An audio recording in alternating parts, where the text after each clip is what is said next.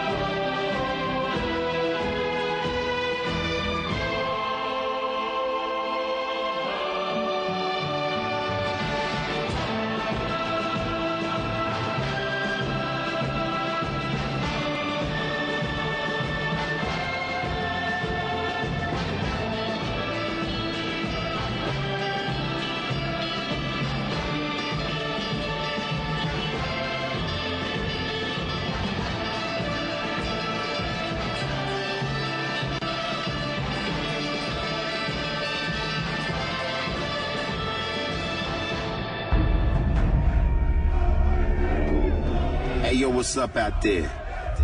Ice Cube. Ice Cube. That is not good. Get ready to experience the thrill of a lifetime. If you somehow find this offensive, just don't listen. But my guess is you'll be sticking around. Let's do this. It's going down, Jack. Hey, it's Larry King welcoming you to the Opie and Anthony Show right here on Sirius XM's satellite radio. Oh, this is good radio right here. Y'all are cooler and shit. It starts funny and then gets very uncomfortable. One of the most popular radio shows in the world. Radio journalism at its best. Hello, kids. It's the Opie and Anthony Show. They swear and they're vulgar and they talk about awful, awful things. That's what you like, isn't it? Very flavorful. Yay. That's what you like, isn't it? Please welcome Opie. The show is twisted, I'm telling you. Who's enjoying this shit? That's what you like, isn't it? Anthony. I want dick prizes. I love when girls go through that. I'm here for you, ladies. Remember that. That's what you like, isn't it? And Jim Norton. If a pussy could talk, it would say, die. That's what you like, isn't it? Everything you are about to hear is real.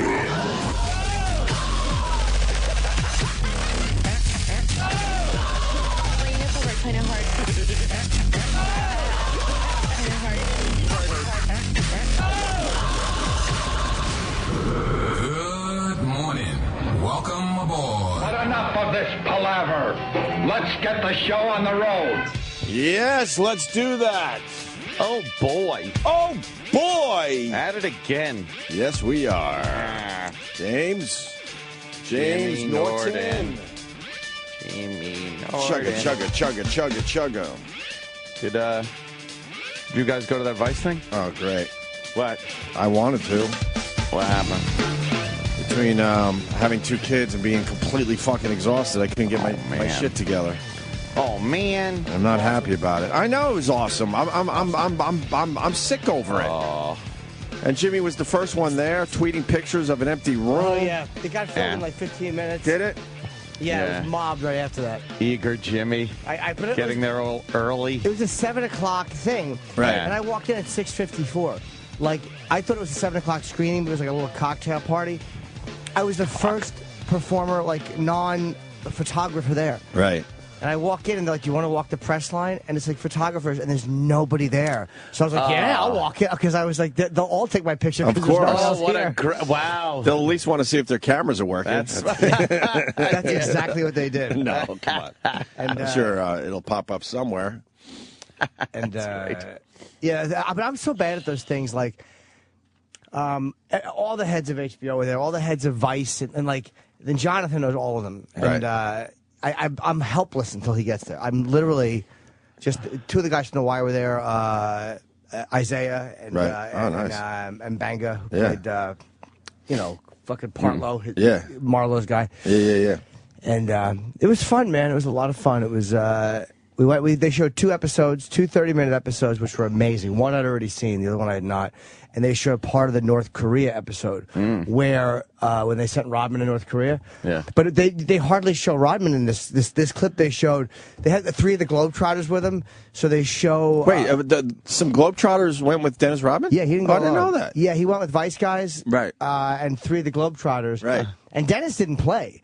It was. No, I know. I just kind of chilled. Yeah, he watched it with Kim Jong-un, and it was, and the guys that actually did that piece were there. So I was talking to one of them about it, and he was just telling me about getting drunk with Kim Jong-un. It was really fucking interesting. Wait, one of the Globetrotters got drunk? No, one of the Vice guys. One of the Vice guys Oh, okay. was telling me how he got drunk with Kim Jong-un. And, For real? yeah, and at this big party, and he did a toast. Right. And he took a sip, and then he said, Kim Jong-un starts yelling at me from across the room. Whoa. And it's like, you don't know if you've offended him. And he was yelling, and finish your drink, finish your drink. It's like, it's like any other fucking idiot at a party. Chug exactly. it. Wow. Exactly. What were they drinking? You know what? He told me, and I forgot. It was either scotch or rum or something. Oh, okay. Holy But they shit. were, that fucking show, man, that is awesome. It was, I hate saying awesome, but it was just, I can't think of a better way to describe Can't wait it. to see it. Yeah, I've seen the highlight clips, and By the way, it looks amazing. India and Pakistan are going to have a nuclear war. Yeah. We're dead. You know we're fucking dead. That's it. Eventually, they're just going to go at it. We are. They do a bit on the most dangerous border in the world. Where they show off for each other? Yes. Yeah, Where they walk I've to seen the that end. before. Fucking horrifying. It's literally the border, and they just fucking show off. And people gather at the border every day to, what is it? It's the border guards or something? And they put on this ridiculous display every day, and they get in each other's faces. Like, at any moment, it could be a major problem in that area that would just completely spread. Jesus. Every day there's I know a little bit about that. Incredible tension. I had never seen that. You've never seen that before? No. Somebody else absolutely went down there and filmed that shit. Where they do the high stepping and they just get all like fucking... I can't really explain. There might be a video online. They get in each other's faces. Yeah. And people show up to the border every day to check their shit out. To watch it? Yeah, it's almost a show. But it's so real. Jesus. You wonder what, like, because there's one point where the Kashmir border is where there's a problem. Right. And it's quiet and beautiful. And you can't see how much tension there is there. But there's a bridge where you walk across, and in the middle of the bridge, there's a white line. And one side's India, and the other side's Pakistan. And, of course, the Shane walks out to the middle of the line, and there's a white line, and they tell them, if you step over the line, they will shoot you. They will shoot you. Yeah. Oh, they hate each other, those countries. Oh, wow. And, of course, he's put out in the middle of the fucking bridge, putting his foot on the line. It was really good, man. It was great. Yeah, here it is. Great. Yeah, see, oh my God. This might have been the video I've seen. They have stands. They Suddenly, look wacky. the atmosphere gets heavier as the closing of the border ceremony begins. Now, this is more like it. Wacky mustaches. Officers seem to be selected on the basis of their facial hair. But facial hair alone is not enough. Look at this. You also have to gain approval from the Ministry of Silly Walks before being signed Yeah, up. they get for this job. weird walk going. They do a military walk to the border. Yeah, very, very parade-like. Really bizarre. Would help if we could show the people this. But why are people sitting there eating popcorn like it's just a fun little event? It's a whole cultural thing. They I know. fucking hate each other. Okay, they got stands set up, bleachers or whatever. This little stampy thing they're doing. They stamp everywhere they go. It's so silly. These strutting peacocks aren't confined to the Indian side of Boy, the do border. they not like each Not other. to be outdone, the Pakistanis take the evening display every bit as seriously. Wow. They hate each other. Hilarious. You think one of them would walk up to the border and just look over and go, hi? Yeah. Yeah, they're feet away from each other. Yeah. Put this on our Facebook page, Opie and Anthony. This would be a great visual to show the people right now. And they both have nukes. Oh, yeah, they do. But that's the thing that's keeping the war from happening, is both of them really do know. Watch, they get right in each other's faces. There you go. That's where the war could start. They're 3 feet away from each other.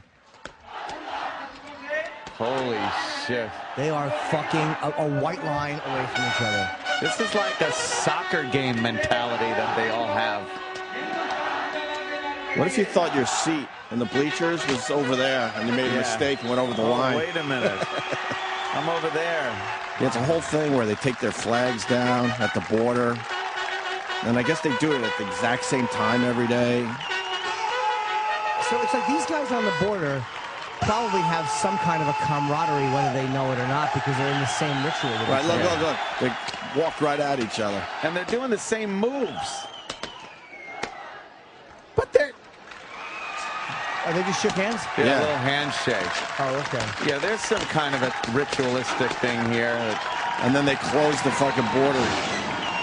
Oh, I didn't know they shook hands. Okay. Well, in That's this a weird video thing. they did. I don't know if they still practice the handshake. It's so fucking bizarre. Yeah, so I've seen that before, but I'm sure Shane Smith really filmed some good stuff on the border. They had to work out the steps with each other. Yeah, they were synchronized. At some point they had to get together to work out the steps. So, I mean, I know they hate each other, obviously, but like those guys, the border guard, not so much. Probably not so much. They probably look at each other like a sports team. Right. They have a rivalry. Right. Those guys, you know why? Because those guys see each other every day. Yeah. Like they're right in each other's faces every day. It's like the North and South Korean guards that stand. Yeah. Which, of course, in one of the episodes, they go to fucking. They're showing you how to get North Korean. They're showing you how North Koreans escape from North Korea. And they can't go through South Korea because of the DMZ. They said it's an 8-mile thing of fucking landmines and armed North Korean military guys who will shoot on sight. Yeah. So they can't just go to South Korea. They have to go up through China and take a bus thousands of miles and go through Laos. And, you know, of course, I wish I was at the table with one of the guys who was in that piece, and I wish I had asked him because he was one of the guys on this fucking boat with like the black and white lighting. Like literally, if they got arrested, they're going to jail in Laotia. Oh, right. These guys are they're fucking psychopaths. Nice. It was so good, man. It was such a good fucking show. can't wait to When does see the that. show premiere? I don't know. I should probably know that. I don't. It's on HBO, Vice. Is it called just Vice or not Vice? It's called. It might be just called. It's Huh? called Vice. It is called When's Vice. it premiere? Okay. Do we know? And of course, Jonathan spilled fucking champagne on one of the guys. You know, Did he really? He's such a nice guy. Yeah. But he hit it with his cock. No. Did he have his designer jeans on? No, you couldn't. And his wife was with him, so I couldn't look at his bulge. I didn't want her to get mad at me. She'd probably, if she caught me, she'd probably go, I know. Yeah, believe me, she's walking with a limp. I just couldn't do it. We were pointing and giggling at it in Boston. That's great. Waiting for the fucking the Excella. Because he just stands there clueless that he has this giant fucking penis on display at all times. Yeah. You could see on the train when he was just standing, you could actually see his cockhead. Oh God! It's fucking. I can't. It's fucking huge. Like a mule. Yeah, it's like literally like he has a fucking like a World War II uniform in the front of his pants. But is he aware or not? I think he's probably just so. It's almost like if you were walking around with just gold bullions, you'd be so used to your gift. He's got these kind of tight jeans, and it's something's always pressing pushing. outwards.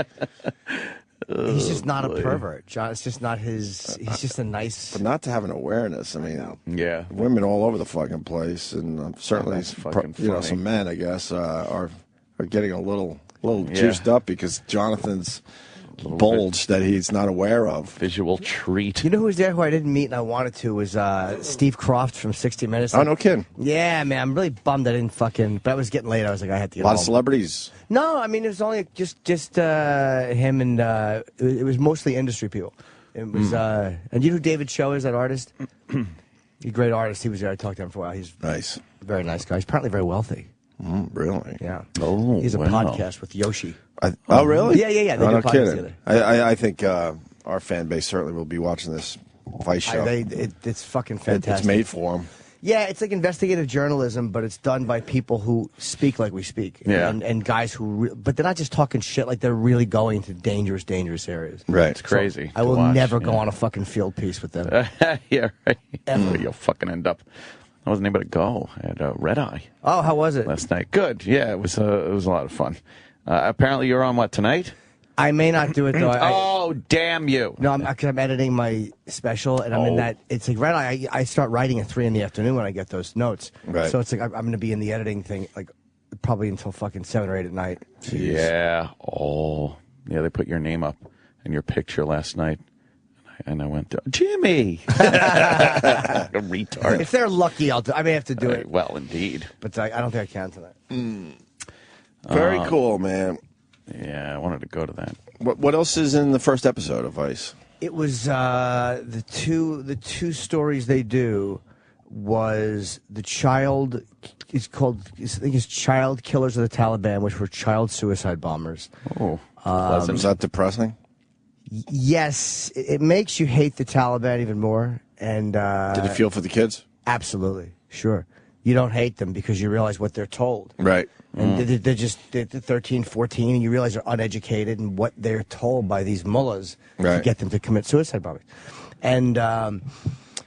And they interview some of it. It's fucking amazing, the access. Speaking of kids, did you see the picture of the Syrian soldier, the 7-year-old? That went around over the the weekend? video is great. Oh, there's a video. Oh, he's smoking butts. He's Yeah, fucking. yeah, he's- Allahu Akbar. He's fucking. He looks like yelling. he absolutely looks like an adult. How he smokes his Yeah. cigarette. He's got his He's sitting in automatic his fucking chair like, weapon. "Wah." He's got a fucking The one that's- AK-47 in his hands, bigger than him. The one that's guarding something. He's outside the.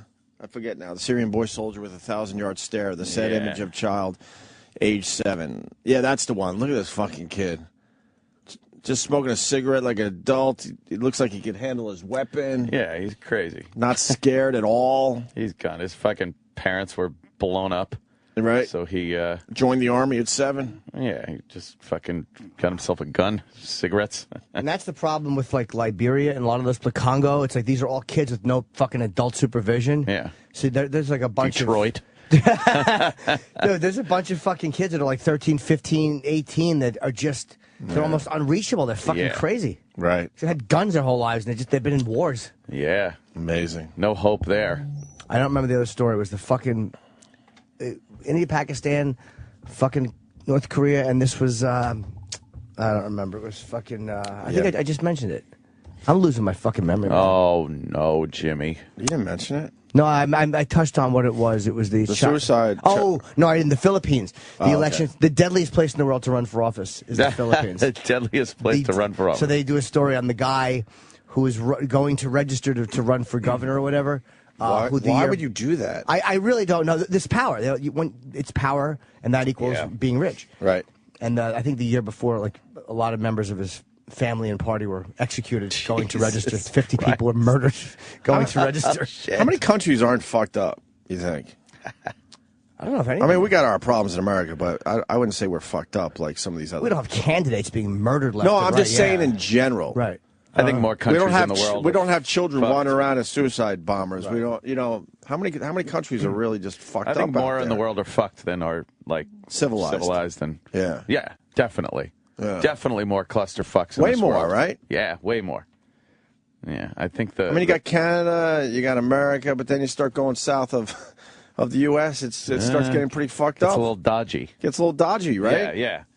I definitely would think that there's more fucked You throw up things Australia in the world. there, they're okay. Yeah. You know, a lot of Europe's okay. But then you start getting outside Europe. Yeah, anything you don't know about is fucked. Most of Africa seems like it's fucked up. Oh, yeah. Oh, yeah. We're just lucky we were born That's pretty in much the United what it is. States. The luck of the draw. Look at you. Yeah, there's so much luck involved. There's luck just to be born, obviously. Good old dad squirted his goo in a good country. Right. That's it. Yeah, we're lucky to be born. I mean, the odds of just even being born is ridiculous. And then you're born in a civilized country. Thank God. You know, we're not 7-year-old Syrian soldiers. Yeah, because you never know. You never know. With no hope. Yeah. Like Shane Smith was talking about with Shit Beach and all that. You know, that's what bothered him when he goes to these places. He sees the kids and stuff and realizes they have no future whatsoever, not even a chance at one. There's a cool moment where he's sitting with the family of a suicide bombing victim. Like they lost like 9 members of their family in one bombing at a shrine, and it was an interesting perspective to because you never like we always hear like Afghanistan suicide bombings like fuck them, and that's how I feel, fuck this savage. But then you forget like that they're bombing other Muslims who are like, hey, what'd I do? What kind of Muslims would do this to us? Like, they're as fucked by it as anybody else. They hate it too. It was really, really great. And the fucking North Korea episode, when they showed like 10 minutes of it, and I was fucking angry. Like, I wanted to see more of it. But it was actually pretty moving. There was one part that was actually moving. Really? Yeah. They're showing the Globetrotters interact with some North Korean kids, and it was really, really fucking good. Right. Almost no Rodman in what I saw. Like, I guess they're saving that. Right. But they didn't it probably. wasn't just like Dennis Rodman acting wacky. It was really, really good. I bet you they don't have a lot of great footage of him over there. Probably not too much, no. He mumbles. He's really mellow. I don't really see where they're going to get a lot of. Well, there is footage of him singing stuff. My Way Oh, at they that are. big party or something. I Yeah. mean, there is. Wow. Yeah, with the fucking leader of a nuclear country. Classic. Very good. So the Rutgers basketball coach. What was happening? I saw you tweet something. Oh, yeah. Well, Mike Rice. Obviously, as I look up, it's already on. It's been on TV all morning long. They're going to crucify this guy. Yeah. They'll have to fire him. But all I'm trying to say, because I said I hope people defend this guy, and I hope some ex-players come out of the woodwork. Is it's the culture of playing, the sport. Mm-hmm. It's the culture of just being on a team. I remember my high school. I played basketball for a lot of my earlier years, and we were fucking scared shitless of our coaches all the time, man. Yeah. And you're seeing like a montage of his greatest hits. I would assume that he wasn't throwing the ball at the players every single second. But if you fucking line it up and show how fucking nasty this guy could be, it looks way worse. It looks bad. If you put a montage together like that. The fact is, Bobby Knight was a complete and utter asshole. Total But psycho. his players loved the guy. Yeah. And I would imagine that they probably have, if people were filming, they probably would have some great stuff from Bobby Knight as well when he was coaching in practice. Here's what I noticed when I was watching the clips and stuff. The players never winced. They never looked surprised. Right. Like oh fuck, this guy's gonna hurt me or he's doing something. It looked like it was just a normal part of their practice. Right. So I was kind of looking like, they know the deal. They know their coach does this. Right. And are they good? Were they good I don't under think him? Or? I don't think they were. No? But that's like his coaching style.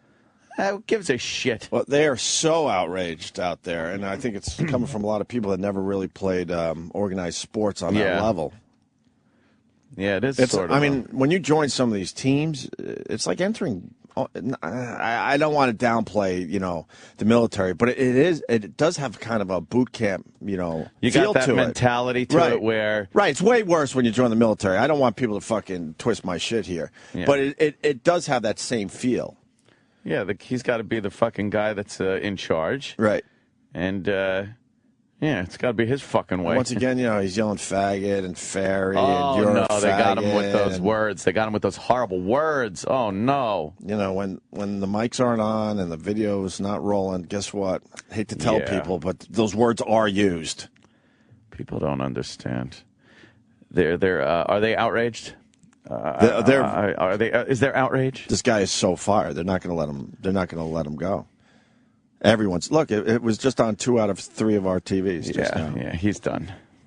We're shocked by what's going on in that practice. It's really worth, taking a look at it very, very hard. And so Rutgers has been sitting on this in a way since November. And a lot of people are saying that, the heat shouldn't just be on Rice. It should also be on Pernetti and the other university officials who saw this video and didn't take more action. The first thing I thought when I was hearing some of the homophobic slurs in this is Clementi went to Rutgers. I mean, this is a university that had massive soul searching about how you treat people and how words matter and words can hurt. And you have a leader at the university who's on tape saying something to students like this. Yeah, and a lot of people are saying it's hypocritical at the university. This will be a tough day at Rutgers. Worth watching. Can't live thanks to you. All right, new developments this What does morning. that stupid blonde know about organized sports at a university? Wow, did we tune in at an angering fucking segment of... Look, obviously, it's really, really tough to defend the guy, but all I'm saying is, as someone that played in organized sports on a relatively high level, I kind of get it. Whoa. What the hell was that? Fucking lights just blew out. This shit is crazy. I'm going home. It was... We're losing light. A light bulb just went off. Let's see how long it takes for them to fix it. Yeah, well. Fucking means something. The devil's Travis? coming. What do you got on this thing? I just wanted to mention when she was talking about, the homophobic slurs and everything, is that Rutgers kid who killed himself because because his roommate was spying on him. So Spying, taped the fucking kid. Yeah. So that's her way comment, worse than what this coach did. But let me her tell you comment is something. that the school, Oh, I thought they were talking about Imus. They're talking about that. Okay. But here's the problem I have. I think that they no are one talking seems about to Imus as well. Understand? He wasn't calling the guy gay a faggot. He's calling one of his players a faggot for not fucking hustling or something. Oh, no. For not being out there and giving his all. Because the word faggot is one of those dual meaning words. It's a derogatory term for a gay person. And then it's a term that you use for your friends that are completely heterosexual when they're acting like faggots. By not going out, not fucking coming to the table, not fucking giving their all. It's like when you call somebody a douche, you don't literally mean, you bottle of vinegar.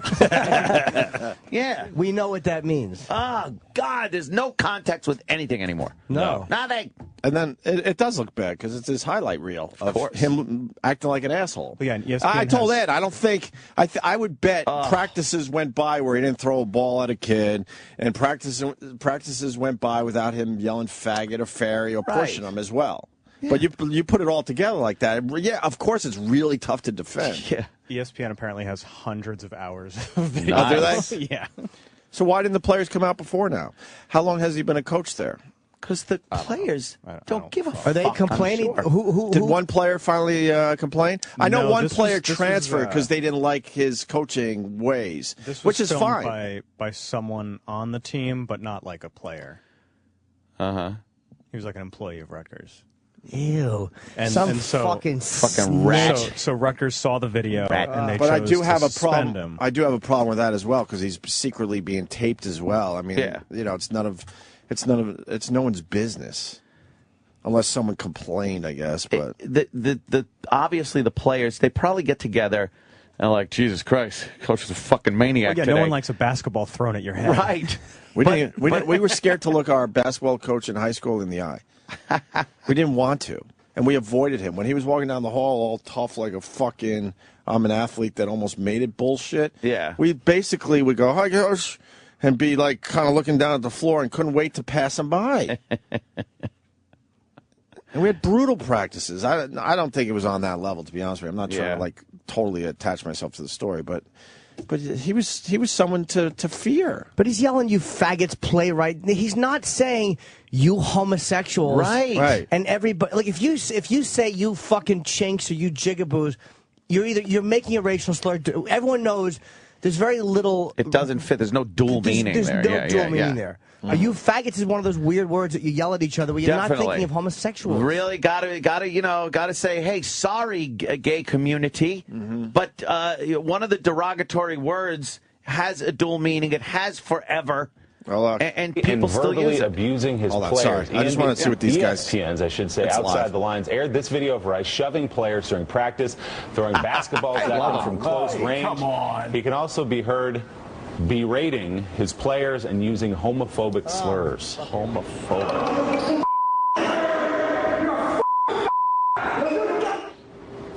Dude, they're recording your practice. Rutgers athletic director Tim Pernetti had been given a copy of the tape in late November. He saw it, as did the president of the university, but they chose not to fire Rice after they saw that tape. Instead, they suspended the coach for 3 games and fined him $50,000, ordered him to enter anger management classes. Oh, really? Talked to everybody in the program. We looked at hundreds of hours of practice film to put it in context. But needless to say, there was a lot of behavior here that was unacceptable and is not to the Rutgers standard. That's why we handed out the significant amount of suspension that we did and all the things that came along with that. It's an unfortunate situation. Definitely was not an instance where I had a line of people out my door concerned about the matter. But as soon as we were made aware of the fact, we dealt with it, and Mike obviously paid a significant price for that.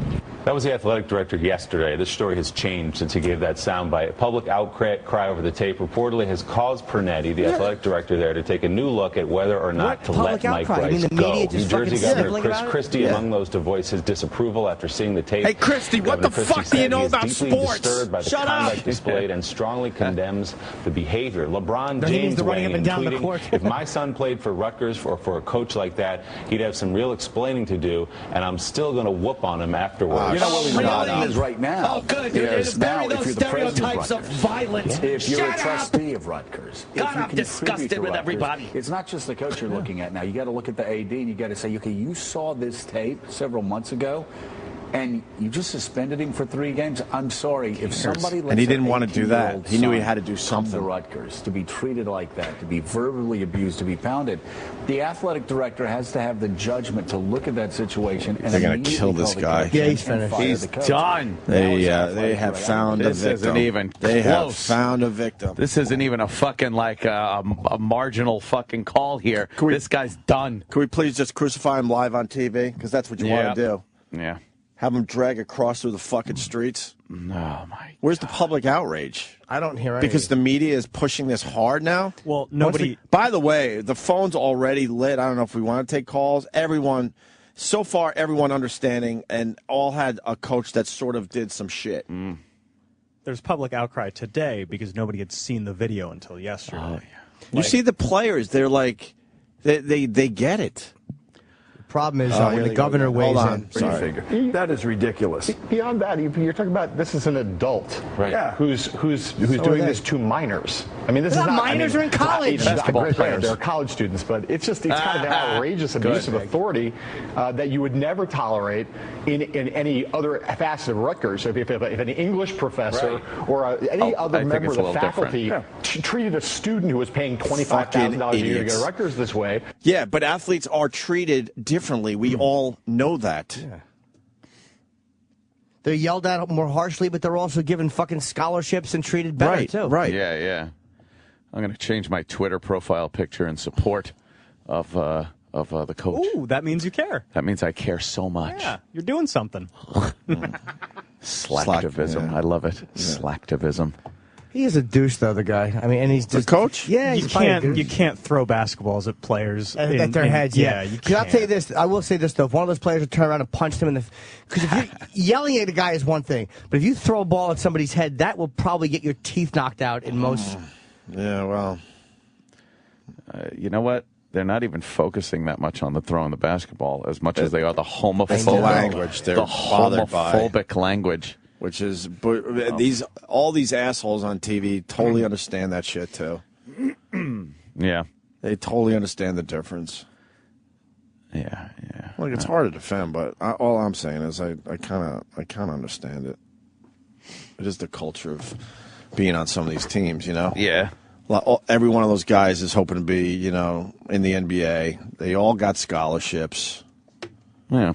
And they take it extremely seriously. Very different than going to an English class. Yeah. They'll fire the athletic director. They're going to fire everybody. Oh, clean house. Which is too bad. Get everyone out of there. And then have some kind of sensitivity training. And then it might be different have some if it wasn't counselors Rutgers, available. but the whole homosexual thing. Yeah. Oh, he's fucked. You'll need counselors for the fucking students now and all kinds of fucking kumbaya shit. And the Rutgers program is less than mediocre. All right. No, they're terrible. So this guy's really trying to get something done over there. Maybe, you know. I mean, it's Rutgers. But if you're going to yell basketball. faggot and throw a ball at somebody's head, you better have a winning record. Yeah, exactly. Like, if maybe it's obviously not working. Like, he should try the nice approach. Come on, make a basket. Yeah, really, his approach isn't working. I would guarantee that Bobby Knight has a great highlight reel as well. Yeah. But I guess they probably weren't taping him a lot. Didn't he choke a motherfucker? He did all sorts of crazy ass shit. These coaches are absolutely nuts, and you understand that to a point. Jesus. We've played the Bobby Knight's shit over the years of him yelling and screaming at his players in the locker room at halftime and saying just horrific shit. I remember one tape we played. Do we have that, E-Rock? Are you looking at Bobby Knight shit? Hang on. What? I remember we played Was he one listening? that was over the top. I had a coach in high school. He was the same way. Every coach in America is burning their practice reels today.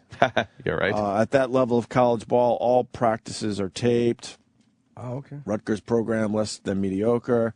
It's bullshit, and we are ruining our country by fucking up organized sport. I must say, that's what's coming in right now. I never knew in school of any coaching or anything. I wasn't involved in any extracurricular activities. But I do know the gym teacher mentality, and that was bad enough. Right. And he's just trying to fucking get us to put our fucking shorts and T-shirt on and run around the track. I'm not saying they're not assholes. And he was fucking, an asshole. Yeah, yeah. I'm not saying this guy isn't an asshole. But I never felt like, complaining to anyone. That, to me, that was part of the fucking... part of gym class. Right. Yeah. You got a good Bobby Knight tape? Yeah, it's a halftime prep clip. Is that the same one you got? I don't know. Go ahead. All right, here, play it. Want to play, then I'm getting the fuck out of here. I mean, if you're not going to recover Greg Graham, if you're just going to let him drive by you, if the rest of you are going to let him catch the ball outside the 3-second lane and drive all the way in here without one guy challenging him, then I'm leaving and you fucking guys will run till you can't even suffer. Now, I'm tired of this shit. I'm sick and fucking tired of an 8-10 record. I'm fucking tired of losing to Purdue. I'm not here to fuck around this week. Now, you may be, but I'm not. Now, I'm going to fucking guarantee you that if we don't play up there Monday night, you aren't going to believe the next 4 fucking days. Now, I am not here to get my ass beat on Monday. Now, you better fucking understand that right now. This is absolute fucking bullshit. Now, I'll fucking run your ass right into the ground. I mean, I'll fucking run you. You'll think last night was a fucking picnic. I had to sit around for a fucking year with an 8-10 record in this fucking league. And I mean, you will not put me in that fucking position again, or you will goddamn pay for it like you can't fucking believe. So you better get your head out of your ass. That's all I'm saying. It's the culture. And I'm telling you, in practices, I would bet a lot of money that he threw fucking basketballs. I would bet a lot of money. And I would bet a lot of money that he fucking used slurs. I'll tell you that. This is right just a there halftime is speech. That's different. I bet he didn't. I guarantee he did. He didn't berate He choked them a fucking once. player. We got that, He didn't too. call anyone any names. No. That's just one speech is all I'm saying. But nobody would be giving shit for that today. No. But throwing a ball at somebody's head and then calling them like you fucking. I don't have a problem with it. But that's Bobby Knight is yelling and screaming, and that's acceptable coach shit. Yeah. That's acceptable coach yelling. All I'm saying is if he's saying that at halftime, I guarantee he's doing some other shit in practice. Plus, it's he's just lucky they don't have a lot of tape of him. It's I guess a different culture now, though. Yeah, I know. I know. Bobby Knight is considered one of the greatest coaches yeah. ever, and everybody knows that he did that. But if he did that today, in the pussification of America, if he was a no-name, times have changed. Coach, Well, that's what we fight all the time here on this show. It's frustrating how much things have changed. You play dodgeball in school. You think you right? can throw Exactly. basketballs at people's heads? Right. Exactly. Oh boy. No, that is a good point. Jesus Christ, it's great. He is finished. I love listening to that shit. It's just, how do you sit there and take that? You're probably just sitting there going, oh, I want this to stop. Oh, my God, I want this to stop so quickly. Please stop the yelling. This is very I'd say something. I'd be like, yeah, well, you think this is accomplishing anything, Coach? That's nice language. Shit, imagine. My ears are not garbage cans. I'd be like the lady from Dog Day Afternoon. So funny. My ears. He would just look at you and go, what? What the fuck? Yeah. Hey, if you think you're such hot tomatoes, why don't you go out there and do it? What the I've got scholastics to keep up with. What are you saying? Oh, my God, can you imagine? Oh, you got to get used to it. That's what it's like on a job site. Oh, yeah. F this, S that, what the heck, who the hey? Get me my lunch pail. What the hell do I know? You dribble the ball, I'll build something. Stupid regular Joe. That's a big story. When does he get fired? Today, probably? Oh, he's so gone. Tomorrow, the latest. Because now everyone's focusing on Rutgers, so they're probably sitting there like, we get him, fucking fire him. They'll do another day on us, and they'll move on to something else. Here's why, because the governor weighed in. Once the governor or the mayor weighs in on something, Oh, really? you're We don't know finished. anything about that. Oh, no, it's bad. I wouldn't know when the mayor gets involved. It's very bad. And you're finished when that happens. What did Obama say that sunk somebody recently? There was something he weighed in on. It's like all they have to do is weigh in a little bit and fucking everything tips one way. I think it was a foreign affair or something, but he said like one little thing and fucking everything just moved. Like, it's the way it is, man. These guys... And the news can just get the soundbite and play That's it. exactly and it, becomes yeah. like, oh, boy, we got to fucking cut this guy off. Is kicking someone in the balls okay, though? Oh, yeah. You can definitely do that. You could do that, though, right? Good job. That's this kind of fits into our little thing yesterday with Gator Country. What's happened with them? Are they fired? Are they? I saw more news people picking up the story yesterday. Yeah, they're saying they could face a felony. Gawker picked it up. Yeah. Picked up what? They can't face a felony. They never said anything bad about the water supply. No. It's what Val Scott. Yeah, I'll bet you that their fucking people put it out. Are they still doing the same thing on the website? No, the poll appears to be gone. It was up last night. Oh, I yeah, checked it people last night. keeping me updated. Yeah. How are they doing in the poll? Oh, they're getting their asses handed to them. The never fucking option was still way the fuck up there. I hope that doesn't get them in... Us? No, they know. They know we're fucking with them. They're not stupid. Oh, they absolutely know that They're not stupid. They know where a lot of that shit was coming from. Yes. In this Tainted. day and age. Yeah. See, another guy. I had a hockey coach that called me a pussy faggot. Oh. Yeah. I had a father that called me that. I have a subconscious that calls me that. Yeah, there's a mirror that just yells that at me. Steve in New Jersey. Steve. Yes. Steve in New Jersey. I was Animal House when the flounder throws the marbles and they're all slipping around on him. Niedermeyer's like, "Get up, you faggots! Get up and fight!" Oh yeah. Yeah. It's a movie example, sir. Yeah. Yeah, but That's it was cool. But it was based on how people our age were brought up. We heard that word all the fucking time. It's amazing. Everything's offensive to, at least somebody. Yes, that's a movie example of a coach. It doesn't help us at all, sir. I mean, All right, thank you, Steve. If you could But come up with, I guess the point there, though, Hollywood thought it was completely acceptable to be, throwing that word around there in a comedy. because if You would not fucking hear know, faggot in a comedy nowadays. No, and So I think there was a point to that call. If you could prove that the word faggot, using the word faggot, is always against gay people, and it incites people to harm gay people, then you might have a point as to it's dangerous language. Ooh, look out! But it's one of those. It's not. It's one of those. Another one of those fake sacred words. Yeah, because gays throw that word around as well. Of course. And, the same thing with the N-word with black people. It's a fake sacred word because you just walk the streets and you hear it every other word. Of course, But then they try to cover by saying, no, we're saying, N-I-G-G-A. That's different. People want to be important. But They I wanna don't feel hear, important. by the way, I don't hear N-I-G-G-A anymore. Now I should say it louder. Now the kids just use the N-word. And they just pepper their fucking language all day long with it.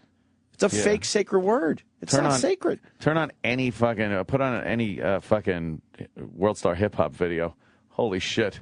Dude, Yeah, nigga. What up, nigga? Yeah, fuck you, nigga. It's all every other fucking word. Around 3 o'clock, 3:30 in my neighborhood, a school lets out that is predominantly black. Yeah. And the kids walk around Columbus Avenue and Broadway. You could see it for yourself, and you will hear that word so many times within 5 blocks. Yeah. They're just talking. What's TJ Who Kid around there? They're just talking. They're not even angry. Right. That's how they talk. Yeah. It's a fact. It makes you feel important if you have a word that people aren't allowed to say that is about you, or you use it, or it's been attached to you. And then, nigger was such a big word like that black people are like, oh, we don't want. So then other groups are like, what word can we make people not say? Right. Because it fucking, it makes you more important. It makes, and if people adhere to it, then you have some kind of power over them. So the gay community took everything.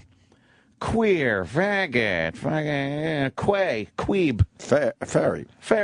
Fairy Mary, sissy. Sissy pants. But, if you could stop the public from using a word, that's a huge fucking victory for your little side. What shouldn't they get the R word with fucking retarded people? What shouldn't they get with each other and go, all right, look, if we're having everyone else stop using this word, we got to fucking set a good example here, and we got to stop using the word ourselves. It's the ultimate hypocrisy. Oh, I know. I never understood that. Never understood that. Yeah. I don't so, Mike Rice, good luck to you, but I think you're fucking done. Oh, yeah. That rice is cooked. Yeah, in a minute. My high school... Good one, Chippa. Good tag. More calls. Chippa looked at me very strangely. More calls coming in. My high school coach berated his own son in front of everybody. The Bobby Knight recording sounds exactly like his high school coach. This kid understands the Bobby Knight tape. I knew a coach walked out to the fucking pitcher's mound and smacked this kid in the face for putting the ball a little too close to a kid's head. Almost killing him. Yeah. What happened to that coach's head? What happened? How was that coach's baseball hat removed? Shit. I don't know. I guess is it dumb to fucking Jesus? What, the hovercraft? Bubba Watson's hovercraft. I thought this was an April Fool's video. But pretty fucking funny. I looked into it more. This thing is real. Bubba Watson wants to get hovercrafts on the golf course, and they got a great video. It's all over the place. Maybe we can put it on our Facebook page of him using a prototype. Dude, you know how fucking loud those things are, though? There's no way you could put it on a golf course. But the video shows him going across a little, golf pond to get his ball. How cool would that be? Very cool. I would love it. It's not practical, though. It's so not practical. They're loud as fuck, and they're not that easy to control either. And you're not going to get over the banks and stuff easily. I mean, he picked a pond that was, very easy to get across. Yeah. He's the only golfer that could get away with that. Is he rich? They're all rich. He's really rich, but he's one of the top players on the tour. Yeah, he's one of the top players. He's up there. He owns the Dukes of Hazzard car. He's just a goofy. Ooh, why don't you take that on the course? And he cries a lot. Yeah, cries a lot. He loves crying. Never took a lesson. He hits a fucking ridiculous drive. He's awesome. He's lefty. Look at this hovercraft. It's got a golf cart roof on it. Yeah, he explained that. You sure this isn't a fake video? No. This is not practical in the end. Where is it? Over here? Being some of the limitations of existing golf carts. Golf carts have looked the same. They've been the same. You got to stay 30 yards from the green. You got to stay on the cart path when it's raining. But let's have fun. Let's go through the water hazard, come off the other side, right by the green, put your ball in the hole, and then you can drive back across the water hazard. And who doesn't want to do that? Bubba's idea was to see if we could incorporate a hovercraft principle that is riding on a bubble of air into the existing golf riding cart. your hovercraft we have to look at sideways how we until can use the golfers. The elements such as the roof, the seat handles, yeah, they're not easy to sand control. bottles, all of the various pieces that are on existing golf carts. How we could incorporate those into the hovercraft technology, and then get the grass all wet afterwards. BW1 is a prototype, our first one out. No bumps. Golf cart's going to have bumps. It takes you everywhere you want to go, through sand traps, through waters, shortcuts, into the woods, out of the woods. And my ball likes to go in and out of the woods, so we got to be able to get there in the best way and quickest way possible. The big advantage of the hovercraft is it has a footprint pressure about 33 times less than the human foot. So by hovering across the green, you leave absolutely no trace. I see a lot of stares, a lot of laughs, and then they actually see how efficient it is. I think it's going to really get more people involved. They're going to want to just drive the hovercraft and not play golf. But, I mean, that's how I got started, driving a golf cart, and then golf got in the way. They'll probably figure it out where they get it on a couple courses, but imagine playing Crab Meadow with a hovercraft, wiping out all the geese. Went local there. It's a nightmare golf course. There's so many fucking geese at Crab Meadow, and their duties. You're hitting more fucking goose shit. Than balls. At Crab Meadow. Yeah. What do you think of the hovercraft? Well, they are cool as fuck, but he's probably been driving that thing around a while. If you don't know what you're doing in a hovercraft, you'll just fucking slide out somewhere, slam into a tree, slam sideways into a tree because there's a lot. Hovercraft is like a fucking. It's like, you ever play air hockey? It's like the puck. There's no real. You're not getting definitive control on a hovercraft. If you're going forward really fast, in order to stop a lot of times, you got to spin the thing around and give it like forward. Thrust when you're going backwards. Right. So it's very difficult to... you can't just turn. You need a lot of room to make a turn because it just slides. It's like you're on ice. And I'm sure they have lawyers in that industry. Oh, yeah. They'll shut them down like, look, this is not practical. It's just them being You're looking at a lot of lawsuits. He's being silly with that thing. You think? That's what he's doing. Indeed. Maybe it's an April Fool's fucking joke. Maybe. You think it is? Yeah, I mean, it's cool, but I don't see that being practical at all. Yeah. I think Bubba's just having some fun. Are there people out there? It was put up on April 2nd. I know. Oh. Perfect time to do an April Fool's joke. Right? The worst possible time to do an April Fool's joke. But maybe he's like, look, no one's going to see it coming. Yeah, let everyone else have April Fools. Yeah, he's a prankster. Yeah. I have April 2nd for my April Fool's. Yeah, he's just calling his a prank. When was Bubba's Hover account created? Oh, boy. Mm-hmm. No. But it's in connection with Oakley. Yeah. Maybe Oakley's in on it. Anyone else see the Conrad Murray interview that Anderson Cooper did last night? What was that I about? laughed my balls off. Did you watch the whole interview? Yeah. Conrad Murray is nuts. He's a crazy person. Do we have like highlight clips of that? I can get you the video of it. Well, it was long. Yeah, that's what I'm saying. Maybe get a few clips. I don't know. I guess we'll figure it out. But near the end of the interview, Conrad Murray decided to sing. What? to describe his life, I think. Yeah, Anderson Cooper asked him a question, and then Conrad Murray wanted people to know how he had been raised and grown up, and so he started singing. And Anderson Cooper started broke out dancing. He broke out of the news role and started kind of rolling his eyes and going, "What the fuck's going on over here?" Lunatic. That was Michael Jackson's doctor. Yeah. He cocked his head like a dog. Yeah. Cocked. He truly believes he was just helping out Michael Jackson. Yeah. I've listened to some clips of him crying in prison. It's pretty funny. He's out of his mind. Yeah, he gets on the phone and he calls people up and leaves messages on their answering machine like, "Hey, you gotta help me get out of here."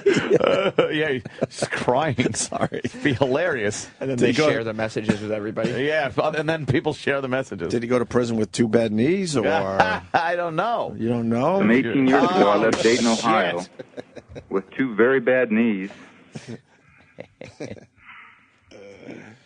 What and else? a dream to become a Major League Baseball player. Oh, well, never heard from him again.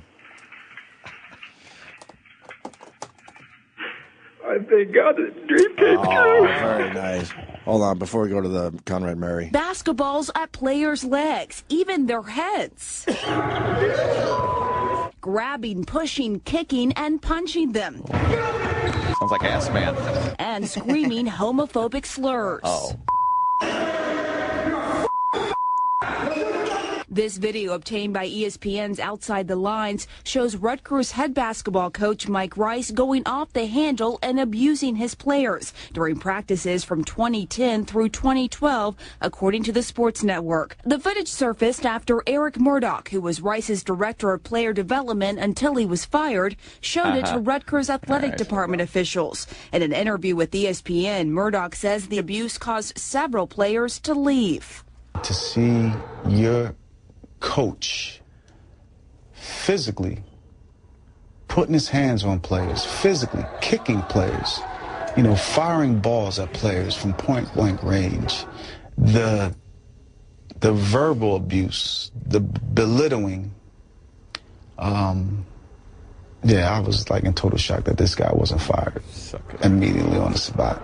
On ESPN Tuesday, the school's athletic director was asked why he didn't fire Rice. The moment that we became aware of the video in November, when it was presented to us by Eric and his lawyers, we immediately commenced an independent investigation into the matter. We talked to everybody in the program. We evaluated the situation, and we suspended Mike in a more significant way than coaches have been suspended in recent memory. Now, as this video goes viral, many calling on him to reconsider and fire Rice. Even LeBron James weighing in on Twitter, saying, if my son played for Rutgers or a coach like that, he would have some real explaining to do. And I'm still going to whoop on him afterwards. Come on. Seeing basketball coaches lose their cool is nothing new. Remember legendary coach Bobby Knight? He was known for his hot temper and throwing chairs, but it was this video showing him with his hands around a player's neck that led to his dismissal at Indiana. Oh, he was I mean, maybe I grabbed Neil Reed by the shoulder. Maybe I took him by the back of the neck. I don't know. I mean, I don't remember everything that I've ever done in practice. Now the question looms, will Rice face the same fate? Yes, he's so fired. What bothers me is that Eric guy. Yeah. He showed the tapes after he got fired. After he was fired. So he completely accepted the behavior while he was in good standing with the coach and the program. Then he gets fired for whatever fucking reason, and then goes, "Oh, really? Well, look what I do now." Yeah. And takes the tapes to the school. Look at me now. If you had a problem while you actually had the gig, maybe you should have stepped forward. That's right. way braver. Uh-huh. Oh, boy. Whatever. I know it's tough to fucking defend, but... And now they're over here, too? It's everywhere. He's finished. Yeah, he's finished. So done. It's on all the channels. Yeah, there's nothing else going on. That's bad. Yeah, really, kind of. You gotta yell different stuff. Make a basket. Oh, you think that would have been a good one? Dribble, dribble, dribble, shoot. Imagine that's all he yelled. Dribble, dribble, dribble, shoot. All right. Well, when we take our first break, when we get back, we can play Conrad Murray singing. Oh, yeah. On Anderson Cooper. It was really, really strange TV. This video will be everywhere today as well. And I want to hear him crying in prison. I haven't heard those. Oh, yeah. We'll find that. Can we find it? One or two of those? Yeah. And what else, Sam? Somewhere. You guys have a surprise after the break. A surprise? Ooh, for the show. As you laugh. I like surprises. Do you? Yep. Me too. No hints? No. Who does it involve? I just said no hints. Hey, did you film what's her name, or did the company film her? Who? Michelle. What's her name? I did. Yeah. Michelle Beadle. Yeah. And did they push that video out? No. They didn't even, oh boy. No. Yeah, Sam got some good attention. He had Michelle Beadle in. I always forget her name. Yeah, she used to be on Sports Nation. Where is she now? She's on NBC Sports Network. She does a very good job. I've always liked her, and she's kind of hot. Yeah, she's great. I stare at her nose because I think something's going on there. But you're telling me the nose is fine in person or something. Right, but you filmed her. Yeah. And she fucking gave Erin Andrews. They have history, right? Yeah, I guess. I was kind of stumbled upon that. And basically, you asked her about Erin Andrews, indirectly, whatever. It got to that point. And then Michelle, on camera, basically gives the thumbs down. Yeah. And they're eating it up out there. Yeah, a lot of sports blogs picked it up. A lot of places have picked that up because that is a big fucking deal. But no one from this place, asked you about it or pushed it out? No, I didn't bring it to their attention either. No, but they should. There's certain things that are happening that they should know. Yeah. They should follow along. I mean, it's just. Know what I say? Cat fight. Oh yeah. Yeah, but the sports blogs picked it up. It's pretty big. Yeah. It's pretty big. I just was wondering how it got out there, and I already knew the answer. I was just trying to like turn the screws and make it hurt a little bit today. Yeah. Radio Wizard had nothing to do with it or anything. No, Please. Nothing. Has he come to you since it made all the sports blogs? No, because it made it all like last night and yesterday afternoon and yeah, stuff. but then at the very least they should take that and maybe even push it, more forward. No, a lot of fucking shaking of heads. All right. Well, good for you though. Did she look good? Yeah, she's sexy, man. Fucking Michelle Beadle is really cute, really sexy. Yeah, just for 1 second. But what I'm talking about is we've got this systematic ideal in sport where sport is not subject to the rules of the rest of society. I often tell parents who are watching their son or daughter be abused on a sideline, verbally, usually, hopefully. Would you, if that was a French teacher, if that was a maths teacher in your kid's school, would you allow that kind of behavior? So should he be fired? Oh, it's character building. John, we know he was suspended for those 3 games. Exactly right. Should he be fired? He should be fired. There is no context in the universe where that kind of behavior is acceptable. Yeah, really. It's physical and verbal abuse. It's psychological Throwing and the balls emotional at them is abuse. really- No, that's he what's should gonna not be sink allowed him near ultimately. anybody. I mean, forget sports. There is no context where his management style is appropriate. Yeah, well, anyway. what about some John Amici, forms we of the appreciate military? strong words from you this morning. Huh? How about the military in some way, shapes, or forms? Old school, the NAM. What about that? There's so much psychological shit. Here we go again. That goes Podcast down on ESPN, and we've got This it this Fox. morning. What do you think about the way he's manhandling these players? Coach? Coach Lou Holtz. Oh, we might have lost the audio, the questions, because I don't know if we extended. Can you hear us, Coach? Stern's penis. Coach, if you can hear us, nod. You gotta listen to Lou Holtz All right, talk. so It's let's just the bring you up to greatest date on thing this ever. story. The coach at Rutgers basketball, Rutgers basketball once again Coach, are you in there? the news. Can you hear us, Coach? Oh boy. One of those darn things. Okay.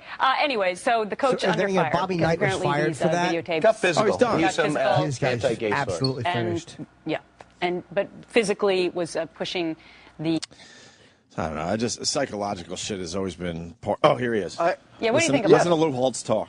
Well, I think you should not put hands on an athlete. But let me say this. I grabbed a guy by the face mask once because he did something that was completely illegal. But also, I believe if somebody puts hands on an athlete today, we know that's a no-no. But you also have to look at the relationship that coach has. All we look is one little segment. What about the other things he does in the office? Is he having a positive impact on the athlete? Are they reacting positively to him?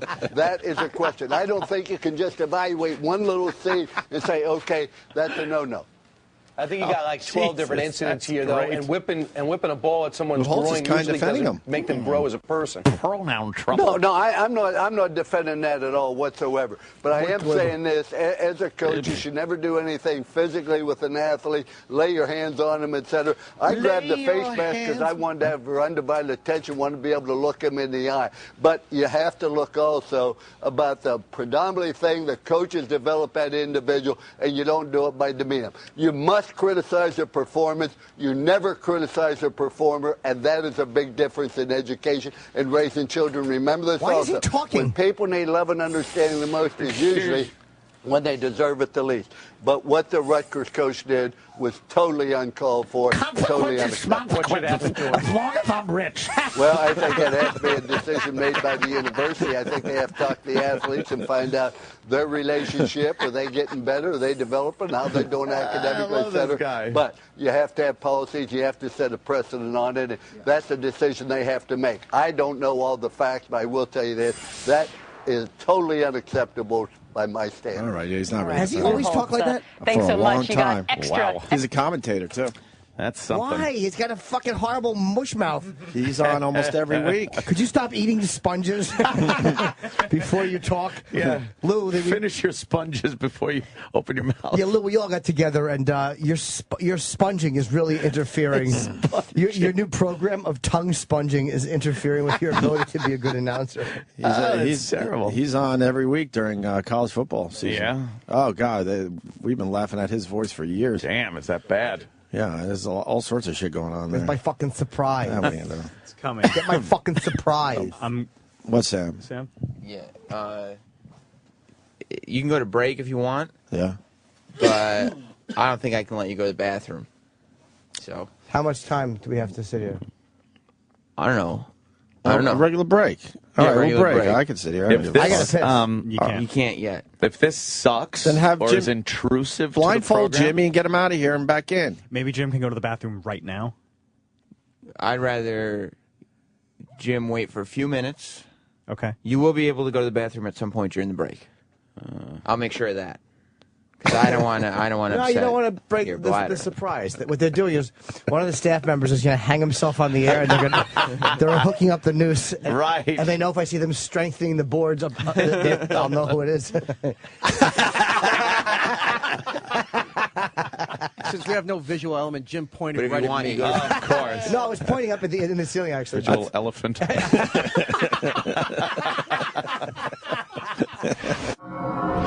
This is the Opie and Anthony Channel on Sirius XM. Next week on a very special Opie and Anthony show, the guys learn old habits die hard. Jimmy, you okay, man? You feel all right? Yeah. You seem sick or something. I'm just. You fucking guys don't appreciate me, man. When Jimmy shows up late, questions arise. You all right? You sure you're fine? I'm late fucking one fucking time. Jimmy, I'm going to ask you something very. Might be sensitive What? here. Yeah, I don't fucking. What the fuck do I care? Have you been drinking? Who fucking cares? What? You fucking care all of a sudden? You don't give a fuck. Listen as friends and listeners come together to solve a problem. Well, Mongo the trucker, he wants to know how you feel about E-Rock. Fuck Mongo. What are you, part of the fucking show? Well, now it's the Opie and Anthony and Mongo show. Get fucked, Mongo. But at least he still thinks Gary sucks. I think we've proven we care. Yeah, fucking. Where's Gary? Fuck him. Laugh, love, and learn. You're not going to drink today, right? I'm just fucking doing what I do, man. You do what you do. I'm fucking just doing what I do. Fair enough. Next week on a very special Opie and Anthony show. Fuck you. I'm fine. Sirius XM. The Opie and Anthony Show. What's up? This is MC Hammer, and you're listening to the Opie and Anthony Show. Anthony. All right, Hammer. Have a time. He did our show once, had a good time, and never came back. Yep. MC Hammer filed for bankruptcy 17 years ago. Wow. And that Unabomber guy, Kaczynski. Yeah. That's already 17 years ago that he was arrested. He had a manifesto. He had a manifesto. Yeah, he was like, yeah. Should have worked that into a rap song. Yeah. Manifesto. He was the first one that really got his manifesto out there. I think Jodi Arias is much hotter as a blonde. Just want to say that. Who? Jodi. Who is she? She's the one that stabbed the shit out of her fucking boyfriend. Oh, yeah, that lunatic. She's got a nice set of tits on her is what she's got. Or did she, she shot him a lot, right? Stabbed him. I think she stabbed then shot him. Yeah. Yeah, she was very angry. And she's a creepy liar, they're all saying. Oh, she's a big fucking But liar. she was way hotter as a blonde. She's Maybe no Casey Anthony. Maybe she dyed her hair to make herself look a little, more proper. That's for what they her do. Court case. That's what they do. They're all wild, and then they tame it down for their court appearance. Well, we're sitting here. We have the curtains closed. Yeah, the curtains are closed. And we're not watching porno, so something's up. And Sam told us something's up. There's a little surprise that's about to happen. Yeah. The surprise is on its way. I don't know what. I'm thinking it's some kind of guest. I'm thinking it's somebody that we've all kind of talked about. Why would they just pitch a guest to us, though? Because it's not pitch worthy. They know it's a yes. They know it's a yes, and they know it's not pitch worthy. That's a bold statement. That's really. Turn on mic 7, please. Uh-oh. Why are they going outside with the mic? I just need mic 7. Wow, Travis needs mic 7. When Travis wants mic 7. Thank you. Hold on, Sam. Before the big surprise, could we pull a mic outside the studio? Roland is the big surprise. Yes, there he is by the door. Sam, what's going on? Hold on. Roland's hard to get a hold of. Hold on. If Roland's here, that means it's a guest. Okay. Hang on. You ready? Hang on, Roland. All right. Are you ready, Opie? I'm trying to read your face. How goofy is this? I'm just asking if you're ready. I think you were right, by the way. I still think you were right. And that means he's a great actor. Yeah. Anthony, are you ready? Can I say what I think? No. You're No. There's a peek. film crew. All right. Don't peek. Film crew, too. Don't peek. Jim, are you ready? I am. So everybody's ready. Yep. All right. I told Ed who I think. Yeah. Then, Eric, hit the music.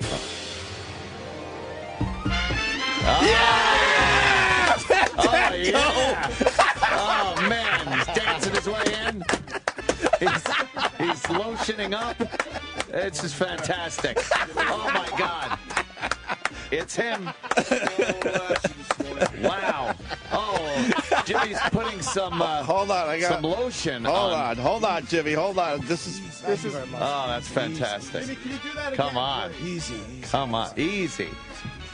What are you doing? Oh, wow. Jimmy's oiling them down. Oiling. This is fantastic. Look at the wonderful sequin vest. Jimmy, you want to get his Oh, abs? get his back. Oh, he threw his sequin vest at me. I'm honored. Jimmy is really getting into lotioning up. Lotion. What? What's your name? Jim, sir. Okay, no. What's my name? Fandango. Oh. No. Fandango. You need, Johnny, you need to feel it, Johnny, okay? It's Fandango.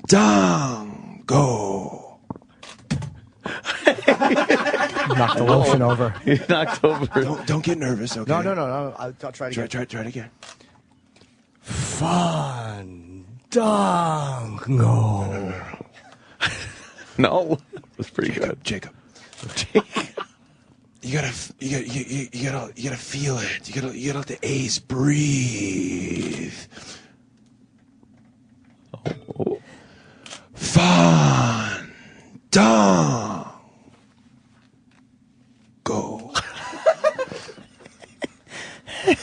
Try it. No, it's your microphone. All right, go ahead. Fandango. He's already shaking his head no. Come on, Jimmy. No? Not good enough? What did I do wrong? I will not come under this Mickey Mouse outfit of a show, okay? Oh, man. He's got that right. Okay. Johnny? Yes. Johnny.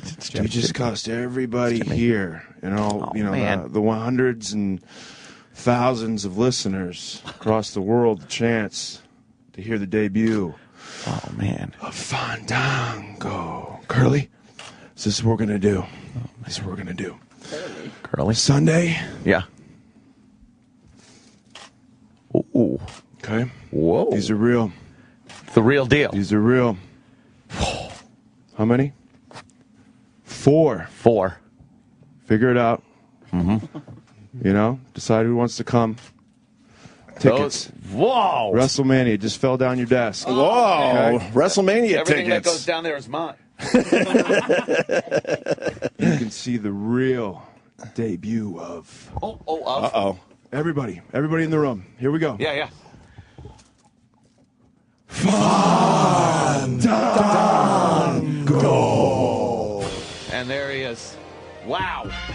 And the music. There's the music, the dance. What? I'm honored. And now he's And he's gone. Here. There That's he goes. it. There he goes. Strutting out. That is wonderful. I love it. Fandango. Oh, look at this. Whoa. That is something right there. Oh. All right, that was cool and all. Does he come back in now for an interview or no? No, are you kidding? No, that was it. Oh, nice. We are going to WrestleMania, people. Yeah. That's it. That's what you get. We don't get the real interview now. Real? You didn't say his name right. No, I thought Jimmy did a pretty good job. I thought Jimmy did very well also. I thought Jimmy did a great job. I think he's using that as an excuse not to wrestle. not wrestle. Right. I don't know if anyone's brought this up, but I think he's using it as an excuse to not wrestle. Look, Jim did a pretty good job. Yeah. That doesn't make it right. That makes it pretty good. And that's not what he did it perfectly. He did it perfect. He let the A's breathe and everything. I'm starting to think that he doesn't want to wrestle. I'm thinking he doesn't want to wrestle. He doesn't want to wrestle. Well, we'll see him with Chris Jericho on Sunday, won't we? And what do you think will happen? I think Chris Jericho has his work cut out for him, quite frankly. Stop it. Lotion smells very nice. Does it? Jimmy was lotioning. I was lotioning Fandango. You really were. You really enjoyed that. But this is what bothers me about myself. At Yeah. one point, Yeah. I actually threw my headphones off so I could lotion the man properly. One with me. I think he's wearing underpants. I wanted to lotion the man properly. Chris Jericho never cared how his name was said. Right. Before he got in the ring. Right.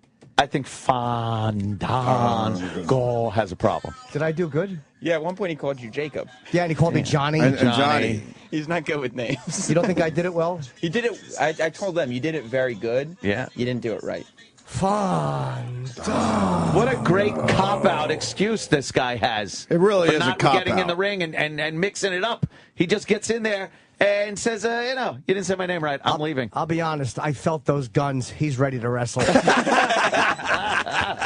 I have lotioned the man up. He's in fine physical shape.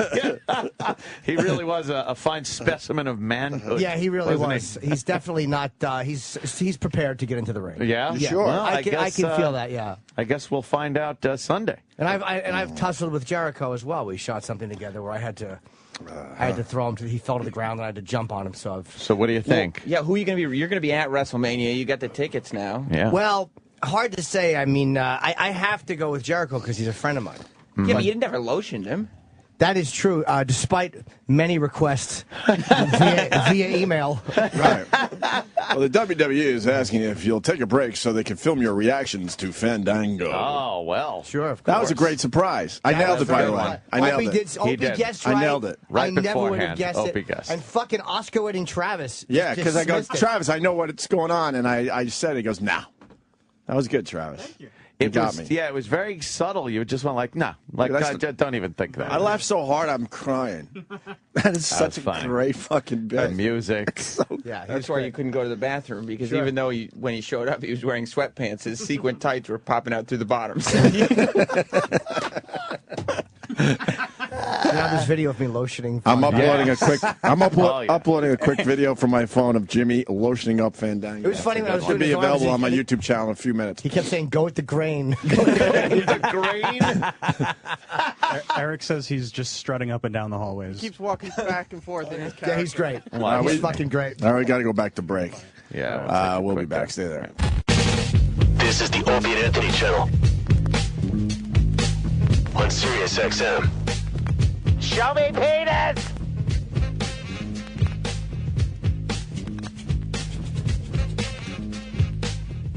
Ahoy, mateys! Time to launch back onto the seven seas with your favorite aqua adventurer, Captain Louis! It was my first day in the boat. I just bought it, but it was a big fucking boat with 2 engines, and it's really complicated to drive. I took Chris Rock and my manager out on it. We went out to the Statue of Liberty, and there was this thing floating in the water. Chris saw it. I said, "What is that?" And it was this big thing, and it was dark. It was night. It was like 1 a.m. So it looked like, like a big round raft. That's what it looked like to me. And I yelled over, "Hey, is anyone in that boat?" And then we noticed that it was coming towards us, like kind of with some speed. And Chris goes, "Get the fuck away from that thing." Like it was creepy. So I backed away from it and I put a light on it, and it looked like a giant manhole cover sticking out of the river. This was the weirdest night fucking ever. And it's right by the Statue of Liberty. It's like, I don't know, 20 feet across, and it's moving. It's leaving a wake. So I call up, and then this woman came on and says, "New York Harbor Coast Guard, give me your phone number." So I give her my number. This guy calls. He goes, "Describe it as well as you can." I go, "I don't want to cause a problem, but it looks like the hatch of a submarine, and it's headed towards Lower Manhattan." That's what I'm seeing, and I'm sure it's not that, but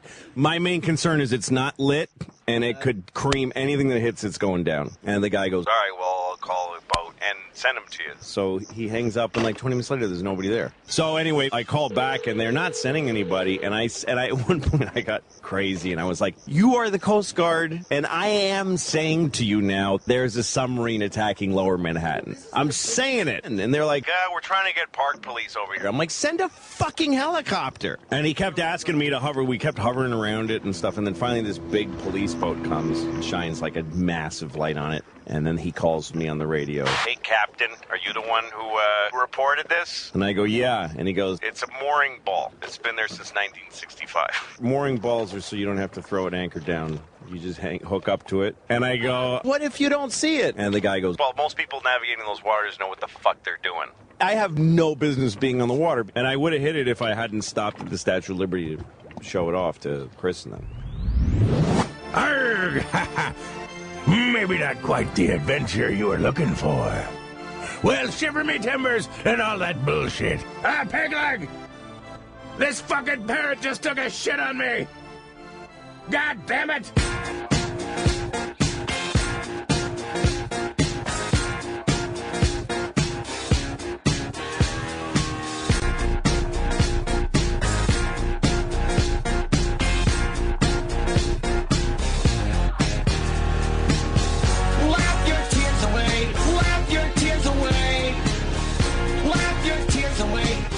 Retard brain. Laugh your tears away. Laugh your tears away. Cause I'm a retard. Shut up, brain damage cunt. You fucking dummy. You're not smart, you're not funny, you're not clever, you're a retard.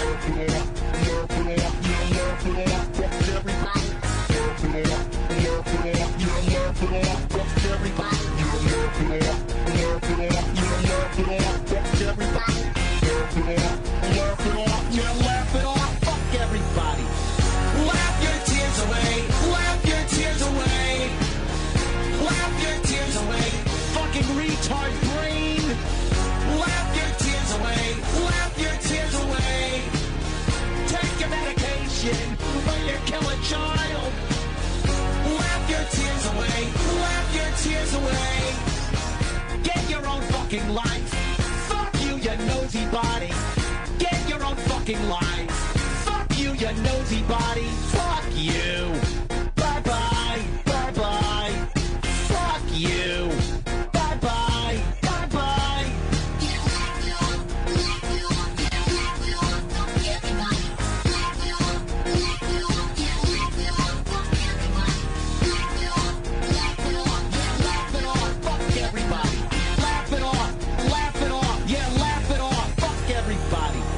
Laugh your tears away.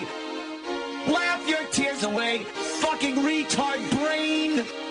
Laugh your tears away. Laugh your tears away.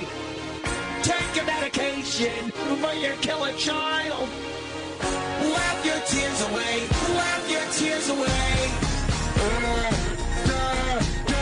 Get your own fucking life.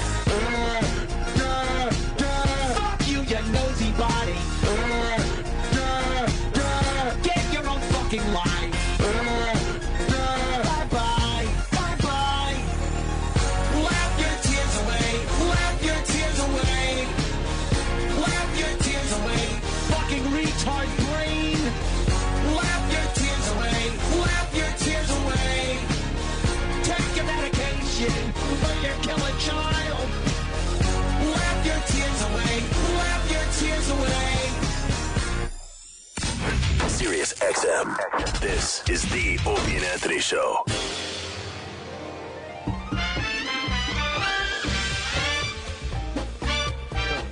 That was quite the surprise for the Opie and Anthony Show. And obviously the fans basically saying, if ever you guys needed a visual element, just making our point over and over again. Yeah. Sam and Roland and the gang set up the Fandango. Fandang. I figured it out, by the way. You got to do the G twice. Fandango. Oh. You said it that way, too, by the way. If you would have done that. We did. You probably would have. We said his name perfectly. He doesn't want to wrestle. I'm not fooling around with this shit anymore. The guy doesn't want to wrestle. If you had said his name right, he would have stuck around and done an interview. I feel like I chased him out because when I said go, I thought I did really well, and then he left. I felt like I ruined everything. Right. You did it a little wrong. Did I? I think he was fooling with you, too. He said, you got the go right. And I'm like, oh, finally, someone at least got part of it right. And he said, and that's what I'm going to do. Go. I knew when you said and he left. I knew when you said we had a surprise, it was somebody kind of quirky that we've been kind of talking about lately. And that was great. Was it a stretch though that it was somebody that had to do with wrestling? Yeah, right. Yeah. That was hilarious. And then we just filmed something for WWE.com. We'll see if that makes it up there. It'll go up there. They were excited about it. They are, huh? Yeah, and Joe Vila, our guy over there, helped set it up. But yeah, I was worried yesterday that because Michael Cole, he did the after show and you guys passed him in the hall, but he talked to Opie a little bit, and he had just found out that this was happening, but I didn't know if I told him it was a surprise. Right. But when he ran into you, he goes, You brought up Fandango as soon as you saw him. Oh yeah, I'm like I'm in again because I really haven't watched wrestling in a while. I keep tabs on our guys that we like CM Punk and Chris Jericho, the guys Mick Foley when he does his thing every once in a while. The guys that have been really good to us over the years. Yeah. But in general, I'm not a regular viewer. But the Fandango thing has got me back. You. Yeah, it's just hilarious. It's such a ridiculous gimmick. But like Cole goes.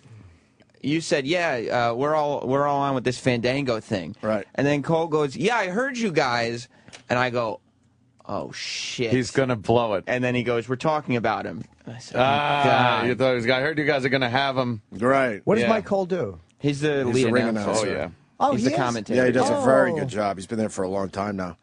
He's the voice of the company. I got to say, during the break, we got to meet him. And for real, we got to meet the man that plays Fandango, and he wants it known. I don't think I'm blowing up his spot that he's a man. Yeah, it was hilarious how he wanted to make sure every guy he talks to knows that this is his his gimmick. I'm not giving anything away. He wants you to know, look, dude, looks a little weird, but I am a man. He didn't say that, but he indicated he's just a guy. Right, he's a fucking dude. He wanted to make sure you knew that. And then he's talking about his father, who's a truck driver. He's like, so, now you're Fandango. Right. His father writes him. Well, what are you going to do? What are you going to do? And I love it, though. It's we're all in. It's hilarious. That was an honor getting our WrestleMania tickets from Fandango. He's not doing any other press. No, he is a very entertaining guy. I'll say that. I'm looking forward to this. I've never been to a WrestleMania. This is going to be a lot of fun for all of us. Especially all the guys we've interviewed. We've interviewed almost everybody on the card. Now we're being told we want to take the hotline. So who's on the hotline? Hey, nerds. Oh. Yeah. It's Fandango. Listen up. I'm going to give you one more opportunity. One more opportunity. Hey, shh. Oh, yeah. I'm going to give you one more opportunity to get my name right. Here we go, okay? All right. Try it again. Go. Fun. Hung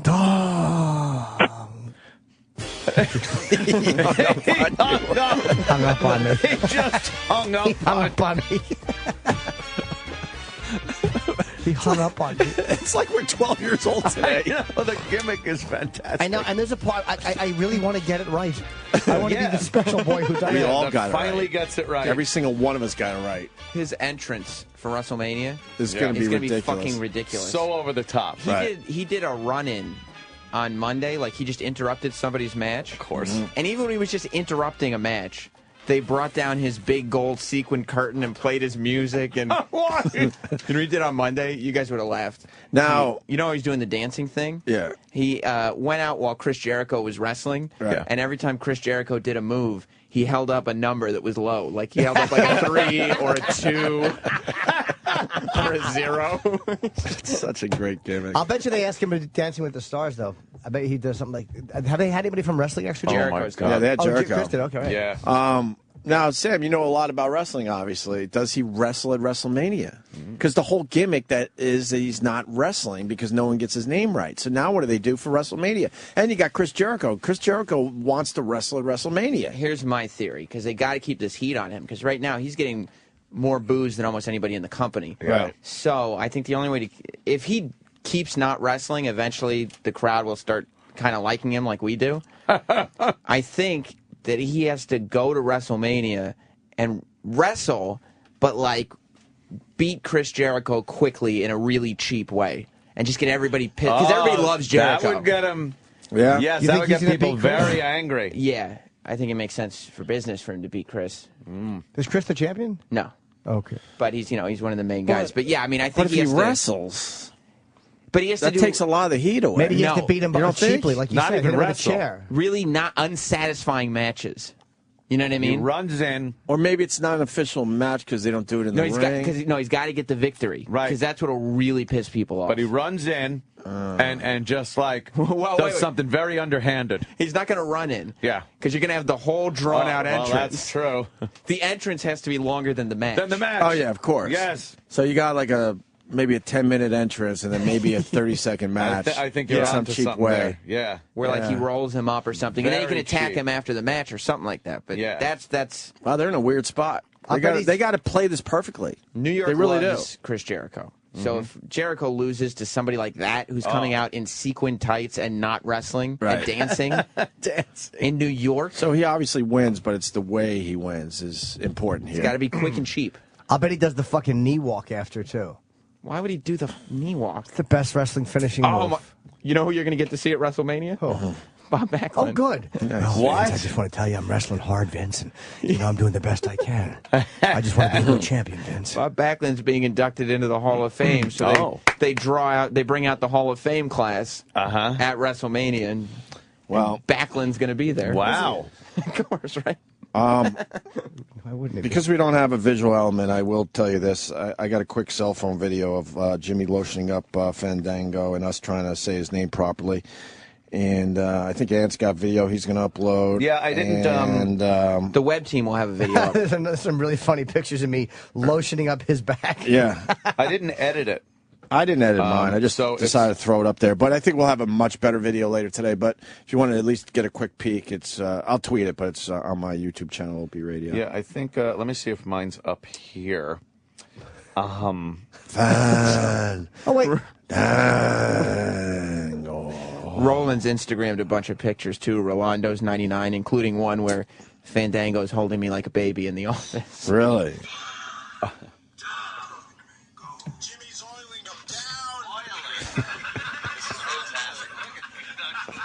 That's great. Can you send me that? Travis will. What do you got? Let me see the Travis Taft on Instagram has another great picture of Fandango stroking the chin of Jim Norton. And as far as pictures go, to get one of Fandango in gimmick, that's pretty good. They don't wear their tights, you know. That's true. Really? It's a special day for us, huh? Now I'm looking, and I don't think you're lotioning him up in this one. Oh, no. Maybe What I have happened? 2 videos. I just uploaded a video of us trying to say Fandango. Well, that's good Sal's enough, got it, too, right? man. It's there. Yeah, Sal got the whole thing. What's Fandango's Twitter for this tweet? WWE Fandango. At Jim Nortone. I got. Is it Jim Nortone? Jim Nortone. Jim Norton. Nortone lotion. His name is Jimmy Nerd. Lotions. Jimmy Nerd.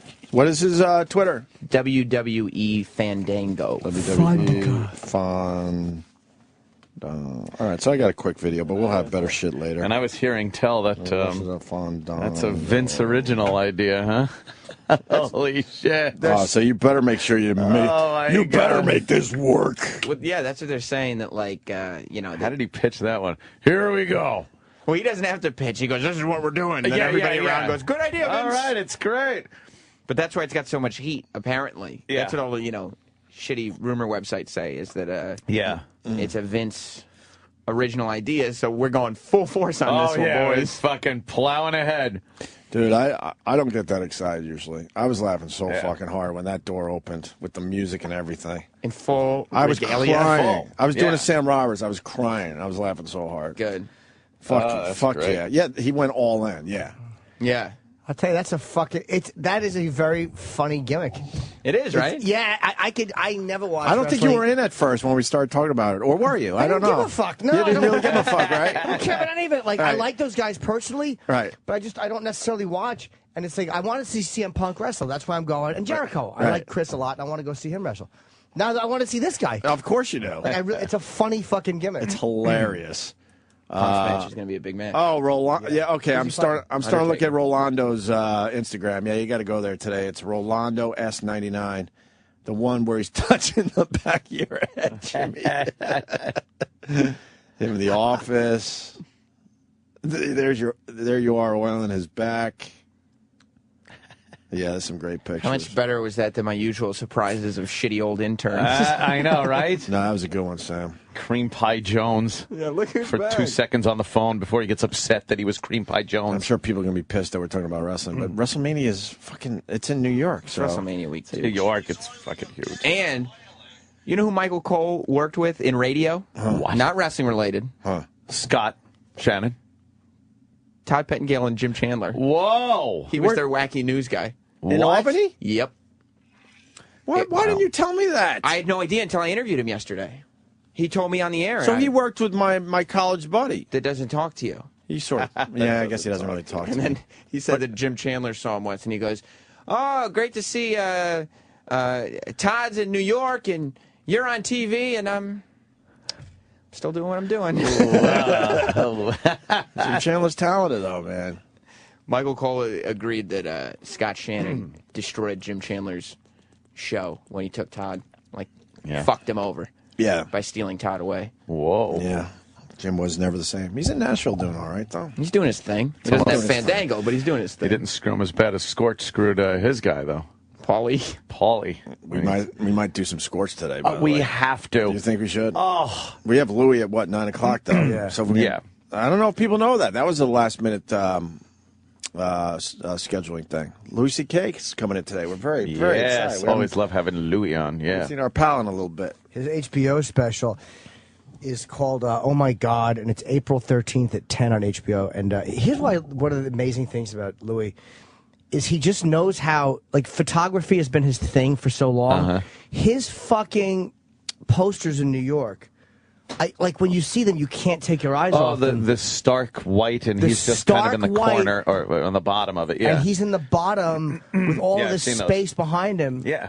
Who would think that's good? Well, anyone that's looked at Louis understands the more blank space there is, the better. He's not exactly handsome.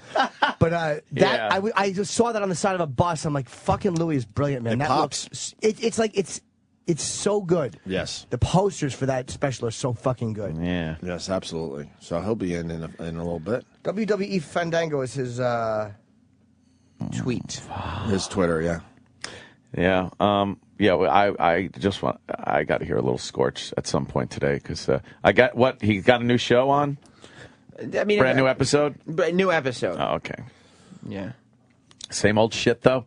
Oh, Wow. by the way, before we wrap up the wrestling talk, we were right about CM Punk too. He's been fooling around with Paul Bearer's ashes. Oh, dude. Paul Bearer, who my actually God. died, and then CM Punk is fooling around with his ashes. Obviously, it's not his real ashes, but whatever. We'll play along. And we said at one point he would do something ridiculous with the ashes, and I guess he finally did it last night. On Monday, he did both things that you guys said. Number one, he poured the ashes on top of the Undertaker, and number two, he had Paul Heyman dress up as Paul Bearer. Oh, okay. So they had the fake Paul Bearer. How did Heyman do as Paul Bearer? Great. Did he? Heyman's a fan of our show too. We got to get him on. You got a clip of this? Let me see if this. Sure, I sure would like to see what he looks Yeah, like. absolutely. Oh my God. Oh yeah, this is great. All right. And he does. Is it long though? Just The we'll skip Undertaker? through it. All Is that right. The Undertaker? Yeah. It's the Didn't he Undertaker. not talk for a long time? Yeah, and he seldom talks now. Walking down the street. The fuck is that? I don't know, but it would be pretty creepy. Fucking dinosaur! Fandango dinosaur. could kick That's the our shit out block, of that though. dinosaur. Yeah, there's a That's dinosaur not real. outside.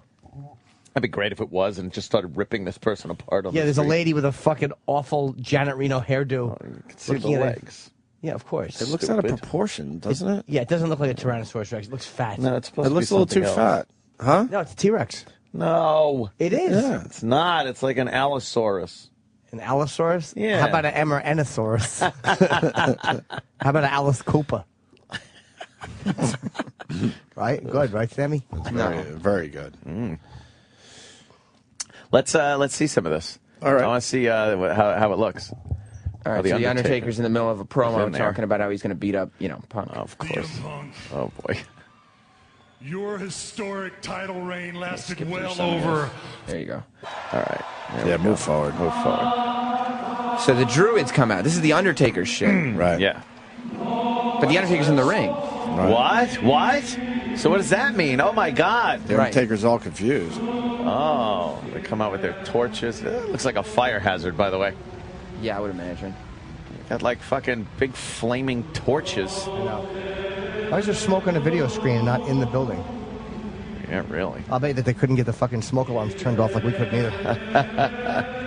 All right. So the Druids are all coming out like an Undertaker entrance. Undertaker's already in the ring. He's going, what the fuck? He's like, what's happening here? What's going on? And then,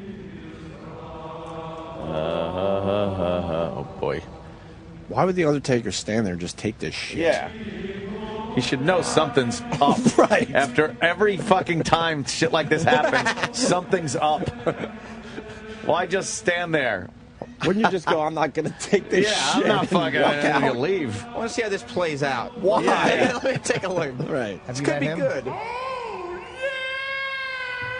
It's Paul Bearer's, oh yes. no. That's the actual clip of him saying it, It though. is. Oh, wow. Oh, my God. The Undertaker's horrified. He's fucking pissed. That they actually have a Paul Bearer. He fucking does a good Paul He Bearer. does a good job. So there's the Undertaker. He and marches then, toward him. CM Punk is dressed as a druid, so he jumps the Undertaker. Right. It's Punk. That's CM Punk. Oh, my God. All right, and he lays out the Undertaker. Right, now the Undertaker's on the ground. Oh, I hit him with the urn. Beating him with the man's ashes. Yes, he's beating him with his fucking friend's ashes. Oh, no. He's hitting him with the ashes. Who's the crowd like more? CM Punk has a tough time being a heel because he's too cool. Yeah. But people love the Undertaker. Right. They do? Yeah. Oh, he's been there so long, you know. So he's beating him with the urn. Right. Yeah, He takes his shirt off. Uh-oh. Okay. He means going. business. Oh, no. He He's opens up and opening the urn. Oh, no. Hits him again with the urn. Can he not get it open? Oh, wait. There he He's goes. unscrewing the top. All right. Such a sick storyline. The guy actually. Because the guy's really dead. Right. This is crazy. No, he's open. Oh, no. And there's the ashes. Oh, no. Supposedly Paul Bearer's ashes. Obviously not, but whatever. Well, I think there was ashes. And I do too. Yeah, they probably are. He's probably like. All right, so he's pouring out this- the ashes. This would be a tribute. And then what's he going to do? Oh, no. He's going to throw him in the Undertaker's face. Shit. Throw him in his face. Oh, And then Paul dumps the Bearer's rest of them ashes in all his over, face all and over rubs the them on his Undertaker. chest. Oh, my God. That's such a great storyline, too. Oh. Crowd didn't like that as much. No. You suck, dude. They were a little disturbed by that. They're horrified. Paul Bearer's ashes are covering the Undertaker. Oh, that's not very nice. With fake Paul Bearer in the background, looking on. Yeah. CM Punk now mocking the Undertaker. Wow. Punk. Who do you think's going to win that match? So terrible. It's tough. The Undertaker is Undefeated, right? Yeah, the story is that the Undertaker's 20-0 at WrestleMania. Oh. Mm-hmm. And so CM Punk wants to be the guy to break the streak. Like, the streak is one of the biggest matches at WrestleMania. Oh. Has he lost CM Punk? CM Punk's lost many times, yeah. He's won many times, but Nah, he's they lost. got to let the Undertaker go out undefeated at WrestleMania, right? No. But Vince is a dick. That's not good for business. It doesn't make sense. Why? Yeah. There's no reason to have a streak if at the end of it doesn't... If you're leaving, you're supposed to bring up the next guy, not just take it with you. Oh, isn't that problems that they've had in the past about leaving on top or Bret bringing up Hart. the next guy? Yeah, Bret he's Hart. like, fuck you, Sean. And you're like, yeah. okay. Yeah. No. All right, sure, yeah. And then he gives Vince a black eye. Vince Yeah. staggers out of the locker room. I love how Vince came out of that locker room fucking flustered. Dazed. I got punched in the face. He took it, though. He did. Bret Hart punched a dude in the face in real life because he wanted to keep a scripted championship belt. Fuck. You know what? I guess that is pretty fucking weird. Yeah. We never played the Conrad Murray thing, by the way. Oh, right. And this thing is all over the place as well. Who was So, busy talking about Fandangan? An N at the end of that. Anderson Cooper broke character and was rolling his eyes and doing all sorts of weird shit because Conrad Murray decided he wanted to explain his life in song, I think. Yeah, I think that's how this was going down. Yeah. And can we play the video? Yeah. It's the same thing. I just have to queue up the clip. All right. That's not funny. But he's trying to get another case, right? Conrad Murray? He's trying to get out of jail, and he's trying to get out of jail. Possible. Right. Yeah. He's not happy in jail, from what I hear. What do you think happens? You think he gets out eventually? How long did he get? How long did he get? 4 years. That long. Oh, 4 years. And then you're out, and he's probably out soon, right? Considering you pretty much killed the guy, that's not bad. Yeah. Do You know, you're a murderer. Conrad Murray was fucking Michael Jackson's doctor. People are asking you, pay attention. Pay attention. Sorry. Wait for me to cue it up. This is. Sorry, I thought that was known for most. No? Yeah, Conrad Murray. He's been in and out of the press for a long time now. Oh. Yeah. Not a good doctor, though. But fair enough. Yeah, Michael Jackson's doctor who... Yeah, he keeps saying he's sick when he's in jail. Like he's telling people he's sick. I'm sick. He's telling people he's in danger. He hates being in jail. Oh, does he hate it? Well, who likes being in jail? I'm saying this dude really hates it. He really hates it. I liked it. You were never in jail, Chip. I was a thick fuck. I ran the place. Is that true? Fuck yeah. Was in charge. So stupid. All right, here we go. Right? No? Maybe. Fast forward it to. We're talking exclusively. Matter to me. Let me ask you. Must turn back from my office. Let me just ask you finally. You say you were a friend of Michael Jackson. Interrupt your Michael Jackson. You cared about his children. That's how originally you took care of his children at a hotel in Vegas. That's how they initially met you. His children are now suing this company AG Live. Sue everyone. There's some people who would say, well, if you were really cared about them, why not testify about what you know in this lawsuit? If I testify, I'll testify very honestly. It is a sad thing when I look at what's going on television, because if Michael was alive today, he would be absolutely upset. He would be so unhappy with what is happening. Yeah, Michael if you hadn't said to killed me, him. I no longer want to be a bank for my family. But all you see is the continuation of that. He has had some real pains, and I have had some stories of Michael that he has shared with me that I have not shared with the world. I'll tell you this. We had very, very humble lives, and we both experienced pain. You know what describes me, Anderson? Let me sing something for you. This is important to me. He's a little boy that Santa Claus forgot. Look at Anderson's And face. goodness knows he did not want a lot. He wrote a note to Santa for some crayons and a toy. It broke his little heart when he found Santa hadn't come. In the streets, he envied all those lucky boys. What the fuck? But goodness knows he didn't want Anderson's a lot. head's going back and forth like a so dog hearing a whistle. For that laddie who hasn't got a daddy. He's a little boy that Santa Claus forgot. That song tells my story. That's how I grew up. I had no Christmases. I had no toys. I had nothing. I walked barefooted for years. What a great audio. That's the guy that Michael Jackson put his life in that man's hands. Right, right. So who's really to blame there? Well, Michael Jackson was a weirdo that hung out with other weirdos. This guy was What did Anderson Cooper say after that? Nothing. He moved on to the next question. He didn't even address it. Wow. He just quickly moved on to the next one? I don't know why he wouldn't be like. Yeah. What did you just do? You just sang to me, dude. Why? Isn't that weird? Why The did boy you that just Santa sing? Claus forgot? That's great. What does that have to do with anything? Nothing. He's Nothing. crazy. He's a madman. He killed Michael Jackson. Right. Well, some would say. Yeah. Isn't that what he's in jail for? A court and but he would jury argue would he say. didn't. Well, He's still... he's saying he Michael didn't. Jackson's killer. He killed Michael Jackson. Yeah, I saw it on the news. What the circumstances are is another story. How does it get to a point where you have a doctor that's putting you to sleep with propofol, and then the doctor hangs, but sometimes he doesn't hang. He just knows he'll be all right. Yeah. Right? He wasn't there every night when he was on the propofol. I wouldn't think so. When I heard about that, like Michael Jackson was trying all these medications and pills and fucking to sleep, I really felt empathy for him. It's like, I know that feeling, man. And especially when you have access to everything like he did, you could say, I want this, I want that, I need everything to, and it still didn't help him sleep. But going from like Ambien to propofol, there's a big. Like probably went to huge Valium. fucking- No, I know. But then eventually it leads where you think it's okay to go to sleep with propofol. That's how bad. And that just shuts your brain off, right? It doesn't really give you the REM sleep, or does it? Does it give you a restless, I don't know what it restful Sleep? It gives you the same sleep if you've ever had a fucking general anesthesia. Right. You just get knocked the fuck out. Right.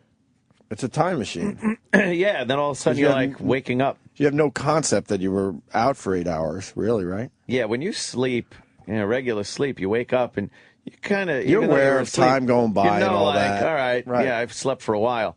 That kind of sleep is that, all right, boom, you're out, and then all of a sudden you're up again.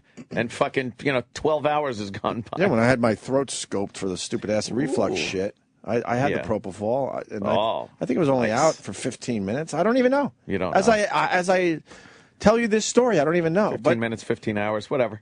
That's my point. It could have been 15 minutes or an hour. Yeah, I don't know. Yeah. It was probably maybe a half hour tops. But you have no concept of that time going by. Yeah. I remember the doctor going, have a good sleep. And next thing you know, I'm in the recovery room going, what the fuck just happened? This is the weirdest thing ever. When does it start? When are we getting started on this? Kind of makes you think that there's nothing after this life. Oh, Jesus. Why wasn't there any awareness? Why wasn't there any awareness? Is this real life? It's just a little drug that completely shuts off your brain. That says a lot about the afterlife, don't you think? Oh, Jesus. I don't know. Yikes. When your soul-y thing still be there somewhere going, giving you some kind of awareness. You'd think. Oh, man. That was creepy. I say we break, and I say we do some Scorch before Louis C.K. comes in do a little here. Scorch. It is a slow news day, so we certainly could clear the field for this. Now I could actually go to the bathroom because I don't have to avoid Fandango. Yeah, and also you got a rolling bit. Should we play it into break? Yeah, it's a quick one. It's funny. All right, it's a funny little quick rolling thing in a break. Some PFG TV next. Yeah. PFG TV next with our old pal Scorch. But first this. And now, True Confessions. From O&A talent booker, Roland. Bring me a good cock and I'll suck it right now. This has been True Confessions. From O&A talent booker, Roland.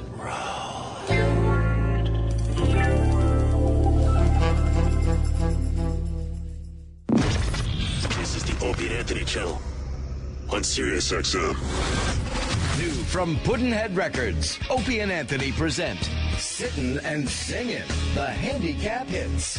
Hey, rolling with the devil. Yes, I'm rolling. It's all the rock you know and love, done specifically for people without leg mobility.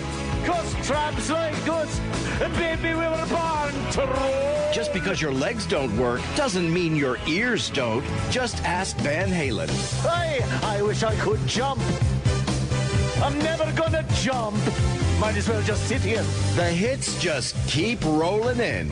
If only they could walk. Ah, yes, I would roll 100 miles and I would roll 500 more, but my hands would hurt 'cause I'm rolling, get it? I sit in the chair that you're in. Now face north, you roll around 90 degrees and still just sit here. It's Sittin' and Singin' the handicap hits from your pals at Puddinhead Records and the Opie and Anthony Show.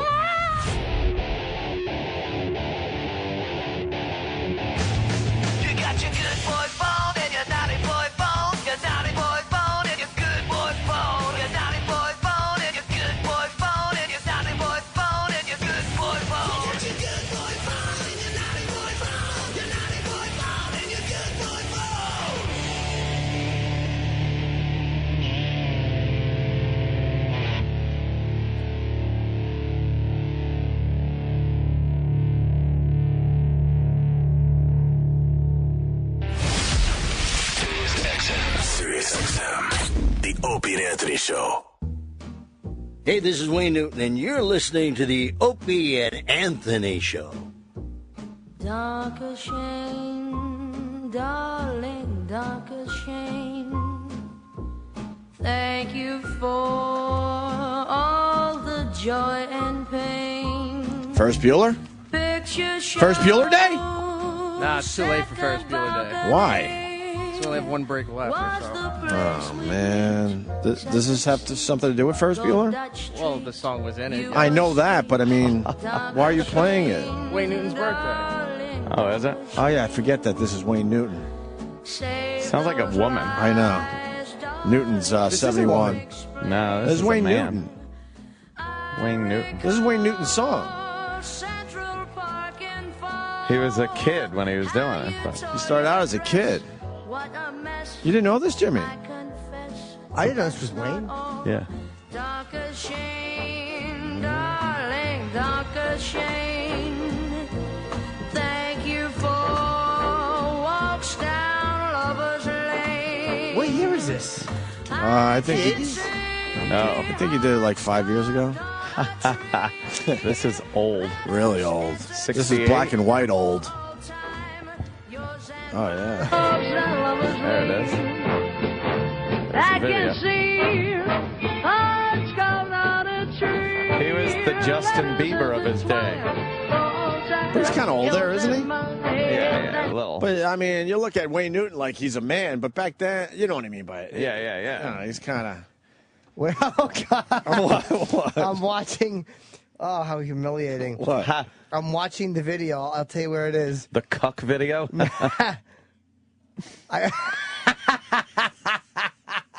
4 seconds in, watch the video of me oiling Fandango's arm, and it's at 4 seconds in, watch me miss. What do you mean?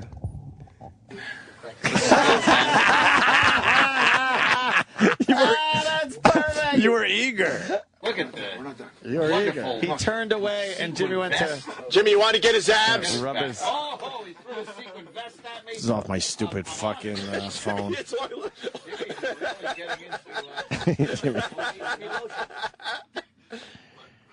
All right, yeah. Oh, he misses the arm. Dude, that's hilarious. Yeah. We'll have more video, but there's a quick one up there right now. Jimmy oiling up Fandango. A nice little surprise for the show today. That kind of threw us off our game. I knew it was coming. You knew it was coming? Fuck yeah.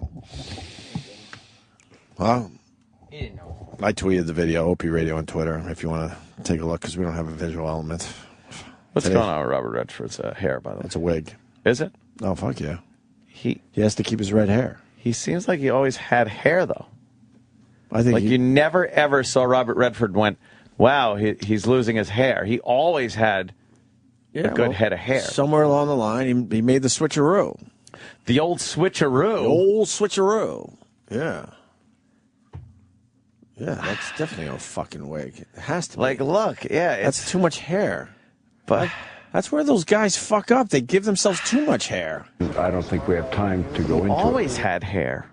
So weird. You don't think? All right, or maybe he's just dyeing it. And that's what's making it all soy fucked up. sauce. Yeah, he's got to dye the sides, too. Stop being so lazy. Yeah, the sides are gray, but... Yeah.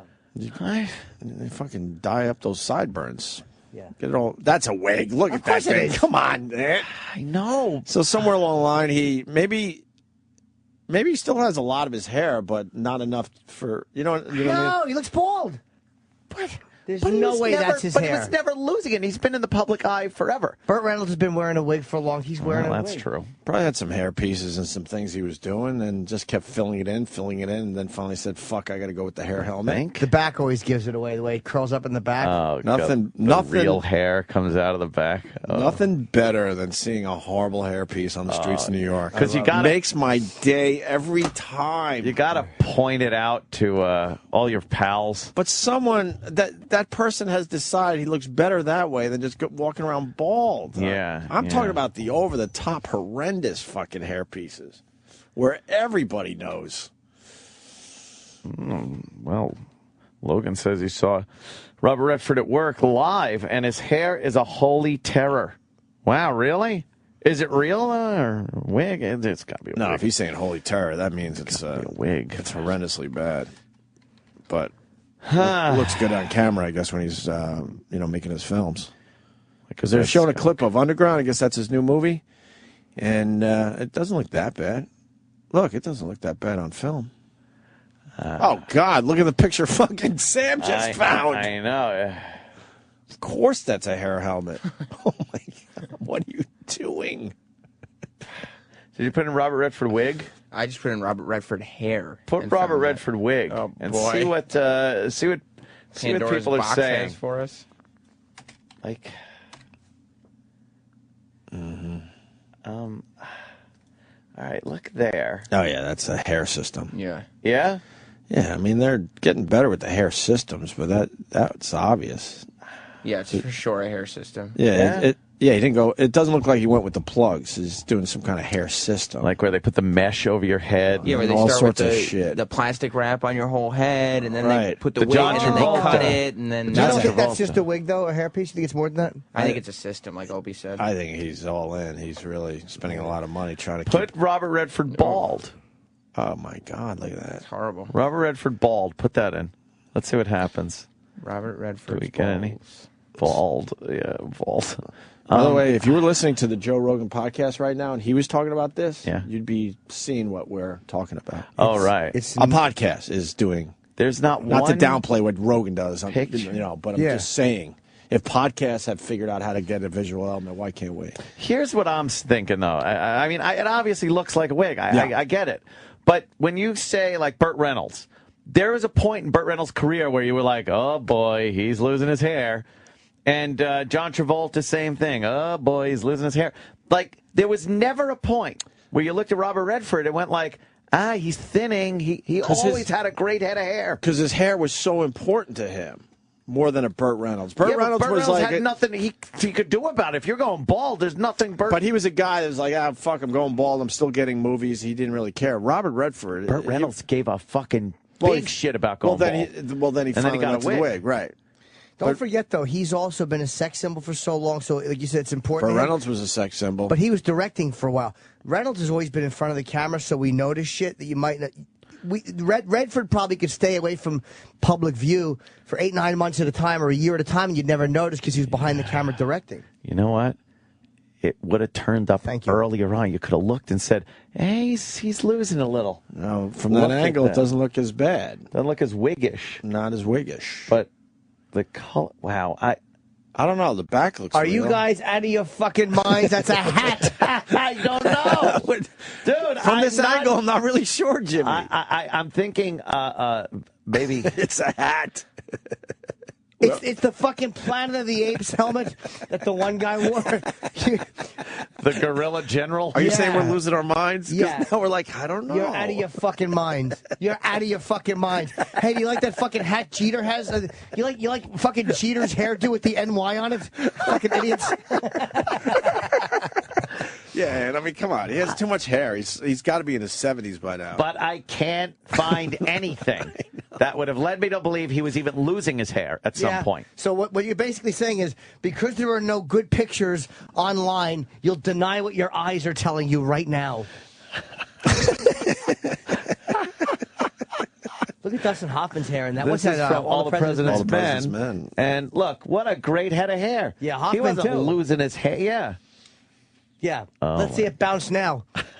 If he takes one jogging step, it's going to fucking bounce and fall upside down like a wok. I bet there's a fucking nail coming out of the middle of his head that screws onto. And more to Jimmy's point, it says Redford returns to acting. So he did take a bunch of years off. He's directing all these years. Yeah, The Horse Whisperer. That's never been my point. Ordinary People. For 30 years, he's been directing. Saying he never was even losing his hair. If he might have been, he might have been on it really quickly, or he might have had a wig longer than you think. I don't know. That to me, look, I Or wouldn't maybe swear he to hasn't it. even really lost a lot of hair, but enough where he feels like I got to put a wig on. Put the wig on? Maybe, yeah. That thing has a Maybe fucking propeller on it. Yeah. What's the matter with you two? You think that's a hairpiece? No, I bet my life it is. Yeah, there's no real part in his hair, Ant. There's a lot of hair up there. Yeah. Yeah, exactly. It's great. It is a system. It's called Lego People. I love how Jimmy got mad at us. I can't believe We're it. like, I don't know. Fucking you gullible zilches. It's obvious. Yeah, especially the sideburns aren't really matching. That's where they always lose you. It's the sideburns. They fuck it up a little bit. All right.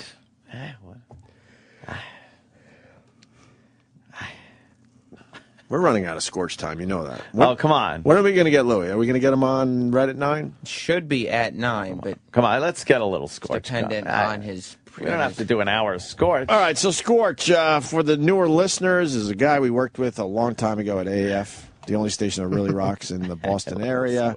He was the night guy. He was always a little quirky. We really did like him a lot. He pretty much got pushed out for Rocco because Scorch was, I think, hamburger, and I don't know, Dave Douglas, the PD, wanted pizza. I want pizza. And that's how he explained to Scorch that he was out. He was basically saying, "You're not bad, but I want a different meal right now," which was Rocco. So Scorch has bounced around ever since. Our own young, well, not so young anymore, Sam Roberts. At the time, I was young. Boy. Intern for Scorch, so we have something in common with him, and we've been able to kind of catch up with what Scorch has been up to through Sam. And he's got his PFG TV. And now he has a PFG TV that I think, someone tweeted me, I don't know if it's true, but he was basically bragging, I think on this very episode we're about to watch only a part of, that he has more viewers than Games of Thrones, or Game of Thrones. Game of Thrones. You should remind the audience. He said he has more viewers than Game of Thrones. No, he didn't. No. According to a tweet I got last night, I am saying that, yes, our listeners do get things wrong. So I'm not sure that he actually said this. Yes. Some of the audience is lost as to what PFG stands for. Oh, right. Well, what is it again? At a time, it stood for Pretty Effing Good. Right, okay. It has since been changed to Pretty Effing Great. Oh, I got you. And I hear he's bragging about all the affiliates again, and the outreach of the show, and that it's going to go international. I was reading. Well, he said he was syndicated to London. Yes. So. Yes, syndicated. He rules. So without further ado, this is episode 3. Season 6, episode 3. Oh, season 6, episode 3. Yeah, it's the sixth big season. And you know, we've watched him progress. He started in like a bar. Right. And then he went to a local access studio. Don't forget the hotel lounge. Right. And then after that, he went to the hotel lounge. Hotel lounge. Where we got basically where you check in, by the way, not their kind of sort of restaurant-y area. No. Well, and then we got the wide shot. Right. And we saw that there was no audience. No audience. No but audience, you hear it an doesn't audience. matter. He puts the audience in post. In his mind, he's in front of thousands of people at any given moment. Taking over the Tonight Show. The audience is out there, not in here. This is one of the greatest things you could watch on a regular basis. Yeah. All right, here Who's a fan of this? Colin Quinn? Colin Quinn Colin's loves a big Scorch. fan of Scorch. We're obviously fans. He loves the Scorch story. I think he really, I mean, and he really loves that I went and was his young intern learning from him and then betrayed him. He does love that storyline. Part. He does love the betrayal part. Which I don't think I betrayed him. All right, so now he's doing it from a loft, I guess? It appears to be a warehouse. I don't know exactly. Even his video descriptions, he lives in a different world than we do. Yes. Can you read the video description? Yeah, in this week's episode, we have an interview with international dancer Lacey Rain. So he has some dumb stripper. Oh. As well as with actor-comedian Maddie Blake. Who? I have a question, though, because Game of Thrones is very popular. And obviously, he's more popular. Yeah.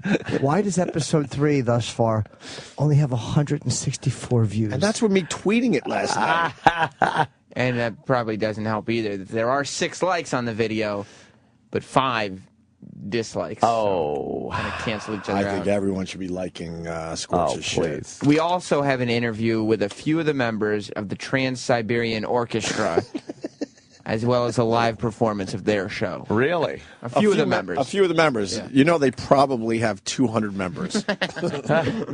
It's a really big production. It's an orchestra. It is. So who's he interviewing? I don't know, but we'll find out today on PFG TV. All right. Let's, I love Without the intro. further ado, yes. The intro shows... The intro's amazing. I think it's... Where is that? That would... California? Where does the intro show? Yeah, the video of the intro. Oh, that looks like Santa Monica Pier. Santa Monica Pier. But he's doing it from New Hampshire. Manch Vegas, to be exact. Manch Vegas. He's doing it from Manchester. So why is the intro from the Santa Monica Pier? I don't know, but he makes it very big and very like it's a Hollywood talk show. It's the show part of the show business. Right. Let's hear it. Oh, do I love this? Oh, wow, listen to the crowd. From PFG Television Center. It's not live. PFG Television Center? What is that? Both of those statements, it's not live. No, it's not live. Obviously taped weeks in Recorded. advance. I feel like we could get a list going. All the lies. All the lies. All of the lies from PFG TV. First of all, your intro's a lie. Yeah. You're not broadcasting from the Santa Monica Pier. Uh-huh. You're not live. What was the other one? The broadcast center is There's one of your no- friends' loft. PFG TV Broadcast Center. Like there's other stuff going on there at the same time. They're filming sitcoms and documentaries and cooking shows. It's like what's the fucking studio we have over there in Queens? Oh, like a Silver Cup Studios. Silver Cup Studios. Yes, that's what we're looking at here. Yeah, exactly. All right. To the beginning. Yeah. Let's go. Live from PFG Television Center at Red 13 Studio. Welcome to Scorch's PFG TV.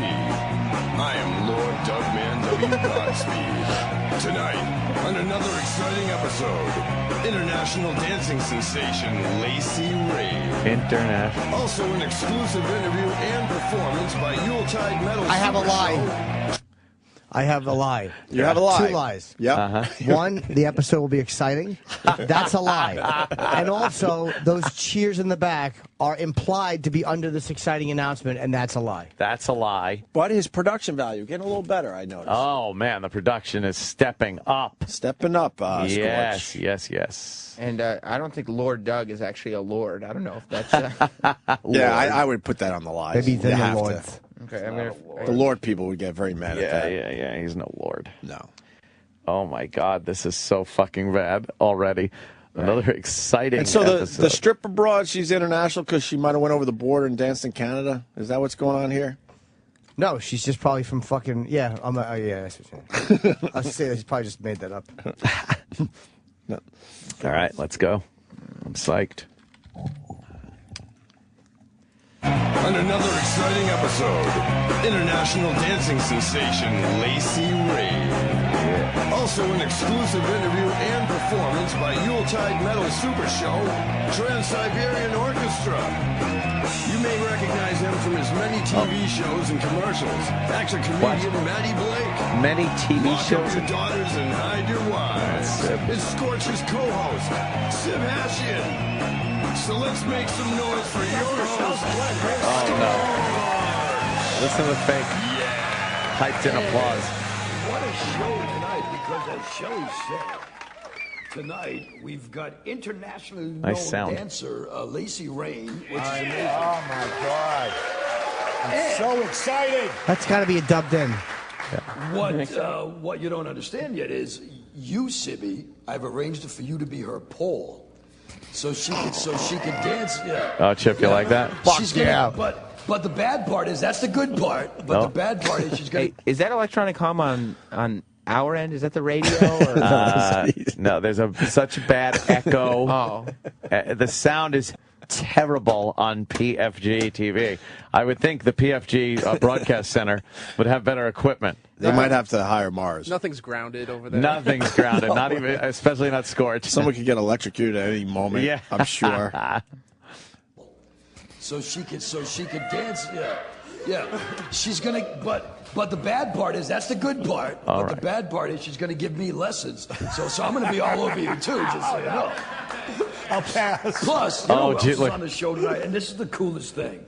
I've been friends with the band, and I hate to do name dropping. I've been friends with the band for a long time. He hates to do name dropping? It's an exclusive for the show. Oh, exclusive. Trans-Siberian Orchestra is going to be here tonight. So anyway, we have a lot of stuff going on. Let's get into it with the first segment that we call Weird News. Weird News. We're lucky today. I missed the music. Weird news. How about this story? Cease and Okay, did you ever desist. get into a fight? You're married, of course. Chicks don't like me, so it ain't never going to happen for me. That's not what I heard. Did you ever get? Well, because I'm loaded, they like me. Did you ever? What? Hold on, pause. All right, another That's a lie. lie. Another lie. Unless he means drunk. Scorch is not loaded. He's trying to say he's loaded. Yeah. Sam has told us the stories. He's been hiding from landlords for years. No, he's not loaded. What? No. No. Is he loaded? No, he's a little bit loaded.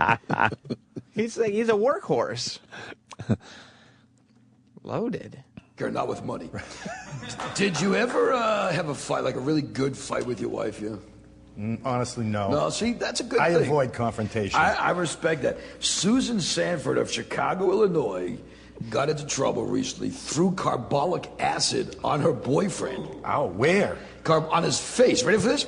She threw carbolic acid because she didn't like the way he chewed with his mouth open. Strict. So she tells Can you pause the this for a judge, second? Wow. What happened? That's the worst talk show table I've ever seen in my life. Yeah, what is that? It's got the up ridges. Like it's like a small like gaming table. It's terrible. Yeah, it looks like a foosball table. It's from Pottery Barn. Is it? Yeah, it's a little TV table. It looks like the start of a canoe. If anyone knows about a barn. You're welcome.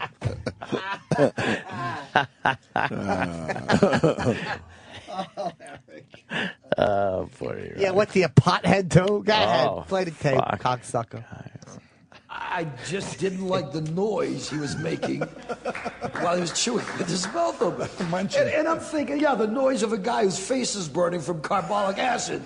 That's a little bit better than a guy chewing on food, right? So, wow. The dude has received multiple skin grafts. Oh, God. And she's received 7 years in the pen. So, Why? It's an excellent subject to open the talk show with. Yes. No Why? jokes. There wasn't a joke there. Right. And then he goes, so there it is, and he throws it out to the audience like applaud. right. Well, that's the weird news formula. Yeah. It's like you read a weird news story, and then you move on to the next story. It had nothing Weird to it. news. Yeah, you read the story. You got to make sure you don't add anything to it. Right. He should be doing a monologue, and this should be the second feature. You don't open with weird news. Or did he do a monologue? Maybe I missed that. No, we've been watching since the beginning. Probably. Yeah, there was no. They started on the couch. Yep. just incredible. And one more story for this round. Alfredo Morella. Okay, Alfredo What, from Morella. Montana? Remember the Montana story? That's beautiful, man. What? Watch some of the past episodes at scorchespfgtv.com. Oh my God, he prompted the audience. I'm going to continue weird news in 1 second. Watch the way we do this again. You can watch all the past episodes at scorchespfgtv.com. You know, you sit down, grab a drink, something to smoke, and you can really Why did he enjoy clear those his throat? shows. I think he's talking about marijuana. That's edgy talk. Look out. Oh, that was him kind of being like a little Oh, yeah, into that's the edgy. audience? That's edgy Rug shit. reference. Little blue. Yeah, working a little blue. I don't think Dennis Falcone would appreciate that. No. What are you going to do? Brand new Red 13 Media Studios, by the way. Brand new. It's always a brand new studio. Alfredo Morella was busted for reckless driving. Oh. Okay. Yeah. And he told the police he was being chased by cats. By who? Cats. Like that not ship? Stephen Katz, not yeah. some Jewish guy down the street at the deli. Cats. He was being chased by cats. Pussycats. So they gave him the sobriety test. He passed the sobriety test, so he wasn't drunk. They ended up having to put him in for observation, for psychological observation. And that's how the name originally came up of Chicken Alfredo. Thank you very much. Anyway, that's our installment of Weird News for Fuck yeah. Wait. Hold on. That was fucking hilarious. I didn't get the joke. Should I redo the punchline? Yeah, that's fucking You don't hilarious. know humor, man. What's wrong with you? That's what do a you mean good- you didn't get the That's joke? not dirty. You didn't get the joke. Very funny. You like it? It's marvelous sense of humor he has. My mother loves Scorch. It's a great line. What? Want to hear it again? It's Yeah, terrific. yeah, but maybe I wasn't paying attention. Yeah, you got to listen with both Let me ears, listen Yeah, to man. The to- setup was there, to and the then setup bam, and hit you with everything. the punchline. All right. This should Here be it is. it. Weird news. And that's how the name originally came up of Chicken Alfredo. Wait, no, I didn't hear the setup. Yeah, no, you're right. You're right. Come on now. You're right. He was being chased by cats. Who? By who? Cats. Not Stephen Wait, Katz, what's his not some name? Jewish guy down the street at the deli. Cats. He was being chased by cats. I don't think you. So You need more? gave- I You didn't need go back more. far enough. I need more. wow. I need more. Really? Yeah. All right, we're Go ahead. You know, you sit down, grab a drink, something to smoke, and you can really enjoy those shows. Brand new Red 13 Media Studios, by the way. The show's on at night. Yeah. He says it's live. Uh-huh. There's light leaking Light in from the window. Yeah, You yeah. can see yeah. the sun. Oh, You yeah. can't really block out the sun by the Oh, yeah. shades. Live. Right.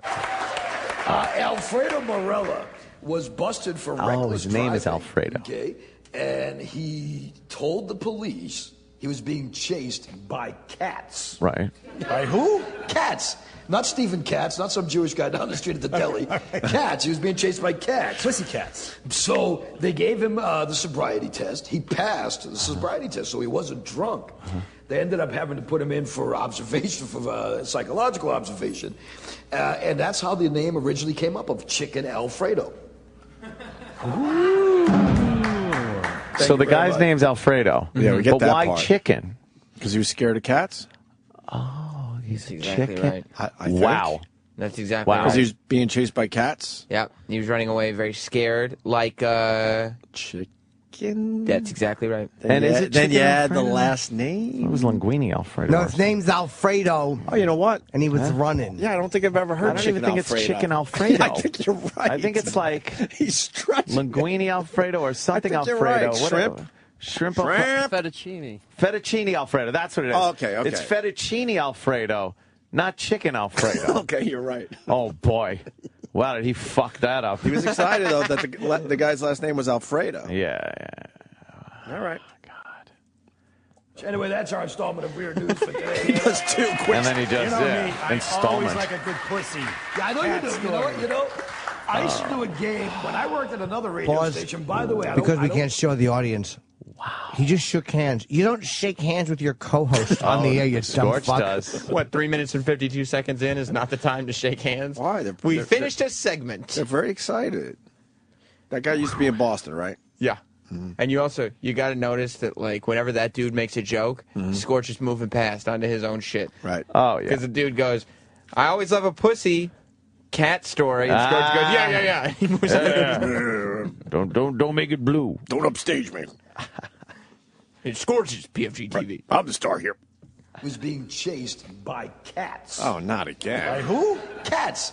Not Stephen Katz, not some no. Jewish guy down the No, street. I can't. Proper Cats. context. He was being chased by cats. Pussy cats. So they gave him the sobriety test. He Yeah, passed he the passed? sobriety test, so he wasn't drunk. So what'd they do? ended up having to put him in for observation, Wow. for, psychological observation. Wow. And that's how the name originally came up of Chicken Alfredo.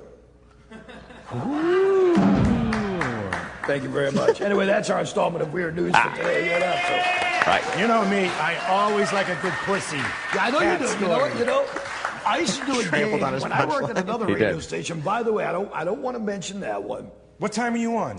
I work at Rock 101, rock101fm.com. It's probably right here in the bottom of your screen, 2 to 7 in the afternoon. Oh, yeah, 2 to 7. Right. On iHeartRadio as well. Anyway, so yeah, we are coming up. You jerk off. He said it's probably right here at the bottom of They your couldn't screen. even do that right. And it wasn't. That's the easiest thing to do. Well, In the graphic in post-production. post. Can you put that what I'm saying on the screen when I say When it? I say it. No. But the best part, he did, but way before he said it's probably right here. Yeah. So By that immediately- time, they already, It's already gone. got rid of the grass. Holy shit. It's fantastic. Go ahead. Who doesn't? On the way, we're going to talk to Lacey Rain and talk Oh, to yeah, But right now, it's our very first sponsor break live on Scorch's BFG TV. We're coming right back. Oh, Jesus. Look at the band. He's got a house band. His house band is shoved in a corner. You can see pipes and plumbing and shit. And not in a good way. No. How long did they play for right there? Probably 30 seconds, I would assume. 20 seconds. Did we hear? There was only 2 seconds he played. Yeah, 2 seconds. Oh, of that was band. it. We're already dark. Yeah, it was more Oh, like I 4 thought you seconds. paused Can we it. see that again, please? This is the big throw to the commercial with the band. Right, to the band. Just watch the Tonight Show. The band plays for a little while. There's a graphic. Yeah. It's nice. Yeah, here we go. Well, anyway, I didn't notice so yeah, we coming up. You're a jerk off. You're a On the jerk off way, on a talk show. we're gonna talk to Lacey Rain and talk to Here's the band. But right now, it's our very first sponsor break live on Scorch's BFG Yeah. TV. We're coming right back. What's he doing? 1, 2, 3 seconds. Good catch. You let that shit establish. Oh, God. This is so embarrassing. Is this only funny for us? I don't care. I have to question this. No, people love it. They do? Yes. It's so ridiculous. his sponsor break. A little more? Yeah, please. A little bit. A little more. Nah. What? What happened? Oh, that's where the commercials are. Yeah, Fair but enough. that's back from commercial. Yeah, yeah. Well, for the YouTube right here video, on we the cut bottom all of that the shit screen, out. 2 to That's 7 in the nothing. afternoon. Oh, yeah. He doesn't come back and say On welcome back. iHeartRadio as Oh, well. I see what Anyway, you're saying. so yeah, we coming up. You're a jerk. Wait, this is On what the we saw way. already. We're gonna Right, talk and to watch Lacey it Ray go to and break all and your just come back cold. Oh, okay. But right now, it's our very first sponsor break live on Scorch's BFG TV. No music when they come back either. And the band in a corner on a fucking rug.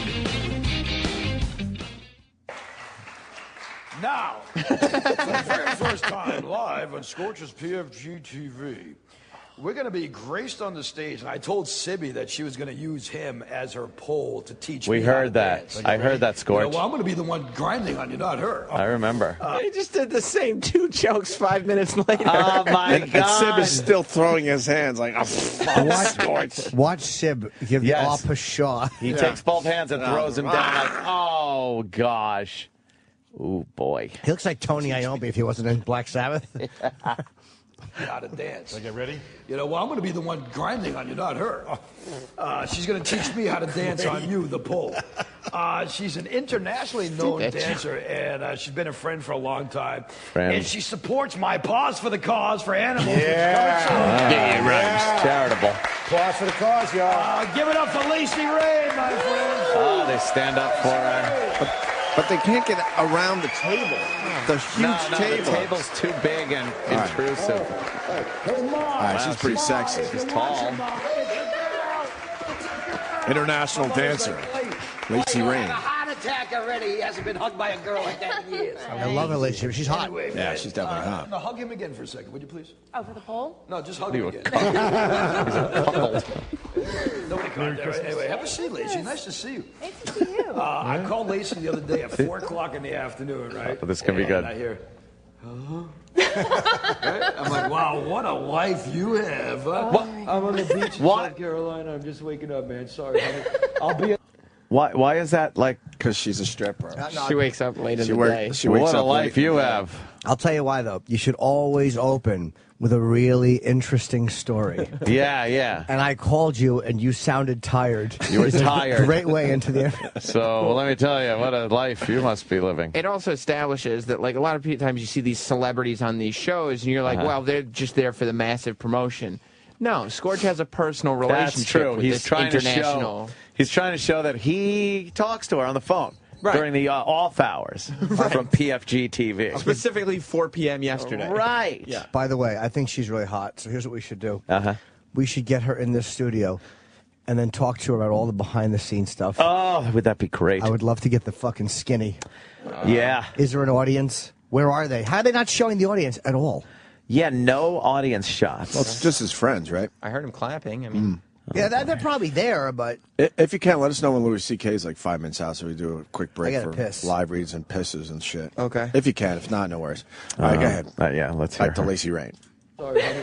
I'll be at the show, though. I promise you, you know. I don't even remember that conversation. What a That is- surprise, you know what I mean? You won't remember this appearance on the show either. Of course she probably. doesn't. Maybe not. Well, tell us about you as a dancer, and I've said it many times. The problem, Sibby, what's the matter? You afraid of girls? Holy smokes, I've never seen Sibby so far away from a He chick gives Sibby my the whole business. entire life. Look at me. You look like at me, that, look at me. Chip? I didn't know. You just don't trust yourself. That's what it is. Put away, Pause. if you would. Oh, for- wow. Here's the follow-up to that joke, because you're thinking of raping her, right, Sid? You don't trust yourself. You might pull out your cock and the raper. Scorch. Audience, the A stigma. fucking autopsy table in front of him. It's terrible. Should have one of those neck holders. Drain. is a sleazebag, easy. No, you know, not every dancer, and I hate the fact that people think that. I mean, obviously there are some that. Could you go full make it screen look so we bad could for everybody maybe else. see her a little better? But you know what? She's sexy, Tell man. people, Yeah. like, you live a relatively normal Can't life. tell. There are no I close-ups live a on her. very, I mean, I guess my home life is very traditional. I have very traditional values. Do ya? I don't do drugs. One sec, before you go any further, Yes. do you have like naked pictures of yourself all up over your house? Oh, okay, because I was gonna say that's not normal. Just so you know. No, those are in the men's bathroom. He really thought he had a home run there. He really did. Yeah, yeah. I'm going to come to your house and go take a pee, that's all. That's all that means, you know. Anyway, go ahead. So, yeah, you don't do drugs. He's a regular Johnny No, Carcinogen.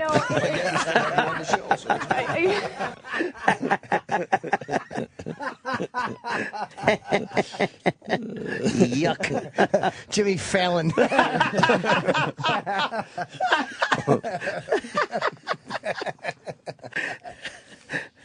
He can't even have an interesting conversation with a stripper about things. She's saying that he just interrupts with nonsense. Yeah, so you don't yeah. have naked pictures of yourself. No, she's saying she has like a traditional. She's saying I don't delve do drugs. into that. Let's. Well, he's hoping to get a little heat for himself. Yeah, you know? he is. That's a little opportunity for Scorchy to shine. That's what he's looking for. Right, you are. Mm-hmm. All right, let's get a little more. You gotta get a little bit of everybody in. You know. No, you know what? And it is really disappointing because, you'll have a club full, let's just say, of 20 girls, and, 18 of them will have their head on right. And it's the 2 crackpots that the people want to talk about. Why do they clap? 1. Who's clapping? You got numbers, right? I tell people that I meet more messed up people at Dunkin' Donuts every morning getting my coffee than I do with people that I work with. Pause. No, you mean Krispy Kreme. We're trying to get Dunkin' Donuts as a Oh, sponsor. I'm sorry. Krispy Kreme. Who do you? He's trying to get Dunkin' Donuts. What was that? And he means it. He was scared there for a second. Yeah. Can you say we're trying to get them business sponsor? Right. Yeah, but why would that be bad? She's plugging them. Right. He's the only one that doesn't want a company plugged. When he wants to He get them as a doesn't sponsor. understand. Yeah. Can I tell you something? Yeah. There's no moves to get Dunkin' Donuts? as a No, of sponsor. course not. You don't think? they're a potential In his sponsor? mind, there is, though. That's why this is so great. No, here's what He happened. believes everything he's saying. He heard a company name, and he said, if I say we're trying to get them as a sponsor, we will look like movers and shakers. Right, then we'll look like we're a big show. And then Dunkin' Donuts, because the TV show's huge, will go, did you hear? Right. He mentioned Dunkin' Donuts. My God, we got to get our corporate people on this immediately. And then once he says it, then he believes it after that. Right, Oh, right. God, it's By the way, greatest. The beauty of this is, first of all, that horrendous table blocks the guests. Second of all, They're seated way too low. It looks like a sunk into billiard their- table. there's a reason Like Leno, Fallon, the Kimmel. mini billboard. Yeah. None of those guys have shiny seats. No. These are shiny Well, that's all you could get. on Leather. this Tier budget. 1 import seats. Yeah. No, you just get one that's like a fabric. Right, right. You don't want to go. Look at this. It looks like they're sitting in seas of light, it's all bouncing off. And look how ugly the color is of the chair Scorch is sitting in, because he got that cheap, because no Of one wanted to course. buy that one. It's terrible. I have that in brown, matter of fact. That's a Pottery Barn fucking leather Dude, chair. that's awful. It's an awful chair. I would love to hear the pre-show of him. All right, here we go. Here we go, people. In 3, 2. Why is this table so big? The table is the worst table I've ever seen. There's no reason for that table. It's None. huge, and it's not convenient. They got to squeeze through to sit properly. It's too close to the couch there. It's so intrusive And I into love the scene. his pizzazzless co-host. I love this guy. He's got his crazy Eddie fucking turtleneck and blazer. Why do they need such a big table? There's no need for that table. It's angering me. Now that we're pointing it out, it's the only thing I see. It's angering. It's giant. What are they going to use it for? There's never anything on it. Right. No. There's no reason for it. They don't have any items to place on the table. It's probably because he's hoping Pottery Barn comes to the table. He's like, all right, we got the big Pottery Barn table. Yeah, don't mention On the the table. set. Product placement. I'll bet he got it for free. He probably got a discount or got it for free because he's like, it'll be Yeah. on TV every week. I have more people in Game of Thrones. Or he found it on the side of the road. Yeah, it might be more. He's one of those guys. He gets people to believe. Oh, yeah. Oh, yeah. Somebody donated that for us. Absolutely. They Yeah. believe in all his lies. Sibby believes. Yes. How can I not be doing it? I want to do a talk show. You badly. got to do this show. I would love to. I'd be on his show, sure. That's what I'm saying. If he'd have me. Imagine if I couldn't get booked on. But, I want to do my own talk show. That's a goal of mine, and it's like I got to do it now. Yeah. Scorch has one. Yeah, Why yeah. don't I just It's do so easy. Just do Look it. at him. Get a little set All you have somewhere. to do is and- do it. Yeah. it? Yeah. Weird news. I Weird should steal everything he news. does. Oh, that'd be Steal his weird great. news Come bit. on. Yeah. Steal his voice, too. Like Jim Norton. Yes, how do you do? Tom Horton, Tim Hortons up in Canada. Tom That's what we mean. Hortons. We don't mean any local donut shops that could be potential money. Lisa, you're loaded. This show's broke. Don't be talking about that crap. You're kidding. So, what is it? I mean, honestly. Well said. Wow. He fumbled question number 2 of his lead guess. He has nothing. What is it that you're doing here? Here's why you have a desk in front of you, dumbbell, so you can put cards on it. Right. Do you think all those guys, you think Letterman just improvs every question? He's got blue cards in front of him that he can refer to when he needs to. Well, let me put them on the table here. Exactly. You got a table big enough to play fucking bocce ball on. How about you put a card with some questions on it? A giant bocce ball table. All right, let's hear him. Person and have creepy guys like me and Sibby just you know what I mean? Because it's got to happen, you know what I mean? Flattering, sometimes terrifying. Yeah. Jimmy Dunn is in the green room right now, and he's ready to jump out the windows. He's like, I'm coming over there now. Oh, yeah? Yeah, so he's okay with you. Good. Did he get the tissues he was looking for? So, holy shit! What? I'm mesmerized and horrified. You're jealous, man. Yeah. You're jealous. Yeah. I love his co-host. Sib rules. Sib We hung out with Sibby a few times. Sib's gone. He's actually a good guy. I don't want to beat him up too much. Oh, Sib is the best. He actually is a really good guy. He's out of his element here. He little belongs bit. behind a drum kit, fucking playing to fucking old Boston songs. Hammered away to More Than a Feeling. Yeah. Yeah. Yeah, listen to More Than a Feeling. That's Sib. Right. Playing drums on it. For the love of God. He was in Boston? He was, Yeah, he was the drummer band of Boston. He's the drummer of the band Boston. Oh, I didn't know and that. not like the drummer after the one left. No, he's the fucking he's the drummer original. on all those amazing Boston songs from the 70s. Those epic songs. Is he set for life or no? Is this just something he's doing for fun? He's bored. Maybe. He used to hang out. financing He it. used to hang out at our AAF gigs. We've had many a beer with the guy over the during our time. In Yeah, Boston. yeah. Pee He went badly. to all the big gigs up there. Oh, God, too much. Where's Louis C.K.? He's still on Howard. Okay. Should we break real quick and then pee and then come back? I mean, Yeah, if we have time, I got to whiz badly. Yeah, I mean, yeah, I'll just take run a out. whiz. All right. Yeah, he's finishing up over there, I think. So maybe. Yeah, all right. Break. We're gonna have Louis C.K. next. Maybe more Scorch, you Scorch. could just, you could get out of it, go back in. That's the beauty of Scorch. No, what we should do is we just should find another segment of Scorch. Someone should go through this and just find a nice little something. All right. Don't eat my peanut butter. Louis C.K. next. Peanut. Gather round, kids, for a tale of childhood trauma. It's a molestation memory with our friend Jim Florentine. My dad used to take us to wrestling matches at Madison Square Garden, and we met this guy out front who would sell wrestling pictures. Fat guy, 300 pounds, a bad mustache, and we became friends with him somehow. He's like, oh, give me your address. He started sending us pictures of all the kids in the neighborhood. Then he would call me on the phone and tell me about the match the night before. And my voice was about this, it was this deep at 14, and he's on the other end, and I'm asking all these questions, and he's fucking breathing heavy. I had no idea, but then he wound up staying over my house. He knew all the kids in the neighborhood because we all go to matches. He convinced my dad. He's like, I want to hang with the kids on a Saturday afternoon. He took the bus from New York to the middle of Jersey, and my parents were a little weird about it. Like, I don't know, but like, all right, They talked to the other parents and neighbor. You think this is all right? He's a 40-year-old guy hanging around 14-year-olds. They put him in the guest room the night before. I wake up in the morning. I'm sleeping. He has his hand down my pants. He snuck down there. And I fucking jump. I go, what are you doing? I grab my cock. He goes, I'm showing you a magic trick. I'm like, a magic trick? I just said, I ran to the door to go tell my older brothers, and he blocked the door. He went right to the photo album. He goes, look, I got 50 pictures and I'll give you 35 of them if you don't say anything. But my brothers afterwards go, you got to tell mom and dad about this. I go, no, because they're going to make me give the pictures back. I'm like, fuck that. I earned them. Fucking kissed him on the cheek. I sat on his lap. He grabbed my cock. I should have got that in this camera. This has been a molestation moment with our friend Jim Florentine. Now you know why he is the way he is. This is the Opie Anthony Channel on Sirius XM.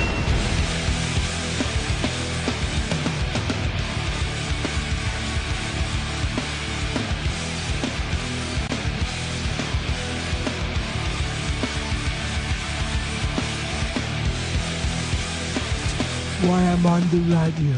Gonna have Louis C.K. stopping in soon here. I don't like lying. It's Louis. Louis. Louis.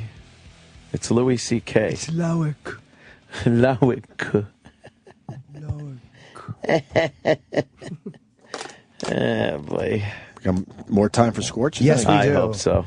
Where are we? We're watching the international star Lacey Rain, who I've never heard of. International dancer. I have a crush Right. on her, though. I want to kiss her hiney. She's sexy as all hell. Give it a sniff. But I don't know what he's trying to do with this. Want to give it a sniff. He's awkwardly asking questions. Yeah, the guy in the dressing room trying to bury his face. Yeah.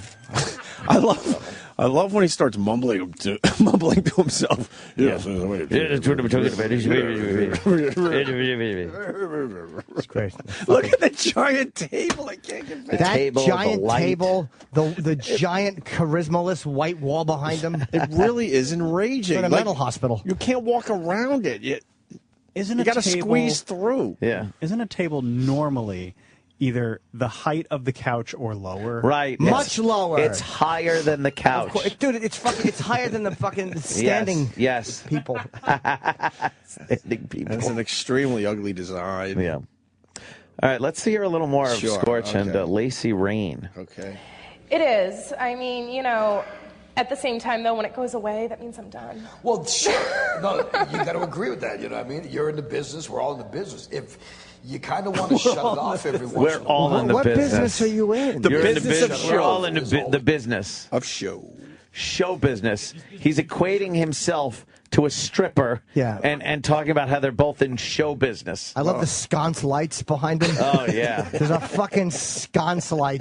It looks like an arrow pointing if someone said, "Who's an ass?" It's right over him. But the best is the shade because they're trying to make believe they're doing this at nighttime. night. And you see the sun coming Sunlight's coming through the bottom of in the the afternoon. Right. Why wouldn't you darken that somehow? Yeah, why wouldn't you just do it at night? I mean, they couldn't get the space, I bet. But there's a better way to make believe it's at night.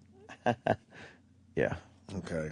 It's the potential of it not being turned back on. Right. I mean, you know, at the same time, I have flaming red hair. So people, even who don't know me or even know necessarily what I look like, I go to the grocery store and, you know, aisle 10 can see me from aisle 1. Yep. And, you know, that's kind of upsetting bombed. sometimes. That's a good but, one. You know, you do what you can.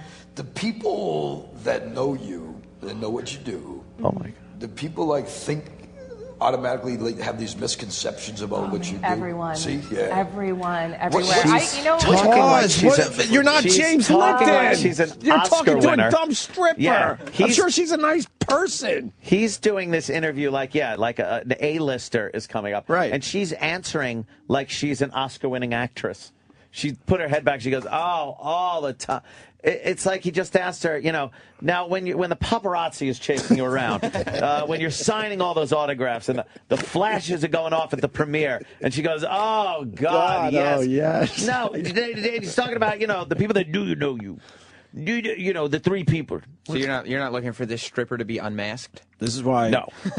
This is our frustration with strippers, by the way, because somewhere along the line they've tried to make it way more than it actually is. Yes. And like I said, I'm sure she's a nice person. Yeah, and but- we would treat her. But tell us some stories With kindness, about when but- you partied and then let But you us see take your fucking boobs. clothes off. Yeah. I don't like the white And you scarf grab she's dollars wearing. with your tits. I mean, what are you trying to? Why are you trying to fancy this shit up? Well, she is fucking beautiful. Of course she is. Wow. Back. Yeah, a little more. We give extras. Where? Jimmy's like, name some clubs. Oh, Gil, quiet down over there. You'll never come back again. It very much is not, in my opinion, a sexual thing. I don't look at nudity as Not me necessarily a either. sexual Yeah, no. thing. It's very organic and it's natural and Well, you it's know what? kind of Let's- defiant. Let's grow a garden. Shut up. Okay, naked. Let's be organic. we got the blur screen, right? We can do that. A Everybody in the naked audience is like, garden. yeah, I don't know. Okay. But yeah, so He's it's not like He's it's so not bad. like a, you know, you're just doing. It's a so job bad to at you, in this. other words, pretty much. It is, but it's a performance.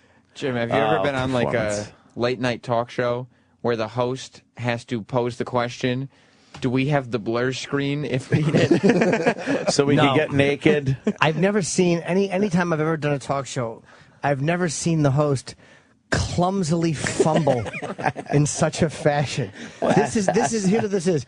He's clumsily fumbling this interview.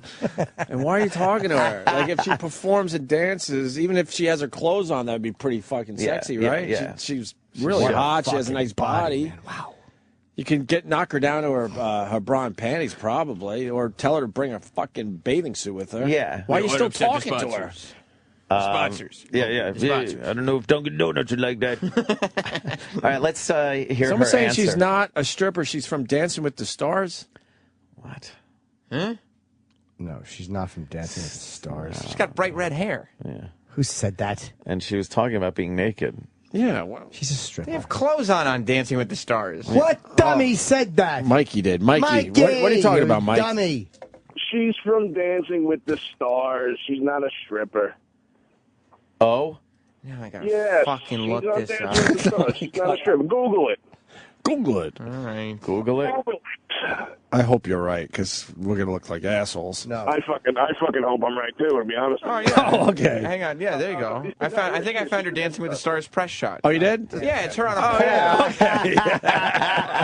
pole. You dick. You dick bag. Yeah, and you know what? She Now is not. And now that I'm looking at her pictures, yeah, it's not sexual at all, right, guys? No. What the fuck is she talking about? Nudity and a pole dance. She's sucking on fucking lollipops, making believe it's a cock. What is Yeah, she? there she She's is. upside down, There she is trying to with- eat her own pussy. Yeah, all right, it's not sexual. With Lorenzo Lamas there. Yeah. Right. Pulling out some money to shove in her G-string. Christ. Yeah, Dancing with the Stars. What a buffoon. It is what it is, man. What are you trying to, like, make it Guy's a all buffoon. fancy and Oh shit? wow, this must be her with Emmett Smith. She's Oh, got yeah. a nice crotch shot Well, there. that's how you get Boy, a 10 she's on Dancing with the Stars. Yeah. Show your pussy.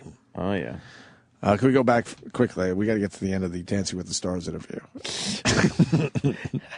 Yeah, hit it. Is a British guy really that mean? But you just saw all those pictures, and she's trying to say it's not sexual. I and know. She's performing. Stop. Shut up. Yeah, here she talks about a performance. Performance. It really is kind of my middle finger to puritanical doctrine. And I love that. I love to upset, I love to stir the pot, and I love to do what I'm going to do. Go And for it, Sibby. Sibby likes to smoke the pot. So you got Another mindless interruption.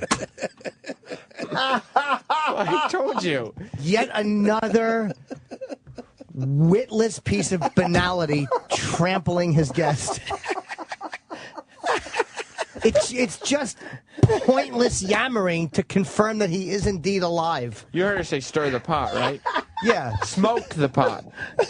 Yeah, I thought that was a good tie-in. They're Holy talking about stir the shit. pot, and he had a pot joke. But literally, I've never seen anybody who can destroy a flow with such utter ease. He's terrible. It had been well over 12 seconds since Scorch shined. Oh my God! That's what he's there to do. is shine. Yeah. My stomach hurts. He on the fly, man. He'll just throw him out I there. think that was improv. That was good. He's a natural at this, Sam. In his mind, he thinks he's on the short list to take over for Leno. You know that. Yeah. He's waiting for his phone to ring. Oh, he is. No, when Fallon go in, you're gonna be looking for somebody for 12:30. There's plenty of options for me. Let's hear how he followed up that pot joke with Lacey. No. I didn't mean that. If anybody's watching from the DEA or anything like that, just so you know, I'm only joking. I endorse it. Sibby. The DEA, if the DEA is watching, they're going to go, all right, good, we got him. Right. We were watching PFG TV. The DEA watching PFG and a bunch of Z's. But listen to how long he's talking in the middle of her story. Right. It's not about you, dummy. Has nothing to do with it. Okay. Can you rewind that? What she's talking about? Okay. You want to see the whole interruption? Here's the really? thing, the dancer. All right. She's a dancer. That's what she does. Of course, she looks at it a certain way. God. She's not going to go, yeah, I just show my cunt. Like, we all look at what we do Yeah, a little she more rationalizes serious. it a That's little what we bit. do. That's what everyone does. Right. So while she's doing that, he just jumps in with a crass, Ham-handedly. witless piece of banality. It is just a clumsy attempt at being humorous and charming. He's the fucking Kool-Aid monster of good jokes. Go ahead. Crash into the wall. Here we go. Here we go. I'm loving this. All right. to puritanical doctrine. And I love that. I love to upset, I love to stir the pot, and I love to do what I'm going to do. Go for it, Sibby. Sibby likes to smoke the pot. So you guys, that's why you guys are close. That's good. You know. No. I didn't mean that. If anybody's watching from the DEA or anything like that, just so you know, I'm only joking. No. I endorse it. Sibby has nothing to do with it. Okay. Okay. But he's so worried that he has such a huge viewership that yeah. It's very possible the DEA is watching live. Yes. Even though it's in the afternoon with the light coming through the windows. If you broke down your comedy to somebody and you said, well, this is really like, and you were kind of taking it from your soul, this is exactly why I do it, and they interrupted you to make a joke about smoking pot. Well, that's the point, is that she was making a real point to her. Right. For herself. Like, that's, And- you know, he asked her a question, so she was giving a real answer as to how she sees herself as a performer, that she's saying, fuck you to puritanical doctrine, as she said. You know, she doesn't, and then he interrupts with just a cheap, easy, clumsy wordplay joke. You stir the pot. He smokes the pot. He smoked the pot. That's why. And then he goes, "That's why you two are sitting together." It doesn't make sense. Yeah. No, that's like, where it's not that they're both smoking pot and they're both stirring the pot. The whole time she's been there, she's been trying to make the point that she doesn't Doesn't do party drugs. like that. Doesn't Right. part. Yeah. He's not listening to any of that. He is lost. He's got his angle and he's going to stick with it. That's the reason you two are next to each other on the giant shiny couch with the big table in front of you. And the scotch sliding. That road has been paved, regardless Oh, of where and this he's not conversation listening. goes. Oh, yeah. In his eyes, fair enough, she's just a whore taking her clothes off. Yeah. A little more. Even though please. she's saying some stuff in there that he could go with. Yeah. This chick loves smoking pot. Sleeps all day because, you know, she's been doing coke all night. We all know it. All right. Marijuana? Yeah. Yes. Without any question. Wait, what did she say about marijuana? Legalize it.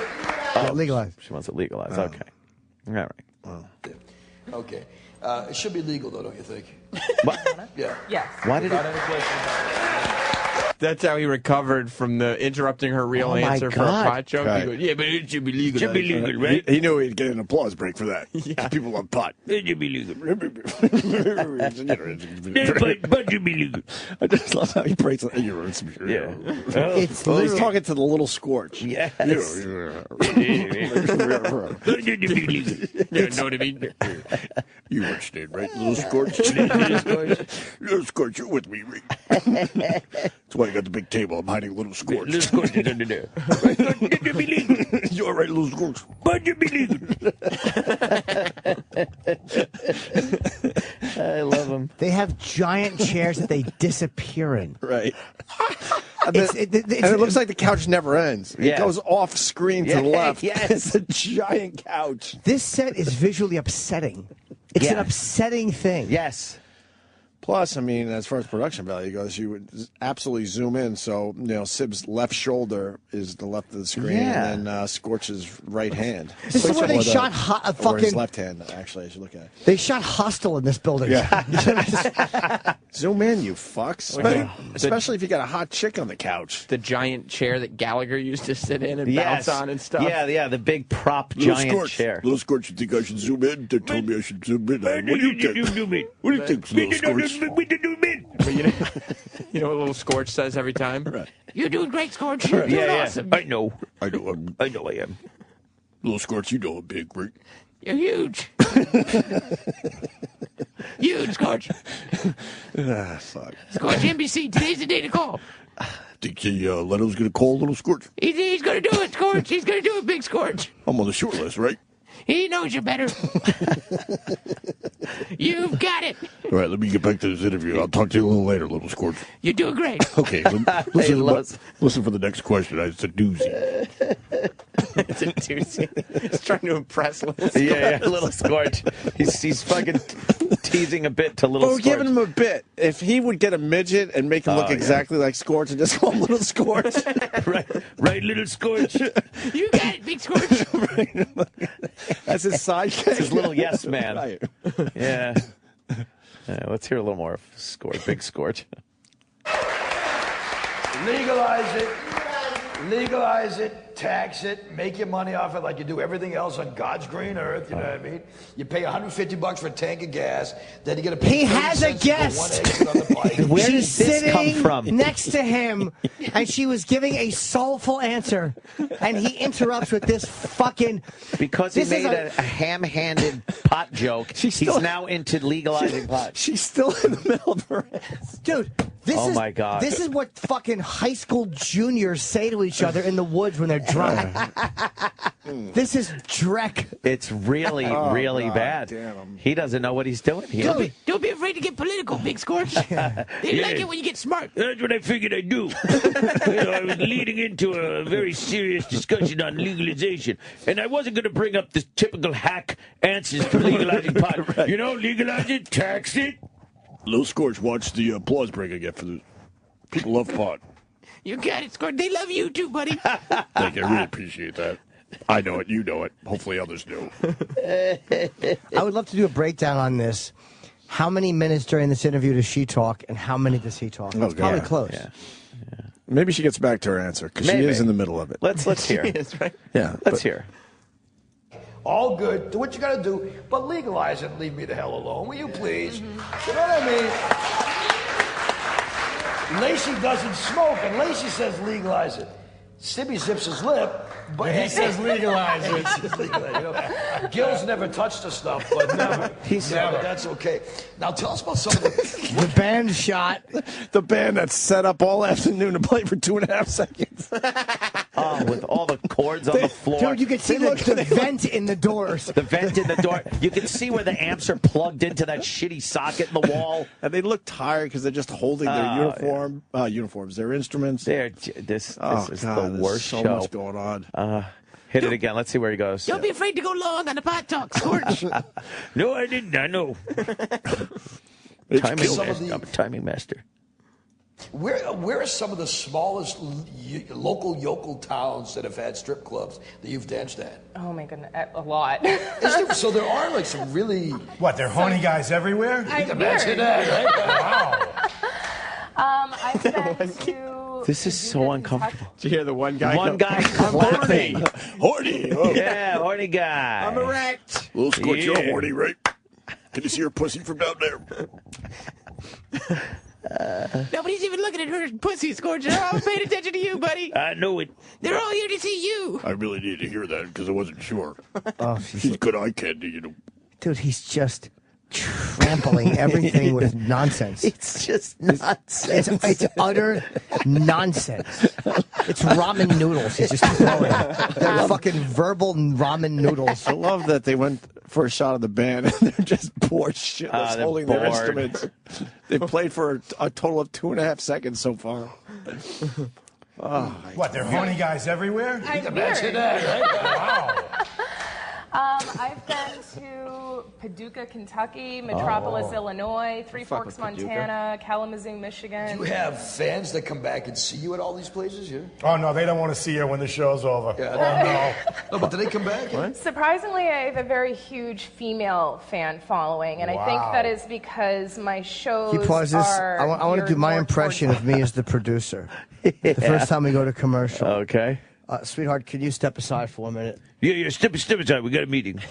Okay, now you and you. Yeah. Here's what you both need to do. Talk less. But it's my show. I understand that. Scorch, PFG TV. No, I understand that. But you are terrible. Hey, Scorch, is it just me or does this producer not know what he's talking about? You're fired. And look, I understand you're the co-host, and you're probably bankrolling this thing on your producer's money that you're making from the Boston songs you played on. But please stop fucking interjecting terrible jokes. Yeah, he'd had nothing there. It's like, why would anyone want to see her after the show? I don't know. Go ahead. women. They're more circus style. They're more fun. So is this show. Yeah? Yeah. Yeah, she's like, yeah. And it's so, wow. Oh, God. Oh, maybe if you let her finish her thought. Derailing everything. Completely. He interrupted her answer without a question to go to. Yeah, yeah. Right. For Or a another point. bad joke. So is this show. Yeah, right, Jimmy. He could have, at that point, he could have just said, no, so go on. Oh, my God. And that's it. Oh, yeah. And then he's all uncomfortable, like, he's scrambling, trying to think of something. So they go, okay, he's got nothing right here. Let's hear how he recovers. Okay. But women, now that's a whole other thing. Women, and I started off, believe it or not, way back when, I DJ'd at Mark's, not Mark's. No, I we DJ'd believe at it. He makes it about him in again. Stoughton, Massachusetts. Right. Okay? Way back when. I mean, seriously, I'm talking 1984. I wasn't born yet. Oh, whatever, Lacey.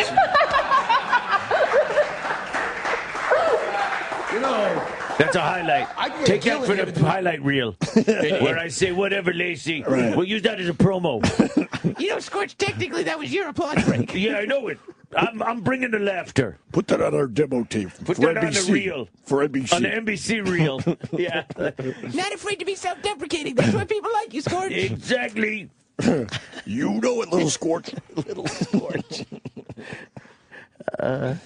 Interview just as quickly as you. I'll tell you what I can do. I will talk about some of the things you told me not to talk about now. Break it, right? But 84, they didn't even shave back then. I love it, man. God bless you. Good. Hold on. What? It's nice that he comes in with the creepy, the fucking. That was really creepy. The absolutely creepy comment. 84, they didn't even shave back then. Yeah. By that I mean their pussy hairs. Yeah, exactly. Yes. That's a guy who spent a lot of angry moments staring up. He's nursing a beer, staring ragefully at their crushes over the years that one he can't have. You know how many times More Than a Feeling is played? And he's like, "You like this song?" And we'll start like drumming on the table. Oh, yeah. You had to listen to this part. I think Louis on his way, just so you know. All right. Oh, okay. Yeah, go ahead. One more? Yeah.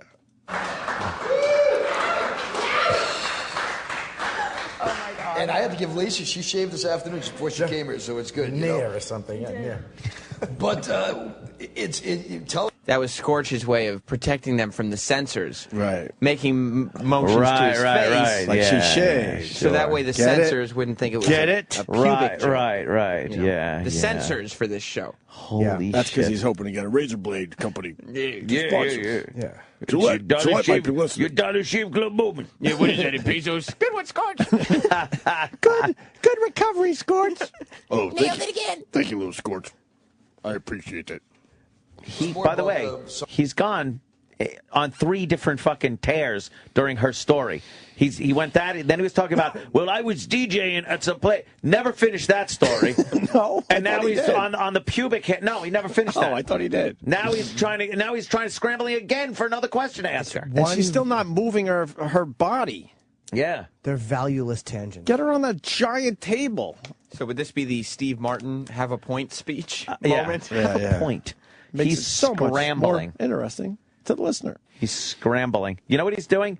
He's filibustering. He just is talking. As long as he's talking, he's still continuing the filibuster. When is she going to demonstrate pole dancing? Yeah. Yeah, we're just getting to know her. All right. Let's see how he recovers. Some of the weirdest experiences you've had on the stage. Oh, Good question. I don't even know where to start. All right, we got That's Louis. Louis C.K. What's up, Lou? Hello, Lou. We were watching a hit show here. Yes, we're learning from Scorch. Yeah. Oh, it's not worth getting into. Trust me. It's a guy we used to do radio with, and he decided to put on a talk show that is, he thinks it's reminiscent of Johnny Carson and whatnot. He thinks he's Johnny Carson. Utterly and completely bad. He's just interrupting and just going off on just fucking horrible tangents. His guest is a stripper, and he's scrambling for questions. Yeah. He's not prepared. He's got no sense of humor, no sense of timing. That's the best thing you can watch. Is terrible. And I can't stop watching Look at how the window did you... Yes, and it's supposed to be live at night. Live at night, and he can't even hide the sunlight. Dubatine and black tape, for fuck's Could- sake. That's could a you 5-minute please fix. Just That's a 5-minute fix. Just pull it down Sir, a could little you more. please just back it up a little and bit? play just a little bit Look at the table. to the size see of the table. set and everything? You got to appreciate the giant table. It's just. It's. Louis, it's Oh, my fantastic. God. The reflection off of the leather, the giant intrusive table. The name of the show should be Behind the Table. Should be look at this fucking table. It's terrible. And then the table head goes in. Yes. It's the worst. Yeah, no, the white shining on the. There's just somebody. And had then the no idea. sunlight coming through. And then he has a band. He has a house band, and they played into break for 2.5 seconds. And look at that rug, that fucking fake everything version is perfect. But is that a sidekick, the guy with the glasses? Yeah, that's Sib Hashin. He's the drummer from the band Boston. Yes. Years ago. Oh, that's your sidekick? That's his sidekick. I know. I don't take the lead singer. He's dead. He's dead. And play a little bit so you can see the chemistry, the magic that happens. Yeah. I brought it back a little bit, so we'll recap. She's a stripper. Yeah, there we go. She's a stripper. All right. All right. He's acting like he's James Lipton trying to get something done with this interview with the stripper. Yeah, but James Lipton, who doesn't have the patience to wait for an answer. Of course not. He just asks questions. He trudges through. I love it, man. God bless you, Oh, he's got his buddies in the bathroom. Oh my God. And I had to give Lacey, she shaved this afternoon before she came here, so it's good. You know? Nair or something. Yeah. But tell us more about some of the weirdest experiences you've had on the stage. I don't even know where to start.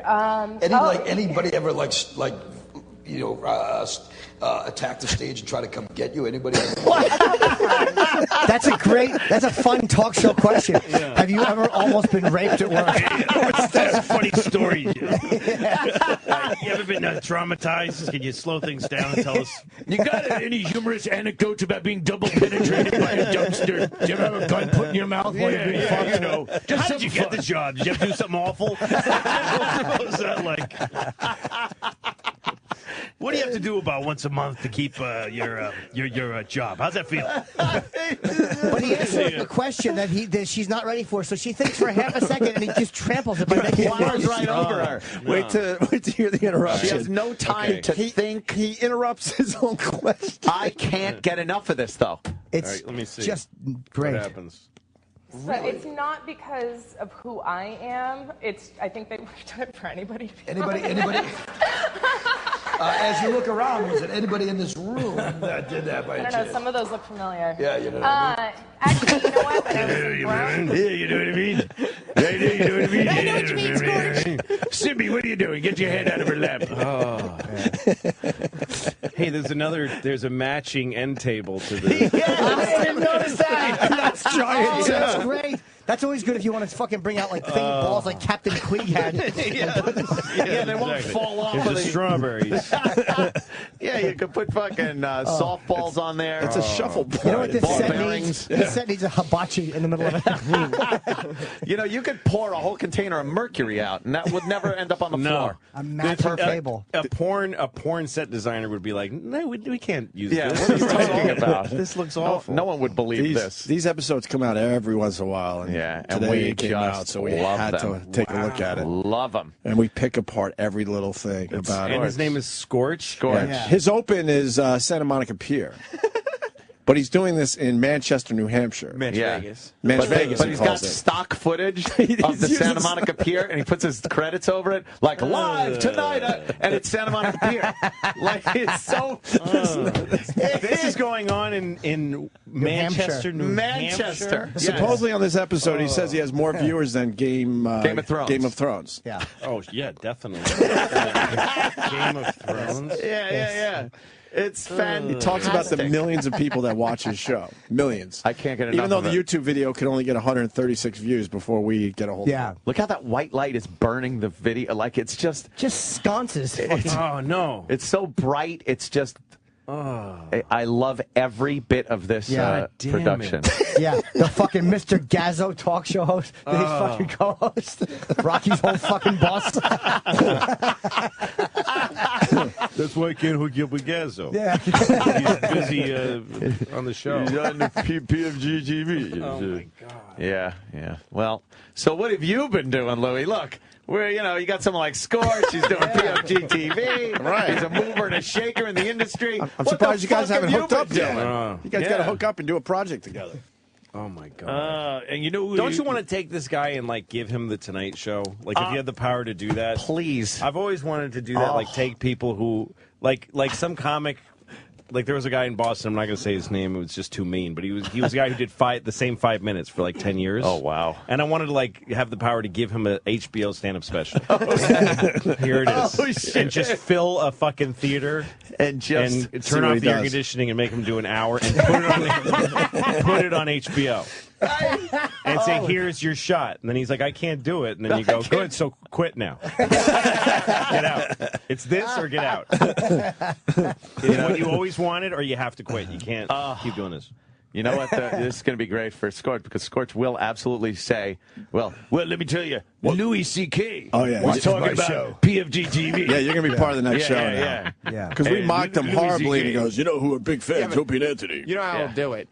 He'll make a joke about Louis, and then he'll be like, oh, Edward Said, he might be watching. He might be watching. You might be watching. How you doing, Louis? How does he make a living, this guy? He does not like exactly. Radio. It's not this. We worked at the same radio station in Boston. We worked together. And we've been kind of watching him ever since, yeah. Many moons ago. Wow, he's hung in there. He's in New Hampshire at yes, Rock Station. Wow. Where did you work with him? In Boston? Yeah, at AF. Yeah.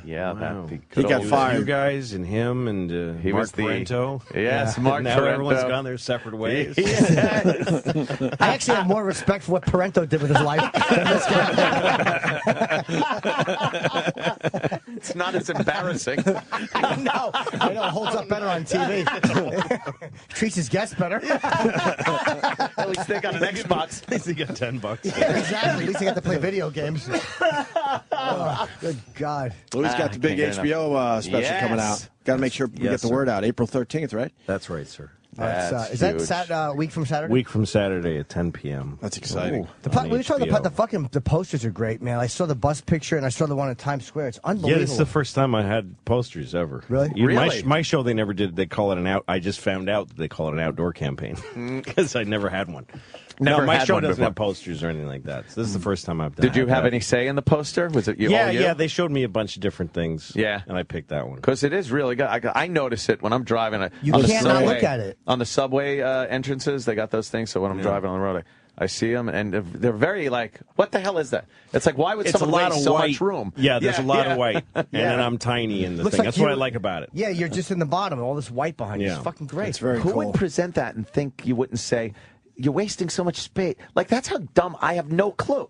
Because obviously it works. HBO has a great design department. Yeah. I don't know. No, it's really smart. Like, no, you need a lot more shit in there. See, I would have put Louis with a bunch of redheaded guys and then had him put his hands up like, what the heck? What am I going to do? Guess I'm just one of these kinds of guys. Hey, that's a good idea. Can I steal that? I'm going to use that in promo on my next show. That's brilliant. Yeah, but you can't not look at it. All that white and just you at the bottom. And I first saw it on a bus and I was like, that is fucking great, man. Yeah. I just hope the special doesn't suck. No, well, come on. I'll find out on Saturday. I'm sure it's good. I saw a moment of it. Well, but that's what everybody said about every shitty special ever. Yeah. Oh, I'm sure it's great. It's got to be good. It could easily suck. It's totally possible that it sucks. Well, the managers or friends have never said that about a special. Like, I shot a special. Yeah, it's probably shitty. Your friends never say that. Jimmy just filmed his in Boston. We went up there for that. How did it go? It went really well. Somerville Theater? Yep. You actually made me feel better because I was so panicky about the fucking lack of smoke. And I asked Louis, because that's what they do to get like lighting a certain way. And I'm like, dude, I can't use smoke. And he's like, well, I've never used it. It's so much Never used it once. And that actually is the only thing that made me feel better. I meant to write you and tell you that. The only thing that made me feel better about it was him saying... Well, that's because the people that are into the photography of those things, they fill the room with smoke so that it has more atmosphere, and it's a giant waste of money. It's stupid. And you don't the look it gives doesn't mean anything, right? Doesn't mean anything. I never did it. I've done 5 of these now. Never did it. Well, Nicolas Cage gave you some advice, too, about the smoke, didn't he? Oof. No. I don't know that part of our business. He just blew me off completely. He was on a plane sitting right next to Nicolas Cage. Yeah. Trying. And you asked him if you should use a smoke machine? Yes. I was just saying. Yes. Here's what that was. Louis fucking laughing his balls over Jimmy's dumb question. I know. Believe me, I would have had more respect for myself if I asked Muhammad Atta that on a flight.